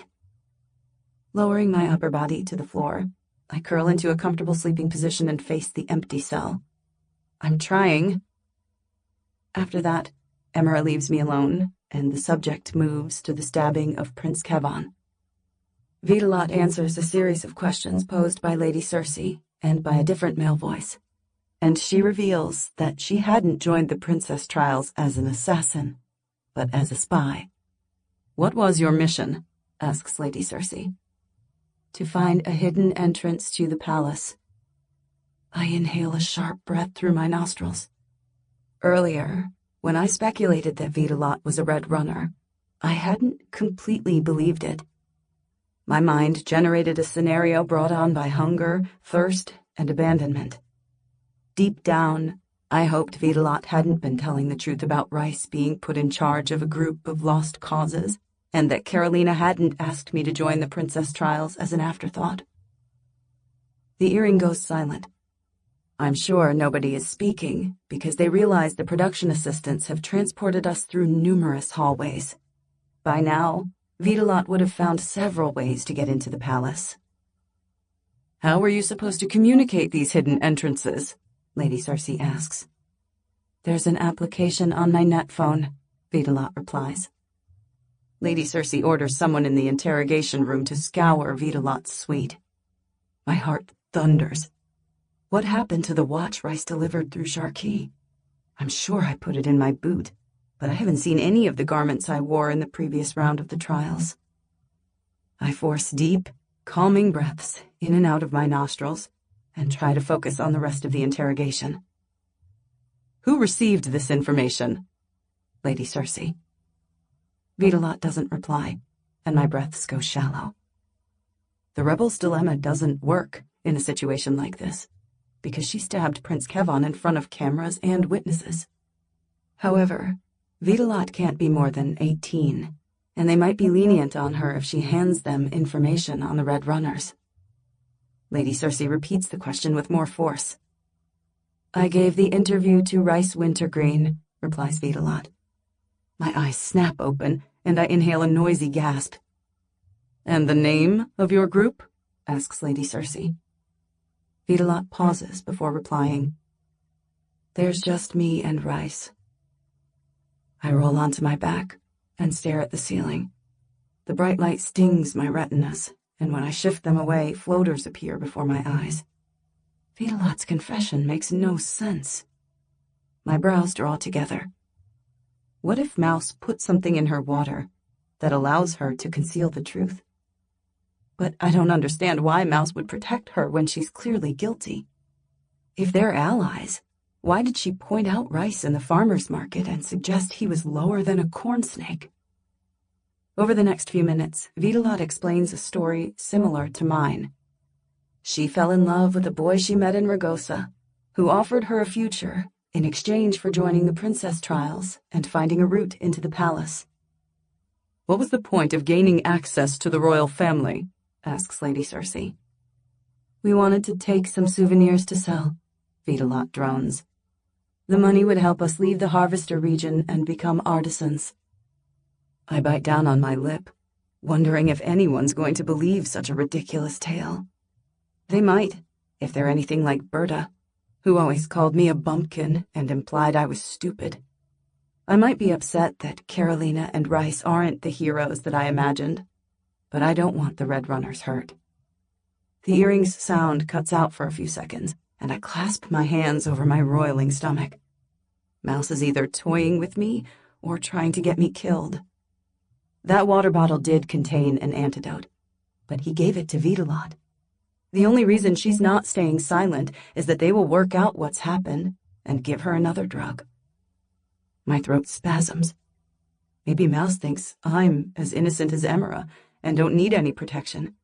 Or maybe my confession will be a surprise twist in the show he'll import back to his republic.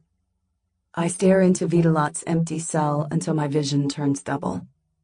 When they drag me in for my interrogation, the serum will make me betray the Red Runners and get everyone executed. The sound returns, and Vitalot explains the details of the robbery she supposedly planned with Rice. Lady Cersei and the other interrogators' voices become less tense. It's as though they believe that Vitalot is just a thief. "Why did you stab the prince?" asks a voice. Something sharp pierces my earlobe, making me curl into a ball. My pained hiss drowns out Vitalot's response about proving her love for Rice. "Zia?" asks Emera. "Just cramps," I say from between clenched teeth. She offers me a sip of water, but I refuse. Liquid seeps out of the earrings, and my vision blurs. I hope to Gaia, or whoever is listening, that this is a last-minute antidote. As soon as the needles retreat into the pearls, I sit up, reach underneath my disheveled braids, and rub my ears. Clear liquid gathers on my fingertips, but it evaporates and leaves no smell or taste.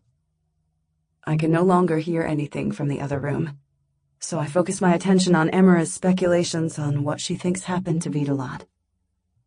Several minutes later, Lady Cersei returns with General Ridgeback. My heart rate trebles, and my breaths become shallow. Emera whimpers and cowers in the corner of her cell. General Ridgeback points his gun at me, and a sharp pain pierces my chest. My mouth opens to let out a gasp, but I fall unconscious before my head hits the floor. Bright lights shine in my face, and beeping sounds fill my ears. I awaken, secured to a plastic chair. Thick straps wind through the loops of my canvas jumpsuit, and bands of plastic also secure my ankles and wrists. I can't see anything beyond the lights, and I can't tell if I'm alone in the room or surrounded by interrogators. My gaze drops down to my exposed forearm, where an intravenous tube delivers clear fluid from a bag suspended on a metal pole. This has to be the truth serum. I try to raise my arm, to break free of my bonds, but my limbs feel like lead. I should be panicked, because I didn't drink an antidote, and there's no telling if the injection worked, but I can barely feel my pulse. Slow breaths ease in and out of my lungs, and it feels like I've just woken in the middle of the night. Someone shines an even brighter light into my pupils and announces that I'm ready for questioning. After some general questions, General Ridgeback asks about Berta, and I answer with a variation of what I said to the Chamber of Ministers. Berta chased after me, I ran, and we both tumbled down the mountainside. "Where did you fall?" asks General Ridgeback. "Into a sewer," I say, for the benefit of Lady Cersei. When the Queen hears this recording, she'll think her secret underground river is safe. "How did Berta die?" The General's voice is hoarse. My heart clenches. At this rate, he'll never get the truth about what happened to his daughter. I heard that she drowned. General Ridgeback asks several more questions, such as if I saw Berta in the sewer, why Berta's blood had traces of the foundling's poison, but I say that I don't know. So it really was an accident. Lady Cersei sounds apologetic. It's the most human thing she's said since she asked Prince Kevon if he loved me. The General's heavy footsteps recede across the room, and a lighter set approach. I stare ahead into the light, letting my vision blur. A male voice asks if I know Rice Wintergreen, and I tell them about having witnessed the death of his father at the hands of a guard. Anyone who has checked my record is aware of our connection because of the witness statement I recorded years ago. Rice was one of the last people to visit me before I left Ragosa. "Did Rice Wintergreen send you to the princess trials?" the male voice asks. "No." "Why did you volunteer for the trials?" asks Lady Cersei. "I wanted a few days off work," I say in a monotone. Someone in the back of the room snorts. A door opens, and a set of footsteps hurries out. I'm sure the person left to laugh. If I didn't feel so numb right now, I might have smiled that my lie was incriminating enough to sound true. "Have you communicated with Rice Wintergreen during your time in the Oasis?" asks Lady Cersei.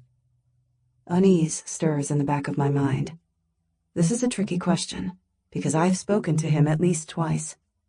If they catch me in a lie, they'll just wait for the antidote to wear off before resuming the interrogation.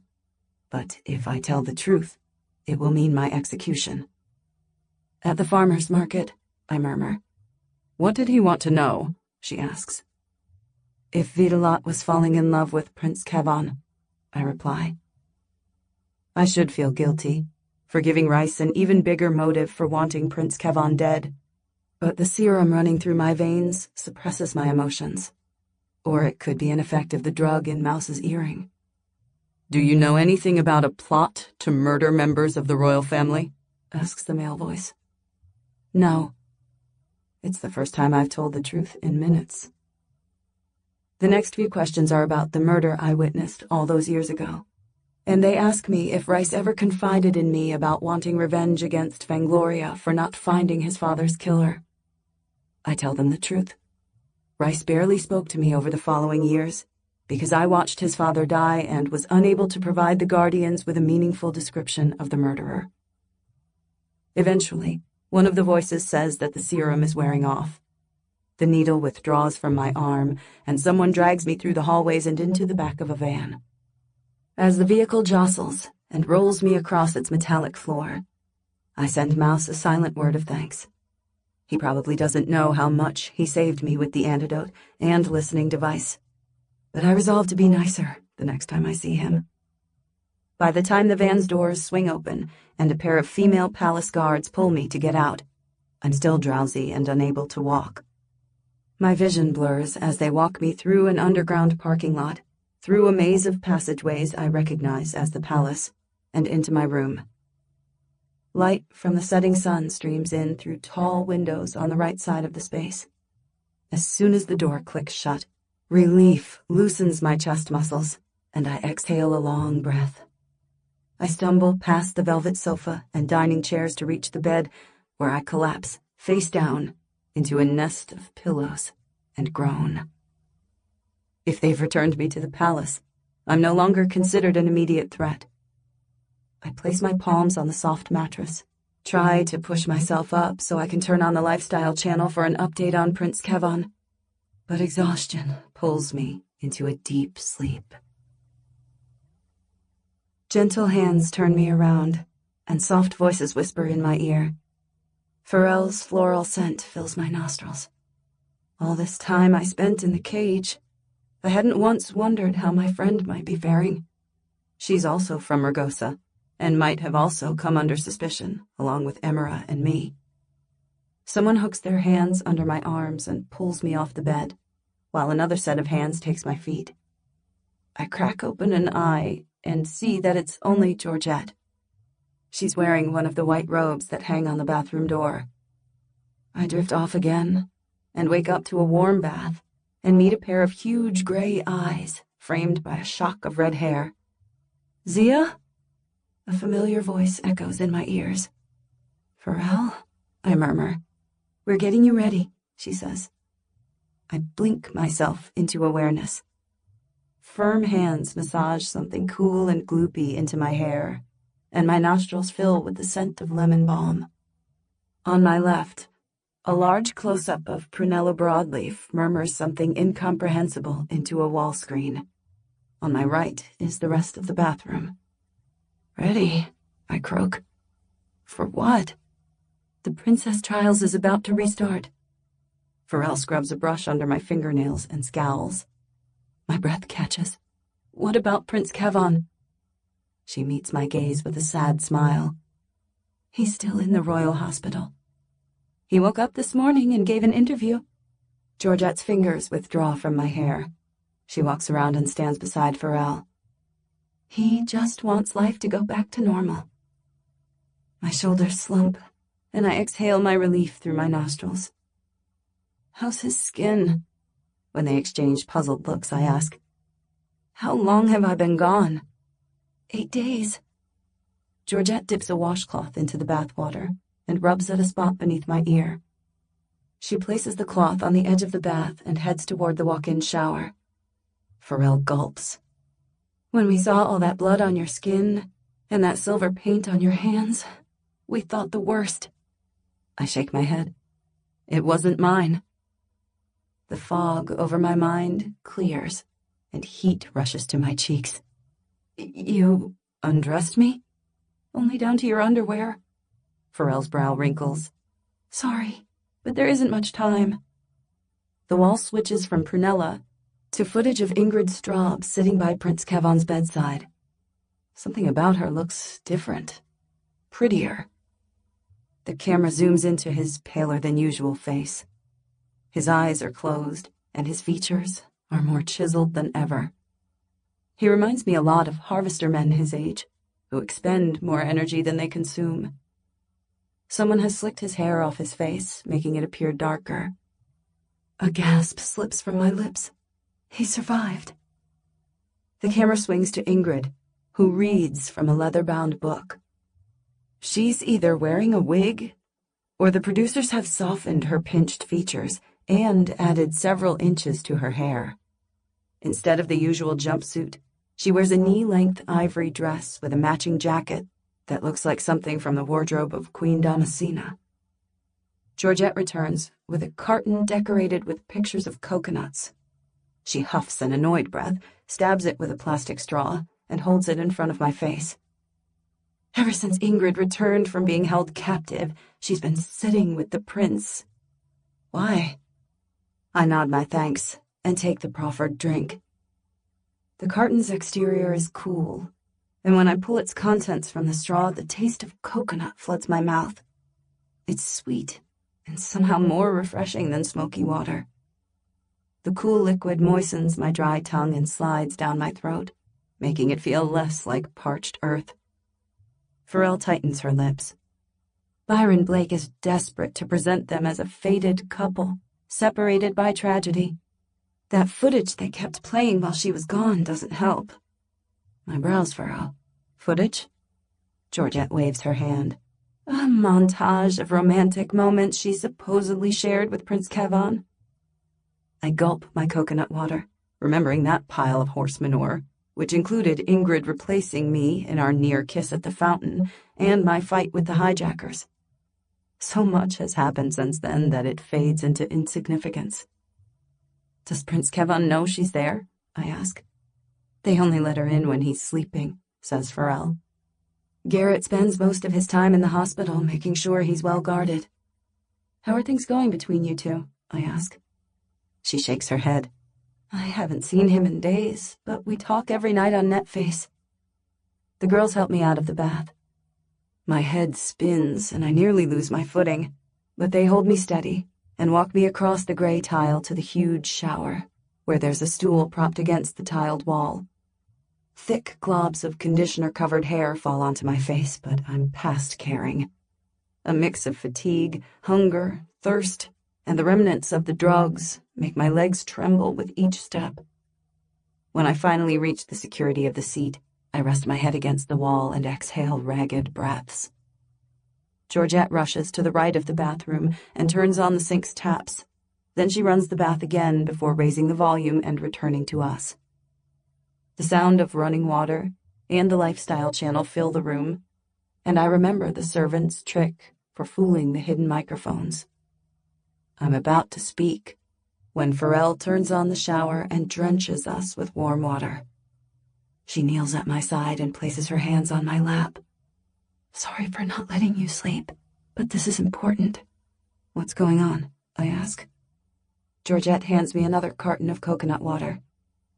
People know what's really happening, and they're outraged. My stomach clenches, and my fingers turn numb. There are so many hidden truths, I don't dare to ask which they've uncovered. What are you talking about? Someone leaked footage of the stabbing on Netface, says Georgette. My mouth drops open, and the straw slips from my lips. Who? She raises her shoulder and shakes her head. They saw you help Prince Kevon when everyone else panicked. They also heard what the emergency technician said. You saved his life. A lump forms in my throat, and I stare into my lap. All the weight I had gained during my time in the oasis is gone, leaving me with legs like a grasshopper. Even the fingers holding the carton appear thinner. The nation saw how the guard electrocuted and punched you unconscious on the street, then dragged you into the back of a van, Pharrell adds with a sob. What else happened? You look terrible. I mumble a few sentences about being held in a cage with Emira and Vitalot, but then remember that I stepped out of the restaurant covered in blood. Do people think I tried to kill Kevon? Georgette wraps her hand around my wrist and brings the straw level to my lips in a silent cue to continue drinking. The Lifestyle channel said nothing for the first few days and just played Princess Trials reruns. By then, the rags reported the leaked footage, which made the nobles scream for answers in the Chamber of Ministers. Then, Ingrid conveniently emerged from her ordeal, adds Pharrell. I stare at my friend and frown. She was never this skeptical before. You think she was faking? Of course, says Georgette. They're just trying to replicate what happened with you. I slump against the wall and try to take in all this new information. According to Georgette, whose family is addicted to the Lifestyle channel, the production assistants came under pressure the evening of the ball when nobody could find Berta or me.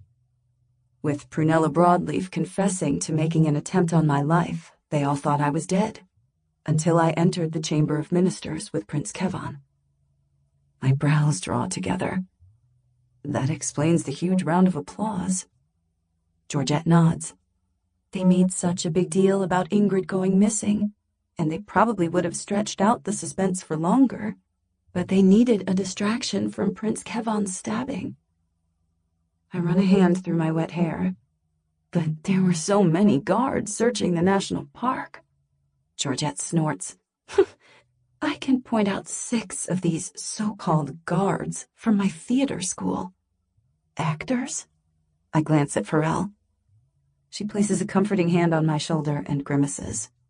Sorry, but they're trying really hard to make Ingrid look like she was meant to become the next queen. Bile rises to the back of my throat, and I clench my teeth. Why did they even bother to keep me in the trials when they could have just sent me home? Pharrell turns her gaze to Georgette, who pulls her brows together in a look of contemplation. I gulp and try to calm my breaths. What aren't they telling me? Remember how I said that there's footage of you saving Prince Kevon? Asks Georgette. I nod. That's not all someone has leaked on Netface, she says. What's there? I whisper. Everything, says Pharrell.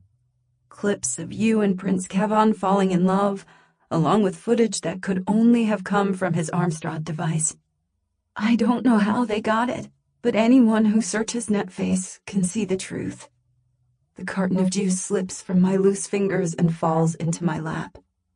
Cool coconut water oozes out from the straw, and I lean forward with a groan. Do they think it came from me? Of course not. Pharrell rubs my back. I bet she thinks I've gone crazy. Anyone else would celebrate that the whole of Fangloria knew about their budding romance with the future king, but these videos could mean my family's death. I raise my head and meet my friend's worried eyes. Have you heard anything from Ragosa? A few journalists went to your house and tried to interview your parents, but they seemed confused because they only watch what's available on Oasis Vision. Georgette walks around the bathroom and turns off the taps. I pick up the carton of coconut water and drain its contents in several long gulps. This isn't as bad as I initially thought. Queen Damascena can't blame me for actions that took place while her security people held me in a cage, can she? After giving me some energy pills, which taste like orange and fizz on my tongue, the girls leave me to finish bathing alone. I peel off my underwear and rinse the conditioner out of my hair. It doesn't matter if everyone in the Oasis knows the truth about Prince Kevon and me. As long as the Queen outranks him, I have to obey her to protect my family. When I step out into the walk-in wardrobe, Pharrell and Georgette are ready with a hairdryer, makeup brushes, and an eggplant-colored jumpsuit they say will look wonderful on my skin.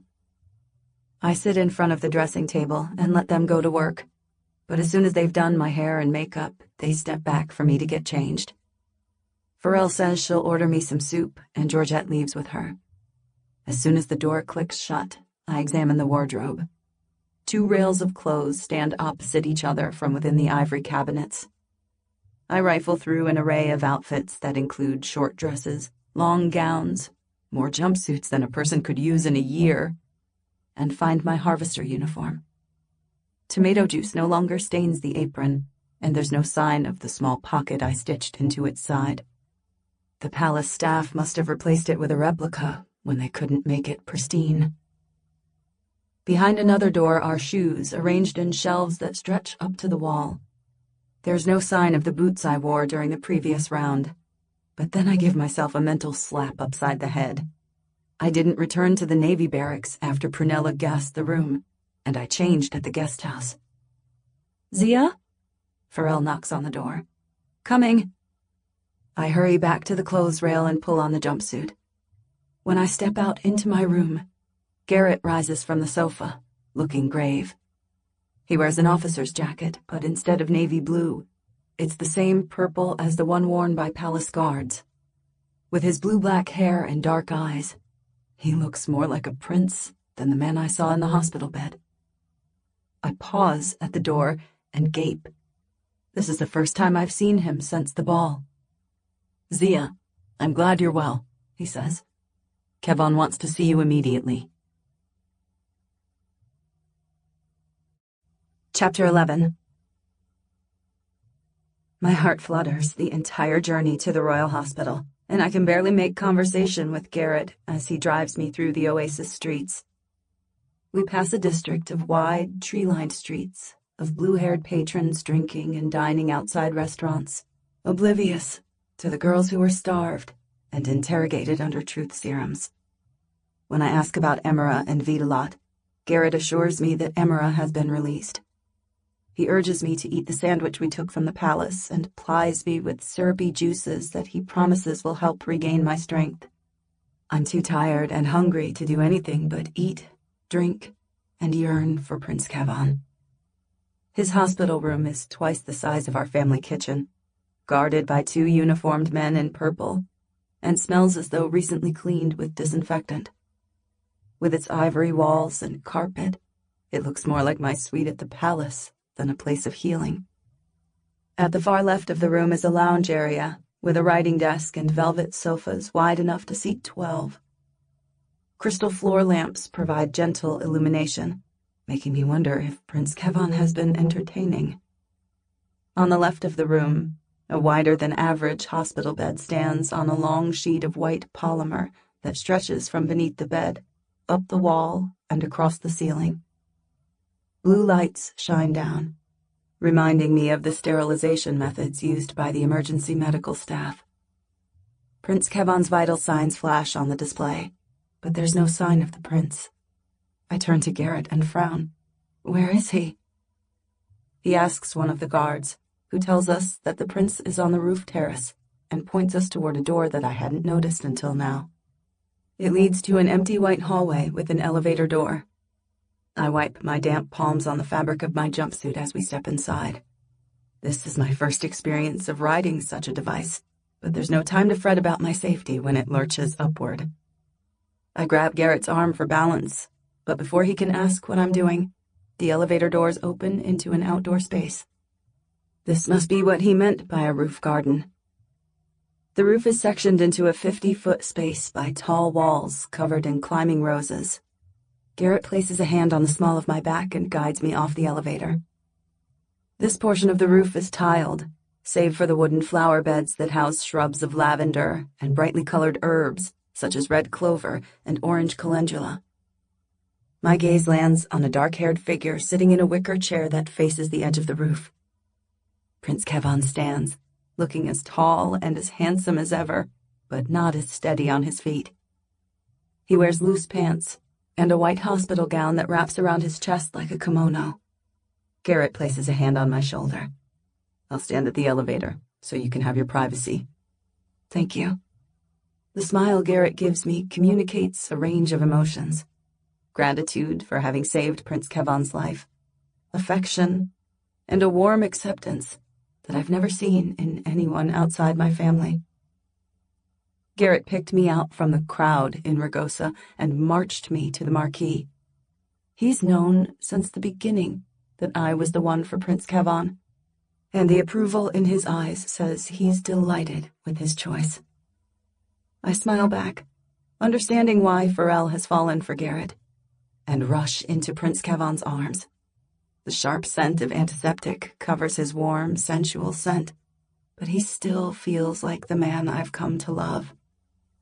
Zia, he whispers into my hair.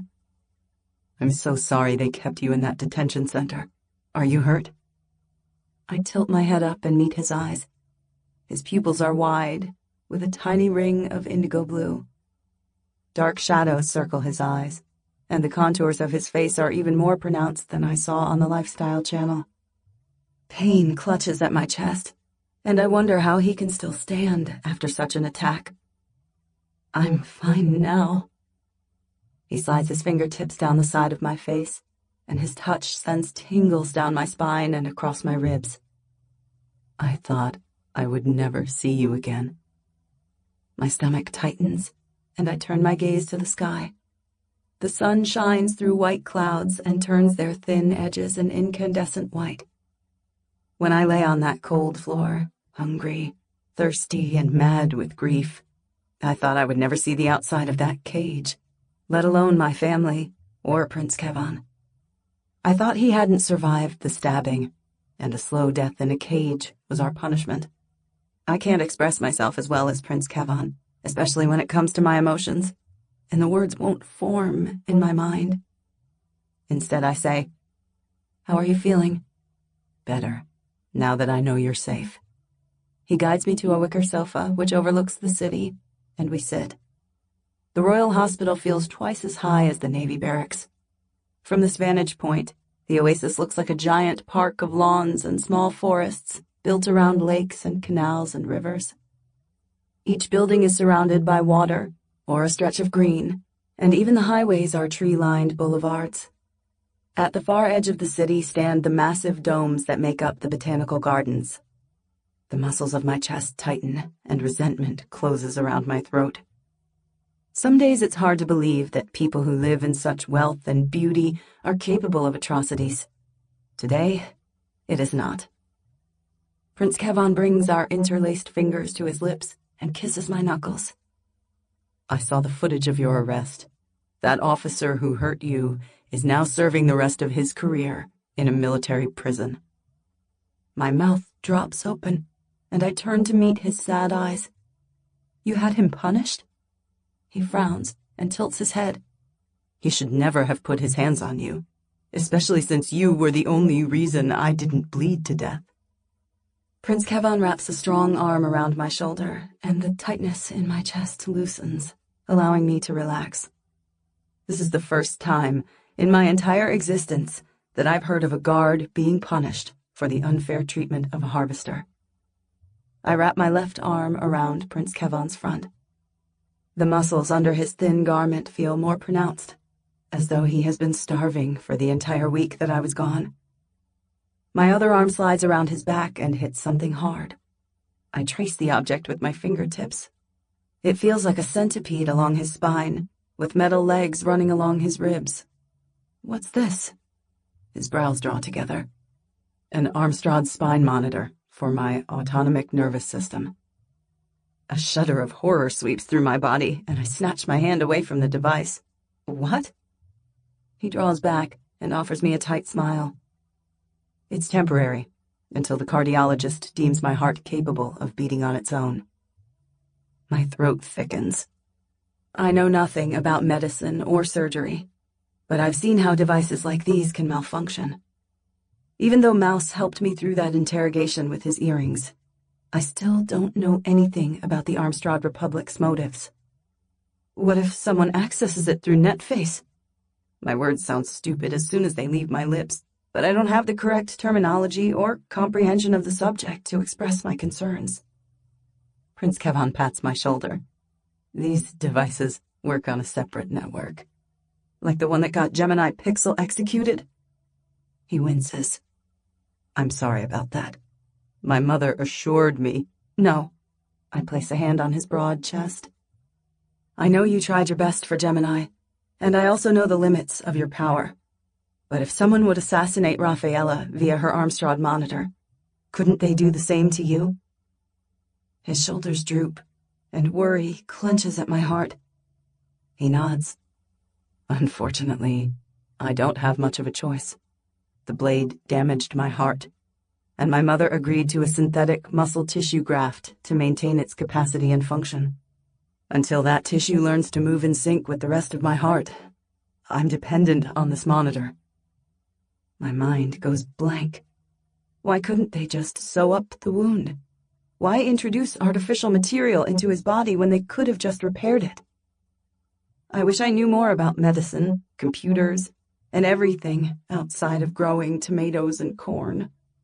My education is lacking, and I can't even ask the right questions without sounding like a superstitious yokel.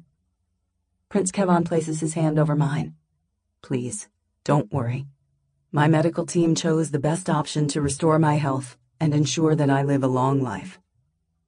We sit in silence for a while, with me resting my head in the crook of Prince Kevon's neck. I have to trust that Queen Damascena cares enough for her son to take the best medical advice. Leaves rustle in the breeze, and the scent of roses overpowers the lavender. The sun emerges from behind the clouds and drenches us with warmth and light. It's so peaceful up here, surrounded by gorgeous plants, and with the view of the lake in the distance.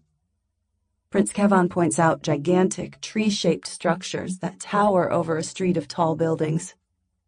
He explains that King Arius commissioned them when he turned 18, and they now provide enough solar power and rainwater to run the new Juvenation Hospital.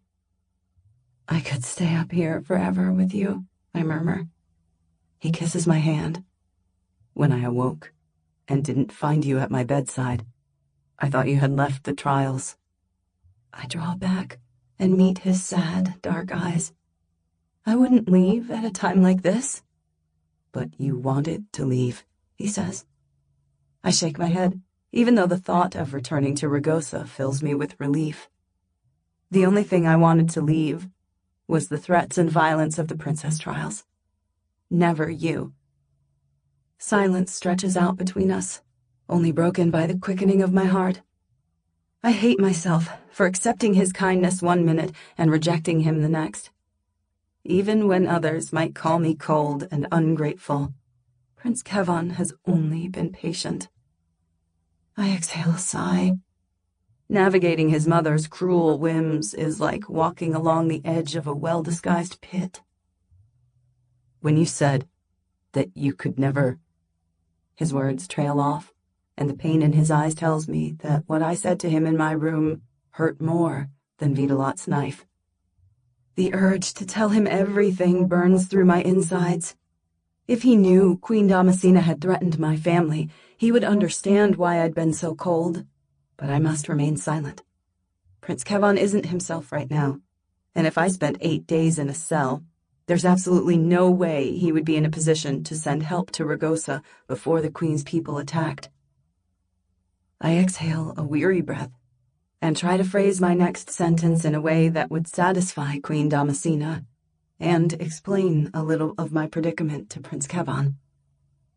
Maybe I wanted you to give the other girls a chance. Traveling to the oasis with every group of girls gave me the opportunity to see them, he says. I raise my brows. You barely spoke to the other girls on my stagecoach. Because I saw you, he says with a smirk. An exasperated breath huffs from my chest. I'm too worried about damaging the monitor on his spine to give him a shake. Kevon, he chuckles.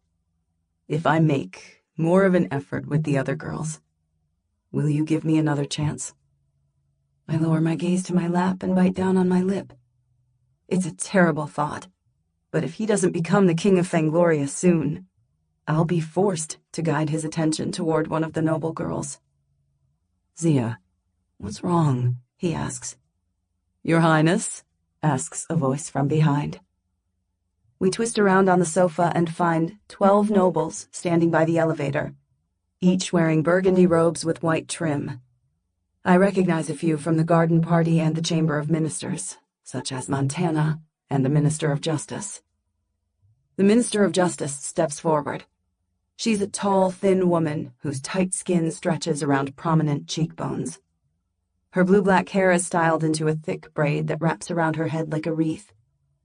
The only thing that indicates her age are ears too large for her face. She purses her lips and casts us a reproving glance. I narrow my eyes, wondering if it was her or the Queen who arranged our week of starvation. Please come back later, says Prince Kevon. I'm in the middle of important business. The older woman inclines her head.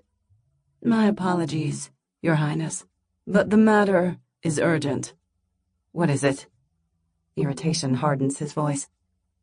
It's about Miss Solar, she replies. My stomach clenches, and all the muscles in my body stiffen. Prince Kevon's arm tightens around my shoulders. What about her? His voice is measured, hesitant.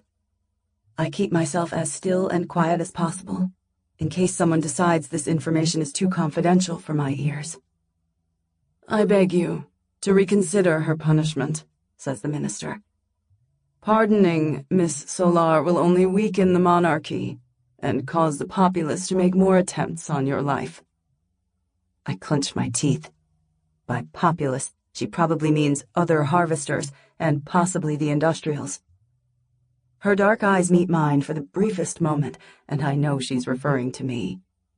When the annoyance fades, warmth spreads through my heart. I long to ask why Prince Kevon would forgive Vitalot for such a violent attack, but not in front of these vipers. Another noble steps forward, a shorter man with a stout build who clasps his hands. To maintain order, you must consent to a public execution. No, Prince Kevon replies. The nobles exchange glances, but none of them speak. With a weary sigh, Prince Kevon says, There has been unrest since the trials began. People are unsatisfied with the introduction of the Armstradi candidates, the murder attempts, unexplained deaths, and the discrepancy between the footage broadcasted by the Lifestyle Channel and the real footage circulated on Netface. Montana steps forward and wrings his hands. His posture is stooped, and his quickened breath tells me that these videos are keeping him awake at night. We are working hard to locate the perpetrators. Broadcast the truth, Prince Kevon snaps. Stop falsifying events to suit your agenda, and people might stop turning to Netface and the rags for the truth. The older noble frowns, but his skin is too tight for the expression to make any impact. The issue at hand is Miss Solar, Your Highness. I swallow back a snarl, but it's not my place to reprimand nobles. Montana is as slippery as a slug in the middle of the rainy season. My decision to banish her stands, says the prince. As the aggrieved party in the incident, I am within my rights to choose her punishment. Montana glances at the Minister of Justice, who encourages him with a nod. Then the man turns to the prince and says, Please, reconsider. Prince Kevon stands so quickly, his eyes unfocus, and he sways on his feet. Sweat beads on his brow, and he looks on the verge of collapse. The nobles step back and flinch, as though none of them want to take responsibility for worsening the prince's condition. I scramble to my feet and wrap a supporting arm around his back. Sit down. He steadies himself with an arm around my shoulder and raises a palm at Garrett, who has broken through the wall of nobles to help his cousin. One moment, Prince Kevon says in a gentle voice.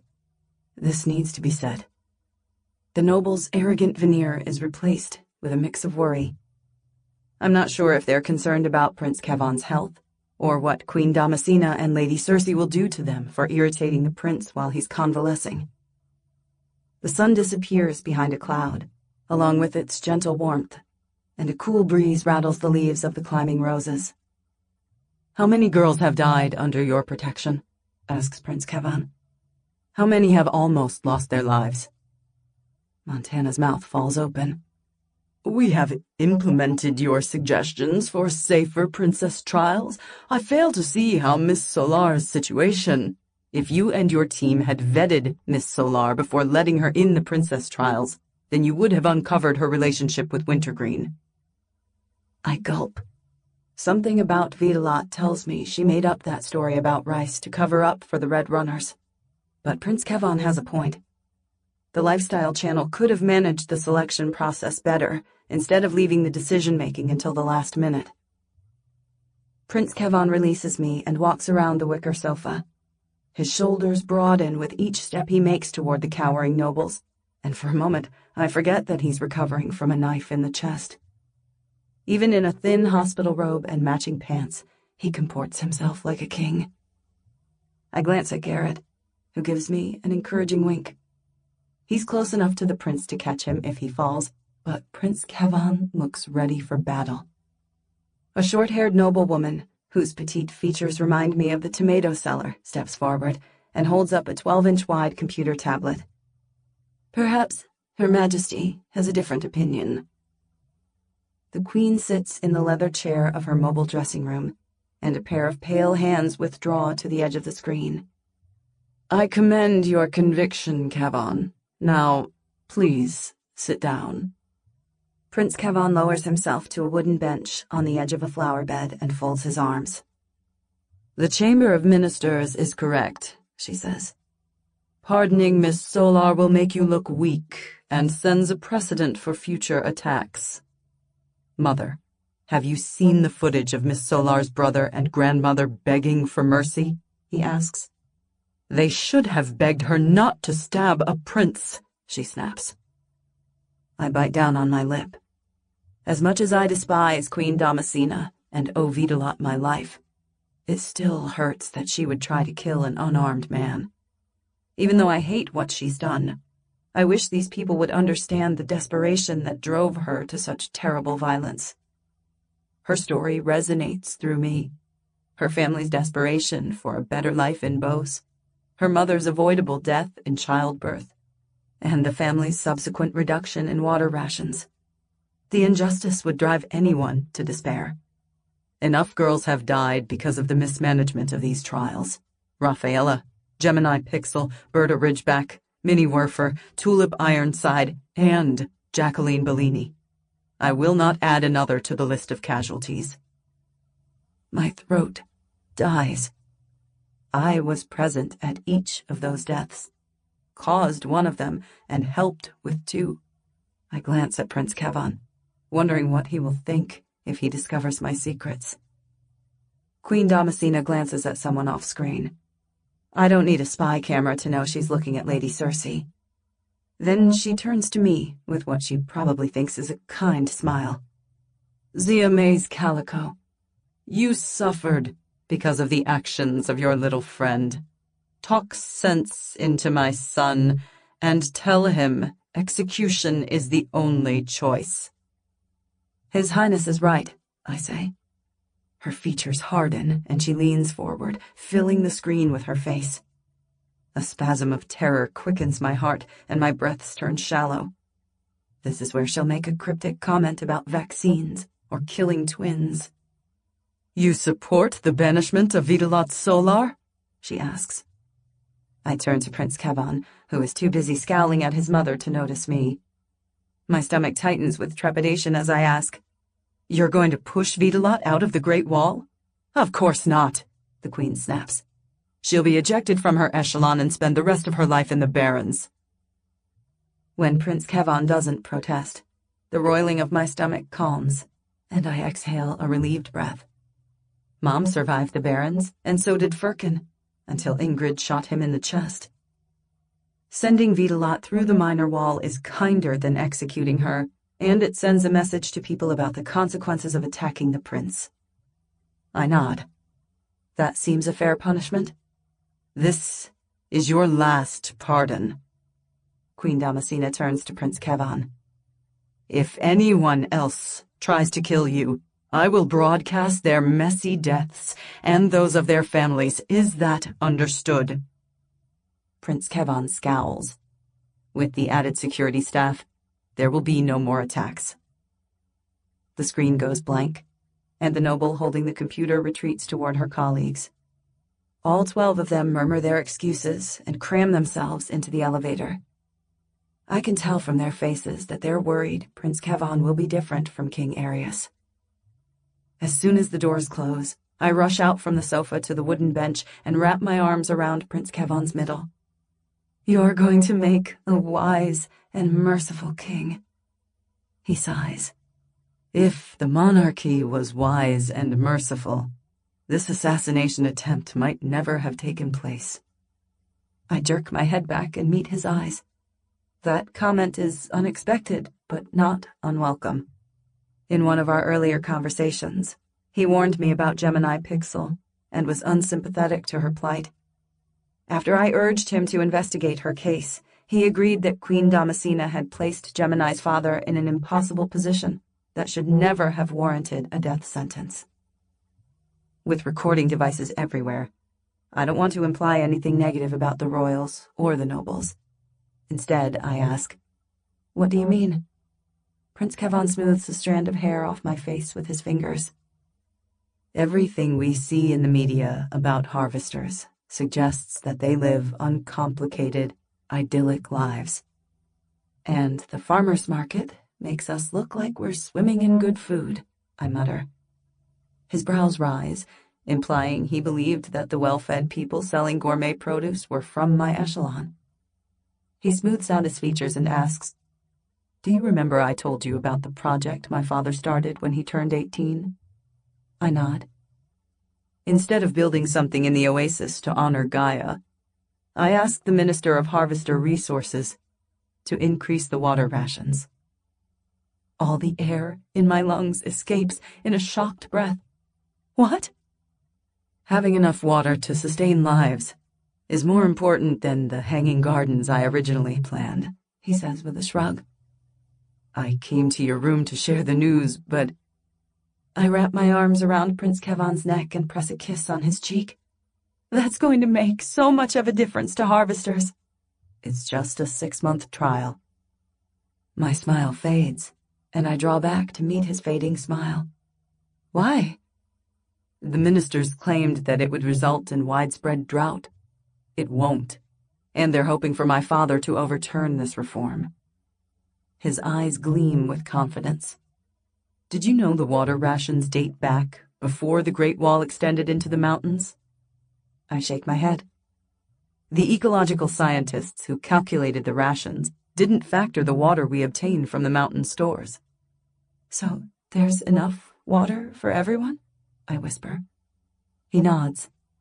In a few months, I'll be able to commission an independent study on our water supply and override anything the Chamber of Ministers decide.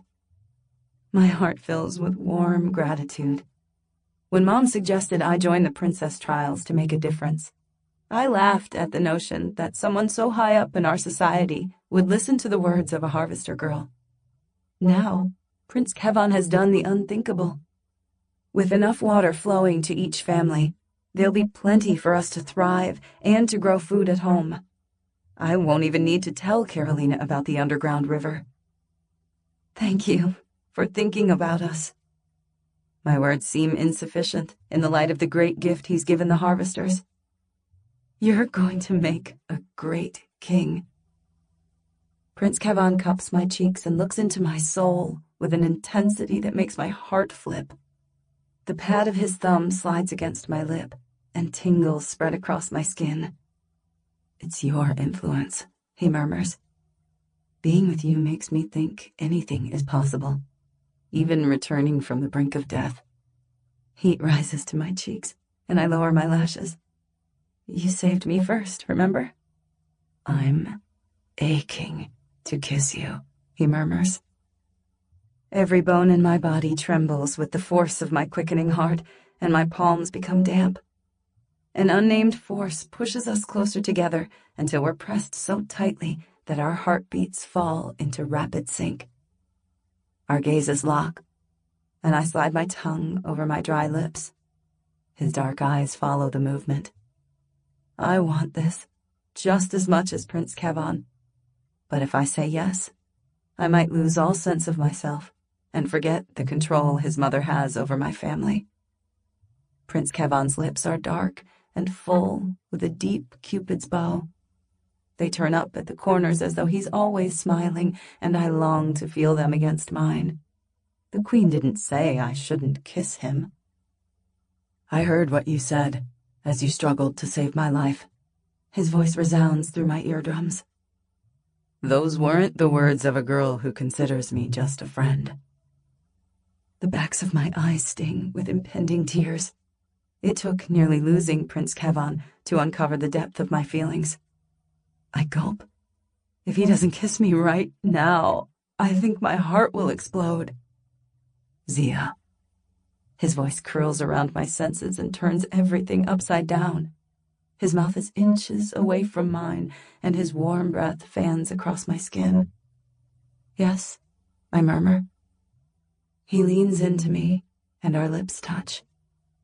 At first, the kiss is tentative, as though he's giving me the chance to draw back. But I curl my fingers around his bicep and pull him closer. With a moan, Prince Kevon wraps his arms around my back and deepens the kiss. A heartbeat later, the rooftop garden disappears, and it's just me and Prince Kevon and his toe-curling lips. When we part, I'm out of breath and eager for another kiss, but his beautiful lips curl into a sad smile. "I don't think it's possible to love anyone more than I love you," he whispers. My breath hitches. My mind conjures up the image of identical blonde faces with identical missing teeth, and an ache spreads across my chest. I can't tell him how I feel. What if those words reached Queen Damascena? Prince Kevon's hand drops to his side, and I raise my head, wondering if my refusal to admit my feelings has caused offense. His eyelids droop, and he offers me a tiny smile before falling into an exhausted sleep. I wrap my arms around his middle and stare past the edge of the roof. Maybe there isn't any hope for us, but with Prince Kevon soon inheriting the throne, there might be hope for Fangloria. Chapter 12. Days pass, and very little happens until early one morning, someone shakes me awake. "Zia," says Georgette. "They want everyone ready for the next challenge." I crack open an eye. Morning sunlight streams through the wall windows on the left. It's so bright that it casts the other girl in shadow. I squint to focus on her features. "What's happening?" "The Royal Hospital just released Prince Kevon." The words hit like a jolt of caffeine, and I bolt upright.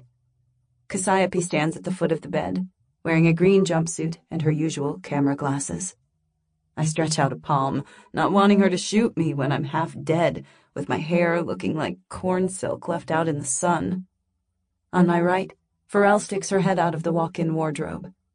"Your shower is ready, madam." With a groan, I swing my legs out of bed.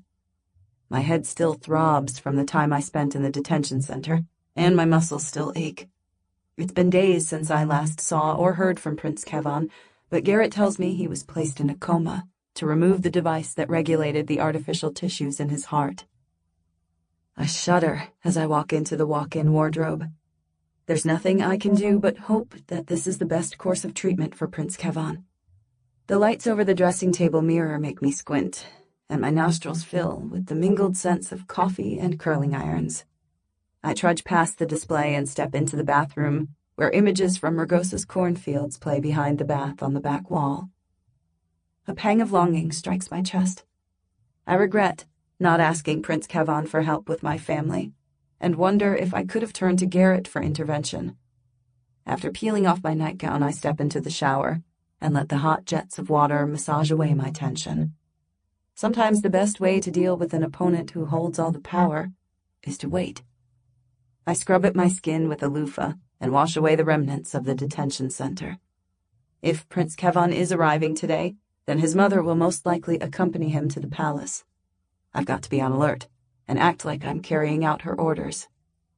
This will be the first time I've left my room since returning from the hospital, and my nerve endings tremble with trepidation.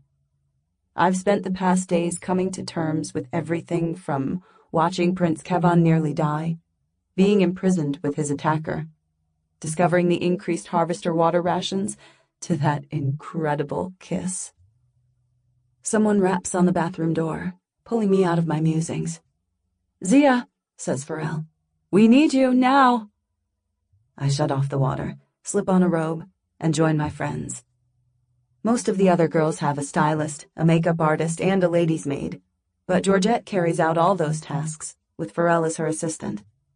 According to Pharrell, Prince Kevon only wanted people around me he could trust.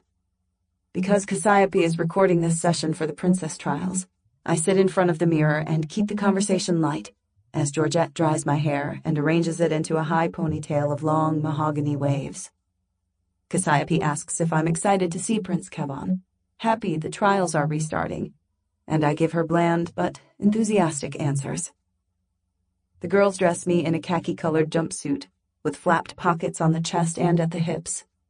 Each pocket is held down by a chocolate-brown button and belted, just like the outfit Ambassador Pascal wore to the garden party. I stare at my thinner-than-usual reflection and frown. This is a peculiar choice for welcoming back the prince, but Georgette isn't allowed to share the instructions she received. Cassiope escorts me through the hallway, and a blonde-haired figure walks several feet ahead. A knot of worry forms in my stomach. This is the first time I've seen Emira since the interrogation. I tried to visit her room, but her lady's maid kept telling me Emira was resting. I give her space and continue down the hallway with Cassiope without calling after her. Now that Emira has left her room, there'll be time to speak in private. When we reach the top of the palace's grand staircase, the morning sun filters through arched windows and illuminates a set of chandeliers more elaborate than the ones that fell in the ballroom. I climb down, keeping my gaze on the light fitting, which consists of dagger-sharp tiers of crystal. 10-inch-long prisms dangle from concentric rings of chrome, each layer descending, until the entire display reaches 5 feet. My throat dries, and I glance at the pair of camerawomen at the foot of the stairs filming my descent. Then my eyes dart back to the heavy chandelier. It's been ages since someone made an attempt on my life. 2 rows of contestants stand at either side of the palace's double doors. 6 Armstradi girls wait on the right, each clad in identical harvester beige jumpsuits. On the left are 5 noble girls and an artisan. I gulp, wondering if that means Paris Canon, the final unaccounted-for guardian, is still missing in the national park. Constance steps out of formation and places her hands on her hips. She wears a strapped top with pockets at the front that exposes her chest and arms and scandalously short culottes that show her knees. Her dark hair is slicked back with a ponytail of ringlets. "Look, everyone," she says. "It's the agricultural assassins." I clench my teeth and curl my hands into fists. 100 responses roll to the tip of my tongue, but I hold them back. The camera women are recording, and I won't let them make me seem unsympathetic. Emira pauses at the foot of the steps and clutches her chest. The production assistant at her side places a hand on her shoulder, urging her to continue. I'm not sure if anyone offered her support since her release from the detention center. Without my friends and my visit with the prince, I might have gone mad from the ordeal. I continue down the steps and stand at Emira's side. Are you all right? She turns her wide gray eyes to mine and blinks. Zia? I lace my fingers through hers. Let's welcome Prince Kevon. What if those people come back? She asks. They wouldn't have let us go if they thought we did something wrong. I give her hand a gentle squeeze. Come on. Emira inhales several ragged breaths before nodding, and we walk hand in hand down the stairs. I ignore the voice in the back of my head that whispers that she will turn on me. Berta did, even though we had twice fought side by side. I might not trust Emira, but I can't leave her to fall apart in front of the cameras. We cross the entrance hall, where a production assistant ushers Emira to stand beside the artisan girl on the left. Another guides me toward the Armstradi girls. I purse my lips and wonder if this is a deliberate attempt to position me as an outsider. My gaze turns to Ingrid, who stands at the end closest to the door. She is dressed in a fitted shirt and fitted pants with the same oversized flap pockets. The three nobles to her right wear jumpsuits, but Constance is the only contestant revealing her bare legs. Someone clears their throat on the left, and I turn to the half landing, where Byron stands in a sand-colored suit. My stomach roils with anxiety as memories of the Detroit Depression tumble through my mind. They're ignoring Prince Kevon's demand for a safer princess trials and taking us somewhere equally as horrific, and I'll be the one who suffers all the attacks. May I have your attention, ladies? Byron waves and grins. Thank you for your patience, and I hope you're ready for this next exciting round of the princess trials. Constance stamps her foot. Where's His Highness? Byron raises his palms. We are just waiting for everyone to arrive before he makes his grand entrance. I glance down the rows of girls, wondering who might be this late arrival. The palace round started with 18 girls, and now there are 13. 2 guardian girls are confirmed dead, and 1 missing. With 1 artisan dead, and Vitalot banished, only the nobles and the Armstradi teams are intact. With a rumbling on my left, everyone turns for the opening of the palace's double doors. 2 guards in black helmets and armor escort Prunella Broadleaf past the cordon of girls and through the entrance hall. She wears a trouser suit made from brown sackcloth, and the collar around her neck is missing. As the guards close the door, the girls opposite break into excited whispers. Maybe the viewers got sick of the lack of activities and petitioned for the return of Prunella, who at least organized dance classes and sessions at the gymnasium. Prunella walks up the stairs and takes her place beside Byron. The guards who escorted her stand at the bottom of the stairs, and camera women point their lenses at the front door and towards specific girls, such as Emira, Constance, Ingrid, and me. Welcome back to the princess trials. Prunella sweeps her arm to the side and curtsies. I would like to thank the viewers at home for all your support during these difficult times. And, of course, the real purpose of today's show, the arrival of Prince Kevon, Byron drawls. Prunella's shoulders sag, but she steps forward and beams. We have an exciting challenge for our remaining hopefuls, one that will broaden their horizons and take them outside the oasis. My insides tighten, and this morning's coffee rises from my stomach to the back of my throat. They must be taking us into the desert. Careful, Prue, says Byron. You're going to spoil the surprise for everyone and upstage the prince. Prunella falls silent, and a pair of palace servants, wearing white ruffles beneath their purple livery, hurry to open the double doors and let in the morning breeze. Prince Kevon stands on the doorstep with Garrett at his side. There's no sign of Queen Damascena or Lady Circe, only a wall of guards in purple armor. Sunlight shines through his dark hair, making its ends glow indigo. His skin looks vibrant against the pale green of his lightweight jacket, and excitement ripples up my spine and settles in my heart. He looks so much stronger than the convalescing prince I kissed on the hospital roof garden. The epaulets on his jacket emphasize his broad shoulders, and the flat pockets over his muscular chest highlight his athletic frame. All the girls standing opposite let out wistful sighs. On legs that won't stop trembling, I dip into a low curtsy along with the other girls. This is the first time we've seen each other since that kiss. Remembering the feel of his lips on mine and the closeness we shared makes my head spin. It takes an effort to rise, and I have to splay my arms out for balance. I've never had such an intense reaction to anyone, not even to Rice Wintergreen, and I long to speak to Prince Kevon alone.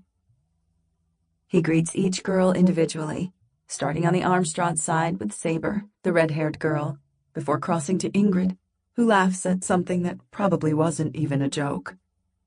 The closer he progresses, the drier my throat becomes, and the more my limbs tremble. By the time Prince Kevon reaches me, I won't be able to form words. This movement across the line continues, and Prince Kevon reaches the Armstradi girl standing next to me, called Tizona. She's the ebony-skinned girl with bleached hair. Sweat pools on my palms, and I dab them on the fabric of my jumpsuit. After Emira, he's going to talk to me. I expect Prince Kevon to exchange a few words with Emira, but he murmurs something to her that makes her burst into tears. My throat dries, and I strain my ears to listen. Prince Kevon wraps his arms around Emira and pulls her to his chest. Tizona leans into my side. "Hey, Popcorn," she whispers. "It looks like you have some competition." I turn to her and smile. If she thinks I'm going to throw a tantrum because Prince Kevon is being nice to a girl unfairly imprisoned, she clearly needs to stop watching the Lifestyle Channel's fake footage. Prince Kevon releases Emira and walks across to me. Affection shines in his eyes, making my heart flip. If he kisses me in front of the cameras, all that animosity Ingrid built up will have gone to waste. "Zia." He offers me his hand and presses a kiss on my knuckles. "It's wonderful to see you." I bob into a curtsy. "You're looking well." "Thanks to you." The intensity of his gaze makes me wonder if he's thanking me for something other than saving his life. Heat rises to my cheeks. I also can't tell if he's talking about the kiss or about giving him another chance. "Your Highness," Prunella gallops down the stairs. "Welcome back to the princess trials." Prince Kevon releases my hand and draws back, while Garrett steps forward and stands between Prunella and his cousin. I place a palm on my chest and glance at the prince, who stares at her with such a fierce loathing that my throat tightens. As she reaches the bottom of the stairs, the guards in black step forward, making her freeze. Her eyes widen with alarm and her mouth falls open. "Wait, I didn't mean to." "Ladies and gentlemen," Byron descends the stairs with a satisfied grin. "No matter how much you campaign for the humane treatment of Prunella, she just can't help overstepping." I place a hand on Prince Kevon's arm. "What's happening?" He shakes his head as the guards jostle Prunella out through a side door. Among other complaints, the viewers demanded that Miss Broadleaf rejoin the princess trials as a presenter rather than a prisoner. I don't understand why she's not in prison. Prince Kevon's lips tighten. As the aggrieved party, Rafaela's parents allowed Prunella to finish the trials before her execution. Despite my protests, Montana agreed to this as long as she maintained a distance of 50 feet from me. I nod. For a corrupt noble like Montana, allowing the wife he discarded to perform for the audience would be far easier than making his employees broadcast the truth. I still don't know how much involvement Prunella really had in the murder of Rafaela and in the attempts made on me, but I would feel better with her back in the studio. Byron positions himself at the foot of the stairs. Garrett claps Prince Kevon on the back and guides him to Byron, who apologizes to the viewers for Prunella's misbehavior. On the subject of apologies, I wish to offer two more, says Prince Kevan.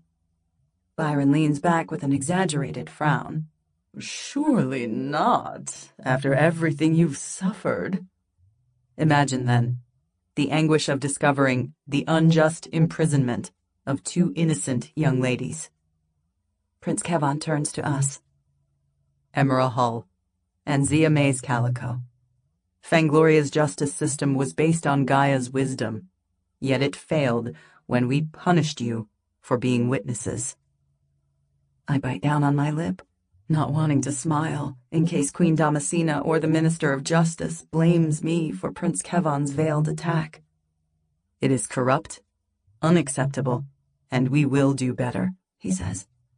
When I come into my power, I will dedicate my reign to making Fangloria a place where everyone can enjoy Gaia's gifts, regardless of their circumstances of birth. Someone behind us gasps, and I imagine it's Ingrid or one of the other nobles. The unfair echelon system benefits them the most, as does a justice system where nobody cares about a person's murder unless they come from a position of power.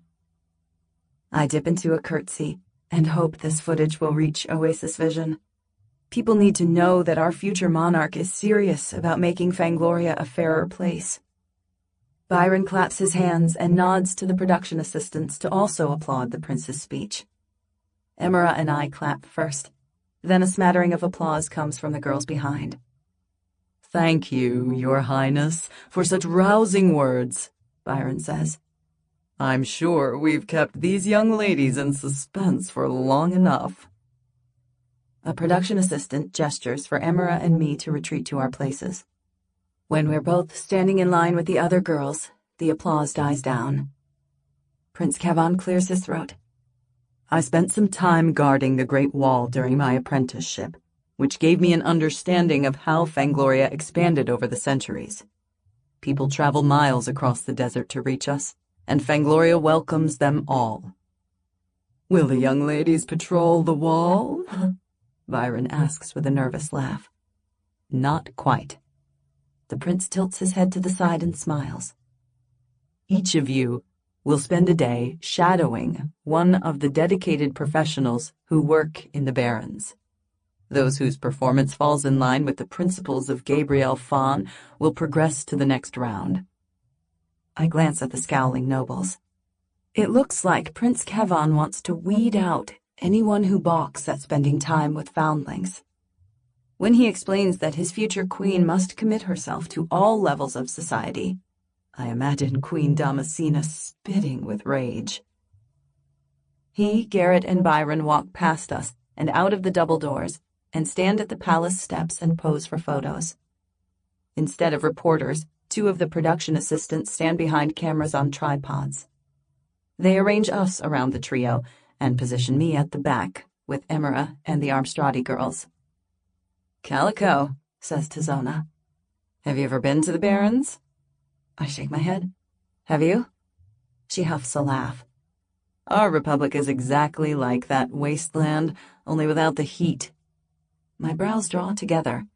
Her words sound familiar. They're related to what Ambassador Pascal told me in the garden party about not being able to grow the seeds in the food they imported from Fangloria. Before I can ask what she meant, the production assistants usher us over the red carpet toward two vehicles, a large stagecoach and a smaller van that resembles Queen Damascena's mobile dressing room. Prince Kevan boards the smaller one with Garrett, while the rest of us board the stagecoach. The interior contains only one row of seats on the left and bunks on the right. The seats are widely spaced, with some of them reclining completely flat. I pass Ingrid, who sits alone in the front and glares at me with a sour scowl. Behind her, the other nobles sit in pairs, with the artisan girl behind them. I stop at the next seat, where Emera sits alone. May I join you? I ask. She glances up at me with sad eyes and nods. I slide into the aisle seat and lean forward to catch her eye. Are you all right? She shakes her head. They won't let me go home. Why not? It's in the contract we signed. We can't leave unless we're eliminated. My lips form a thin line. We didn't even sign a contract. The production assistants told us to press our thumbprints on a computer tablet. I want to assure her that Prince Kevon won't let anything terrible happen to us, but even he can't have eyes and people everywhere. Byron stands at the front and claps his hands for our attention. Ladies, the journey to the Great Wall will take several hours, so make yourselves comfortable. One of you will breakfast with Prince Kevon, and the rest will eat on the journey. After that, His Highness will invite you to share a cup of tea. Who gets to eat with Prince Kevon? Asks Constance from the front. Byron turns a dazzling smile to Ingrid, who shoots out of her seat. Groans fill the coach's interior, and some of them even come from the Armstrati in the back seats. I reach beneath the armrest, ease open the refrigerator door, and pull out 2 bottles. Drink? Thanks. Emera takes the proffered bottle and drinks. A screen comes down from the ceiling, displaying Prince Kevon's departure from the hospital. Even though it says that the footage is live, it looks like they're an hour behind real time. The coach's doors hiss shut, and I read the bottle's label. This one says, calm. I open it with a crack, take a sip, and let its cool contents wash away the bitterness of the coffee. As we travel down the driveway, the windows darken until they're completely black. Droplets of water rain down from the palace's fountains, giving me a sense of peace.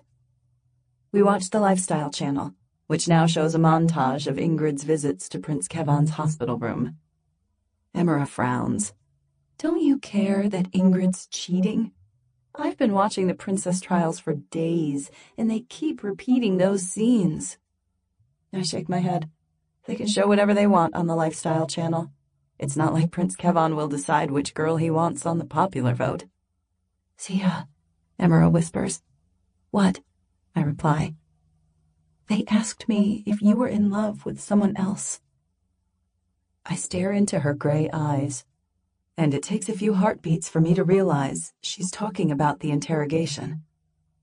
What did you say? They injected me with something, and I couldn't say anything but the truth. The knots in my stomach tighten.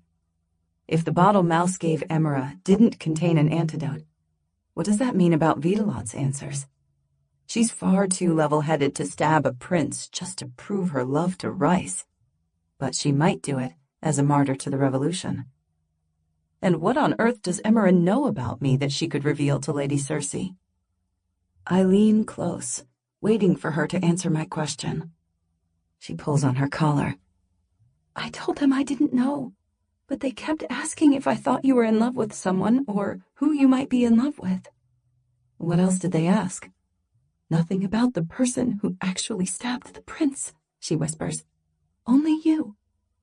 Oh, I'm not surprised they're trying to dredge up things from my past to prove I already have a boyfriend. Let them try.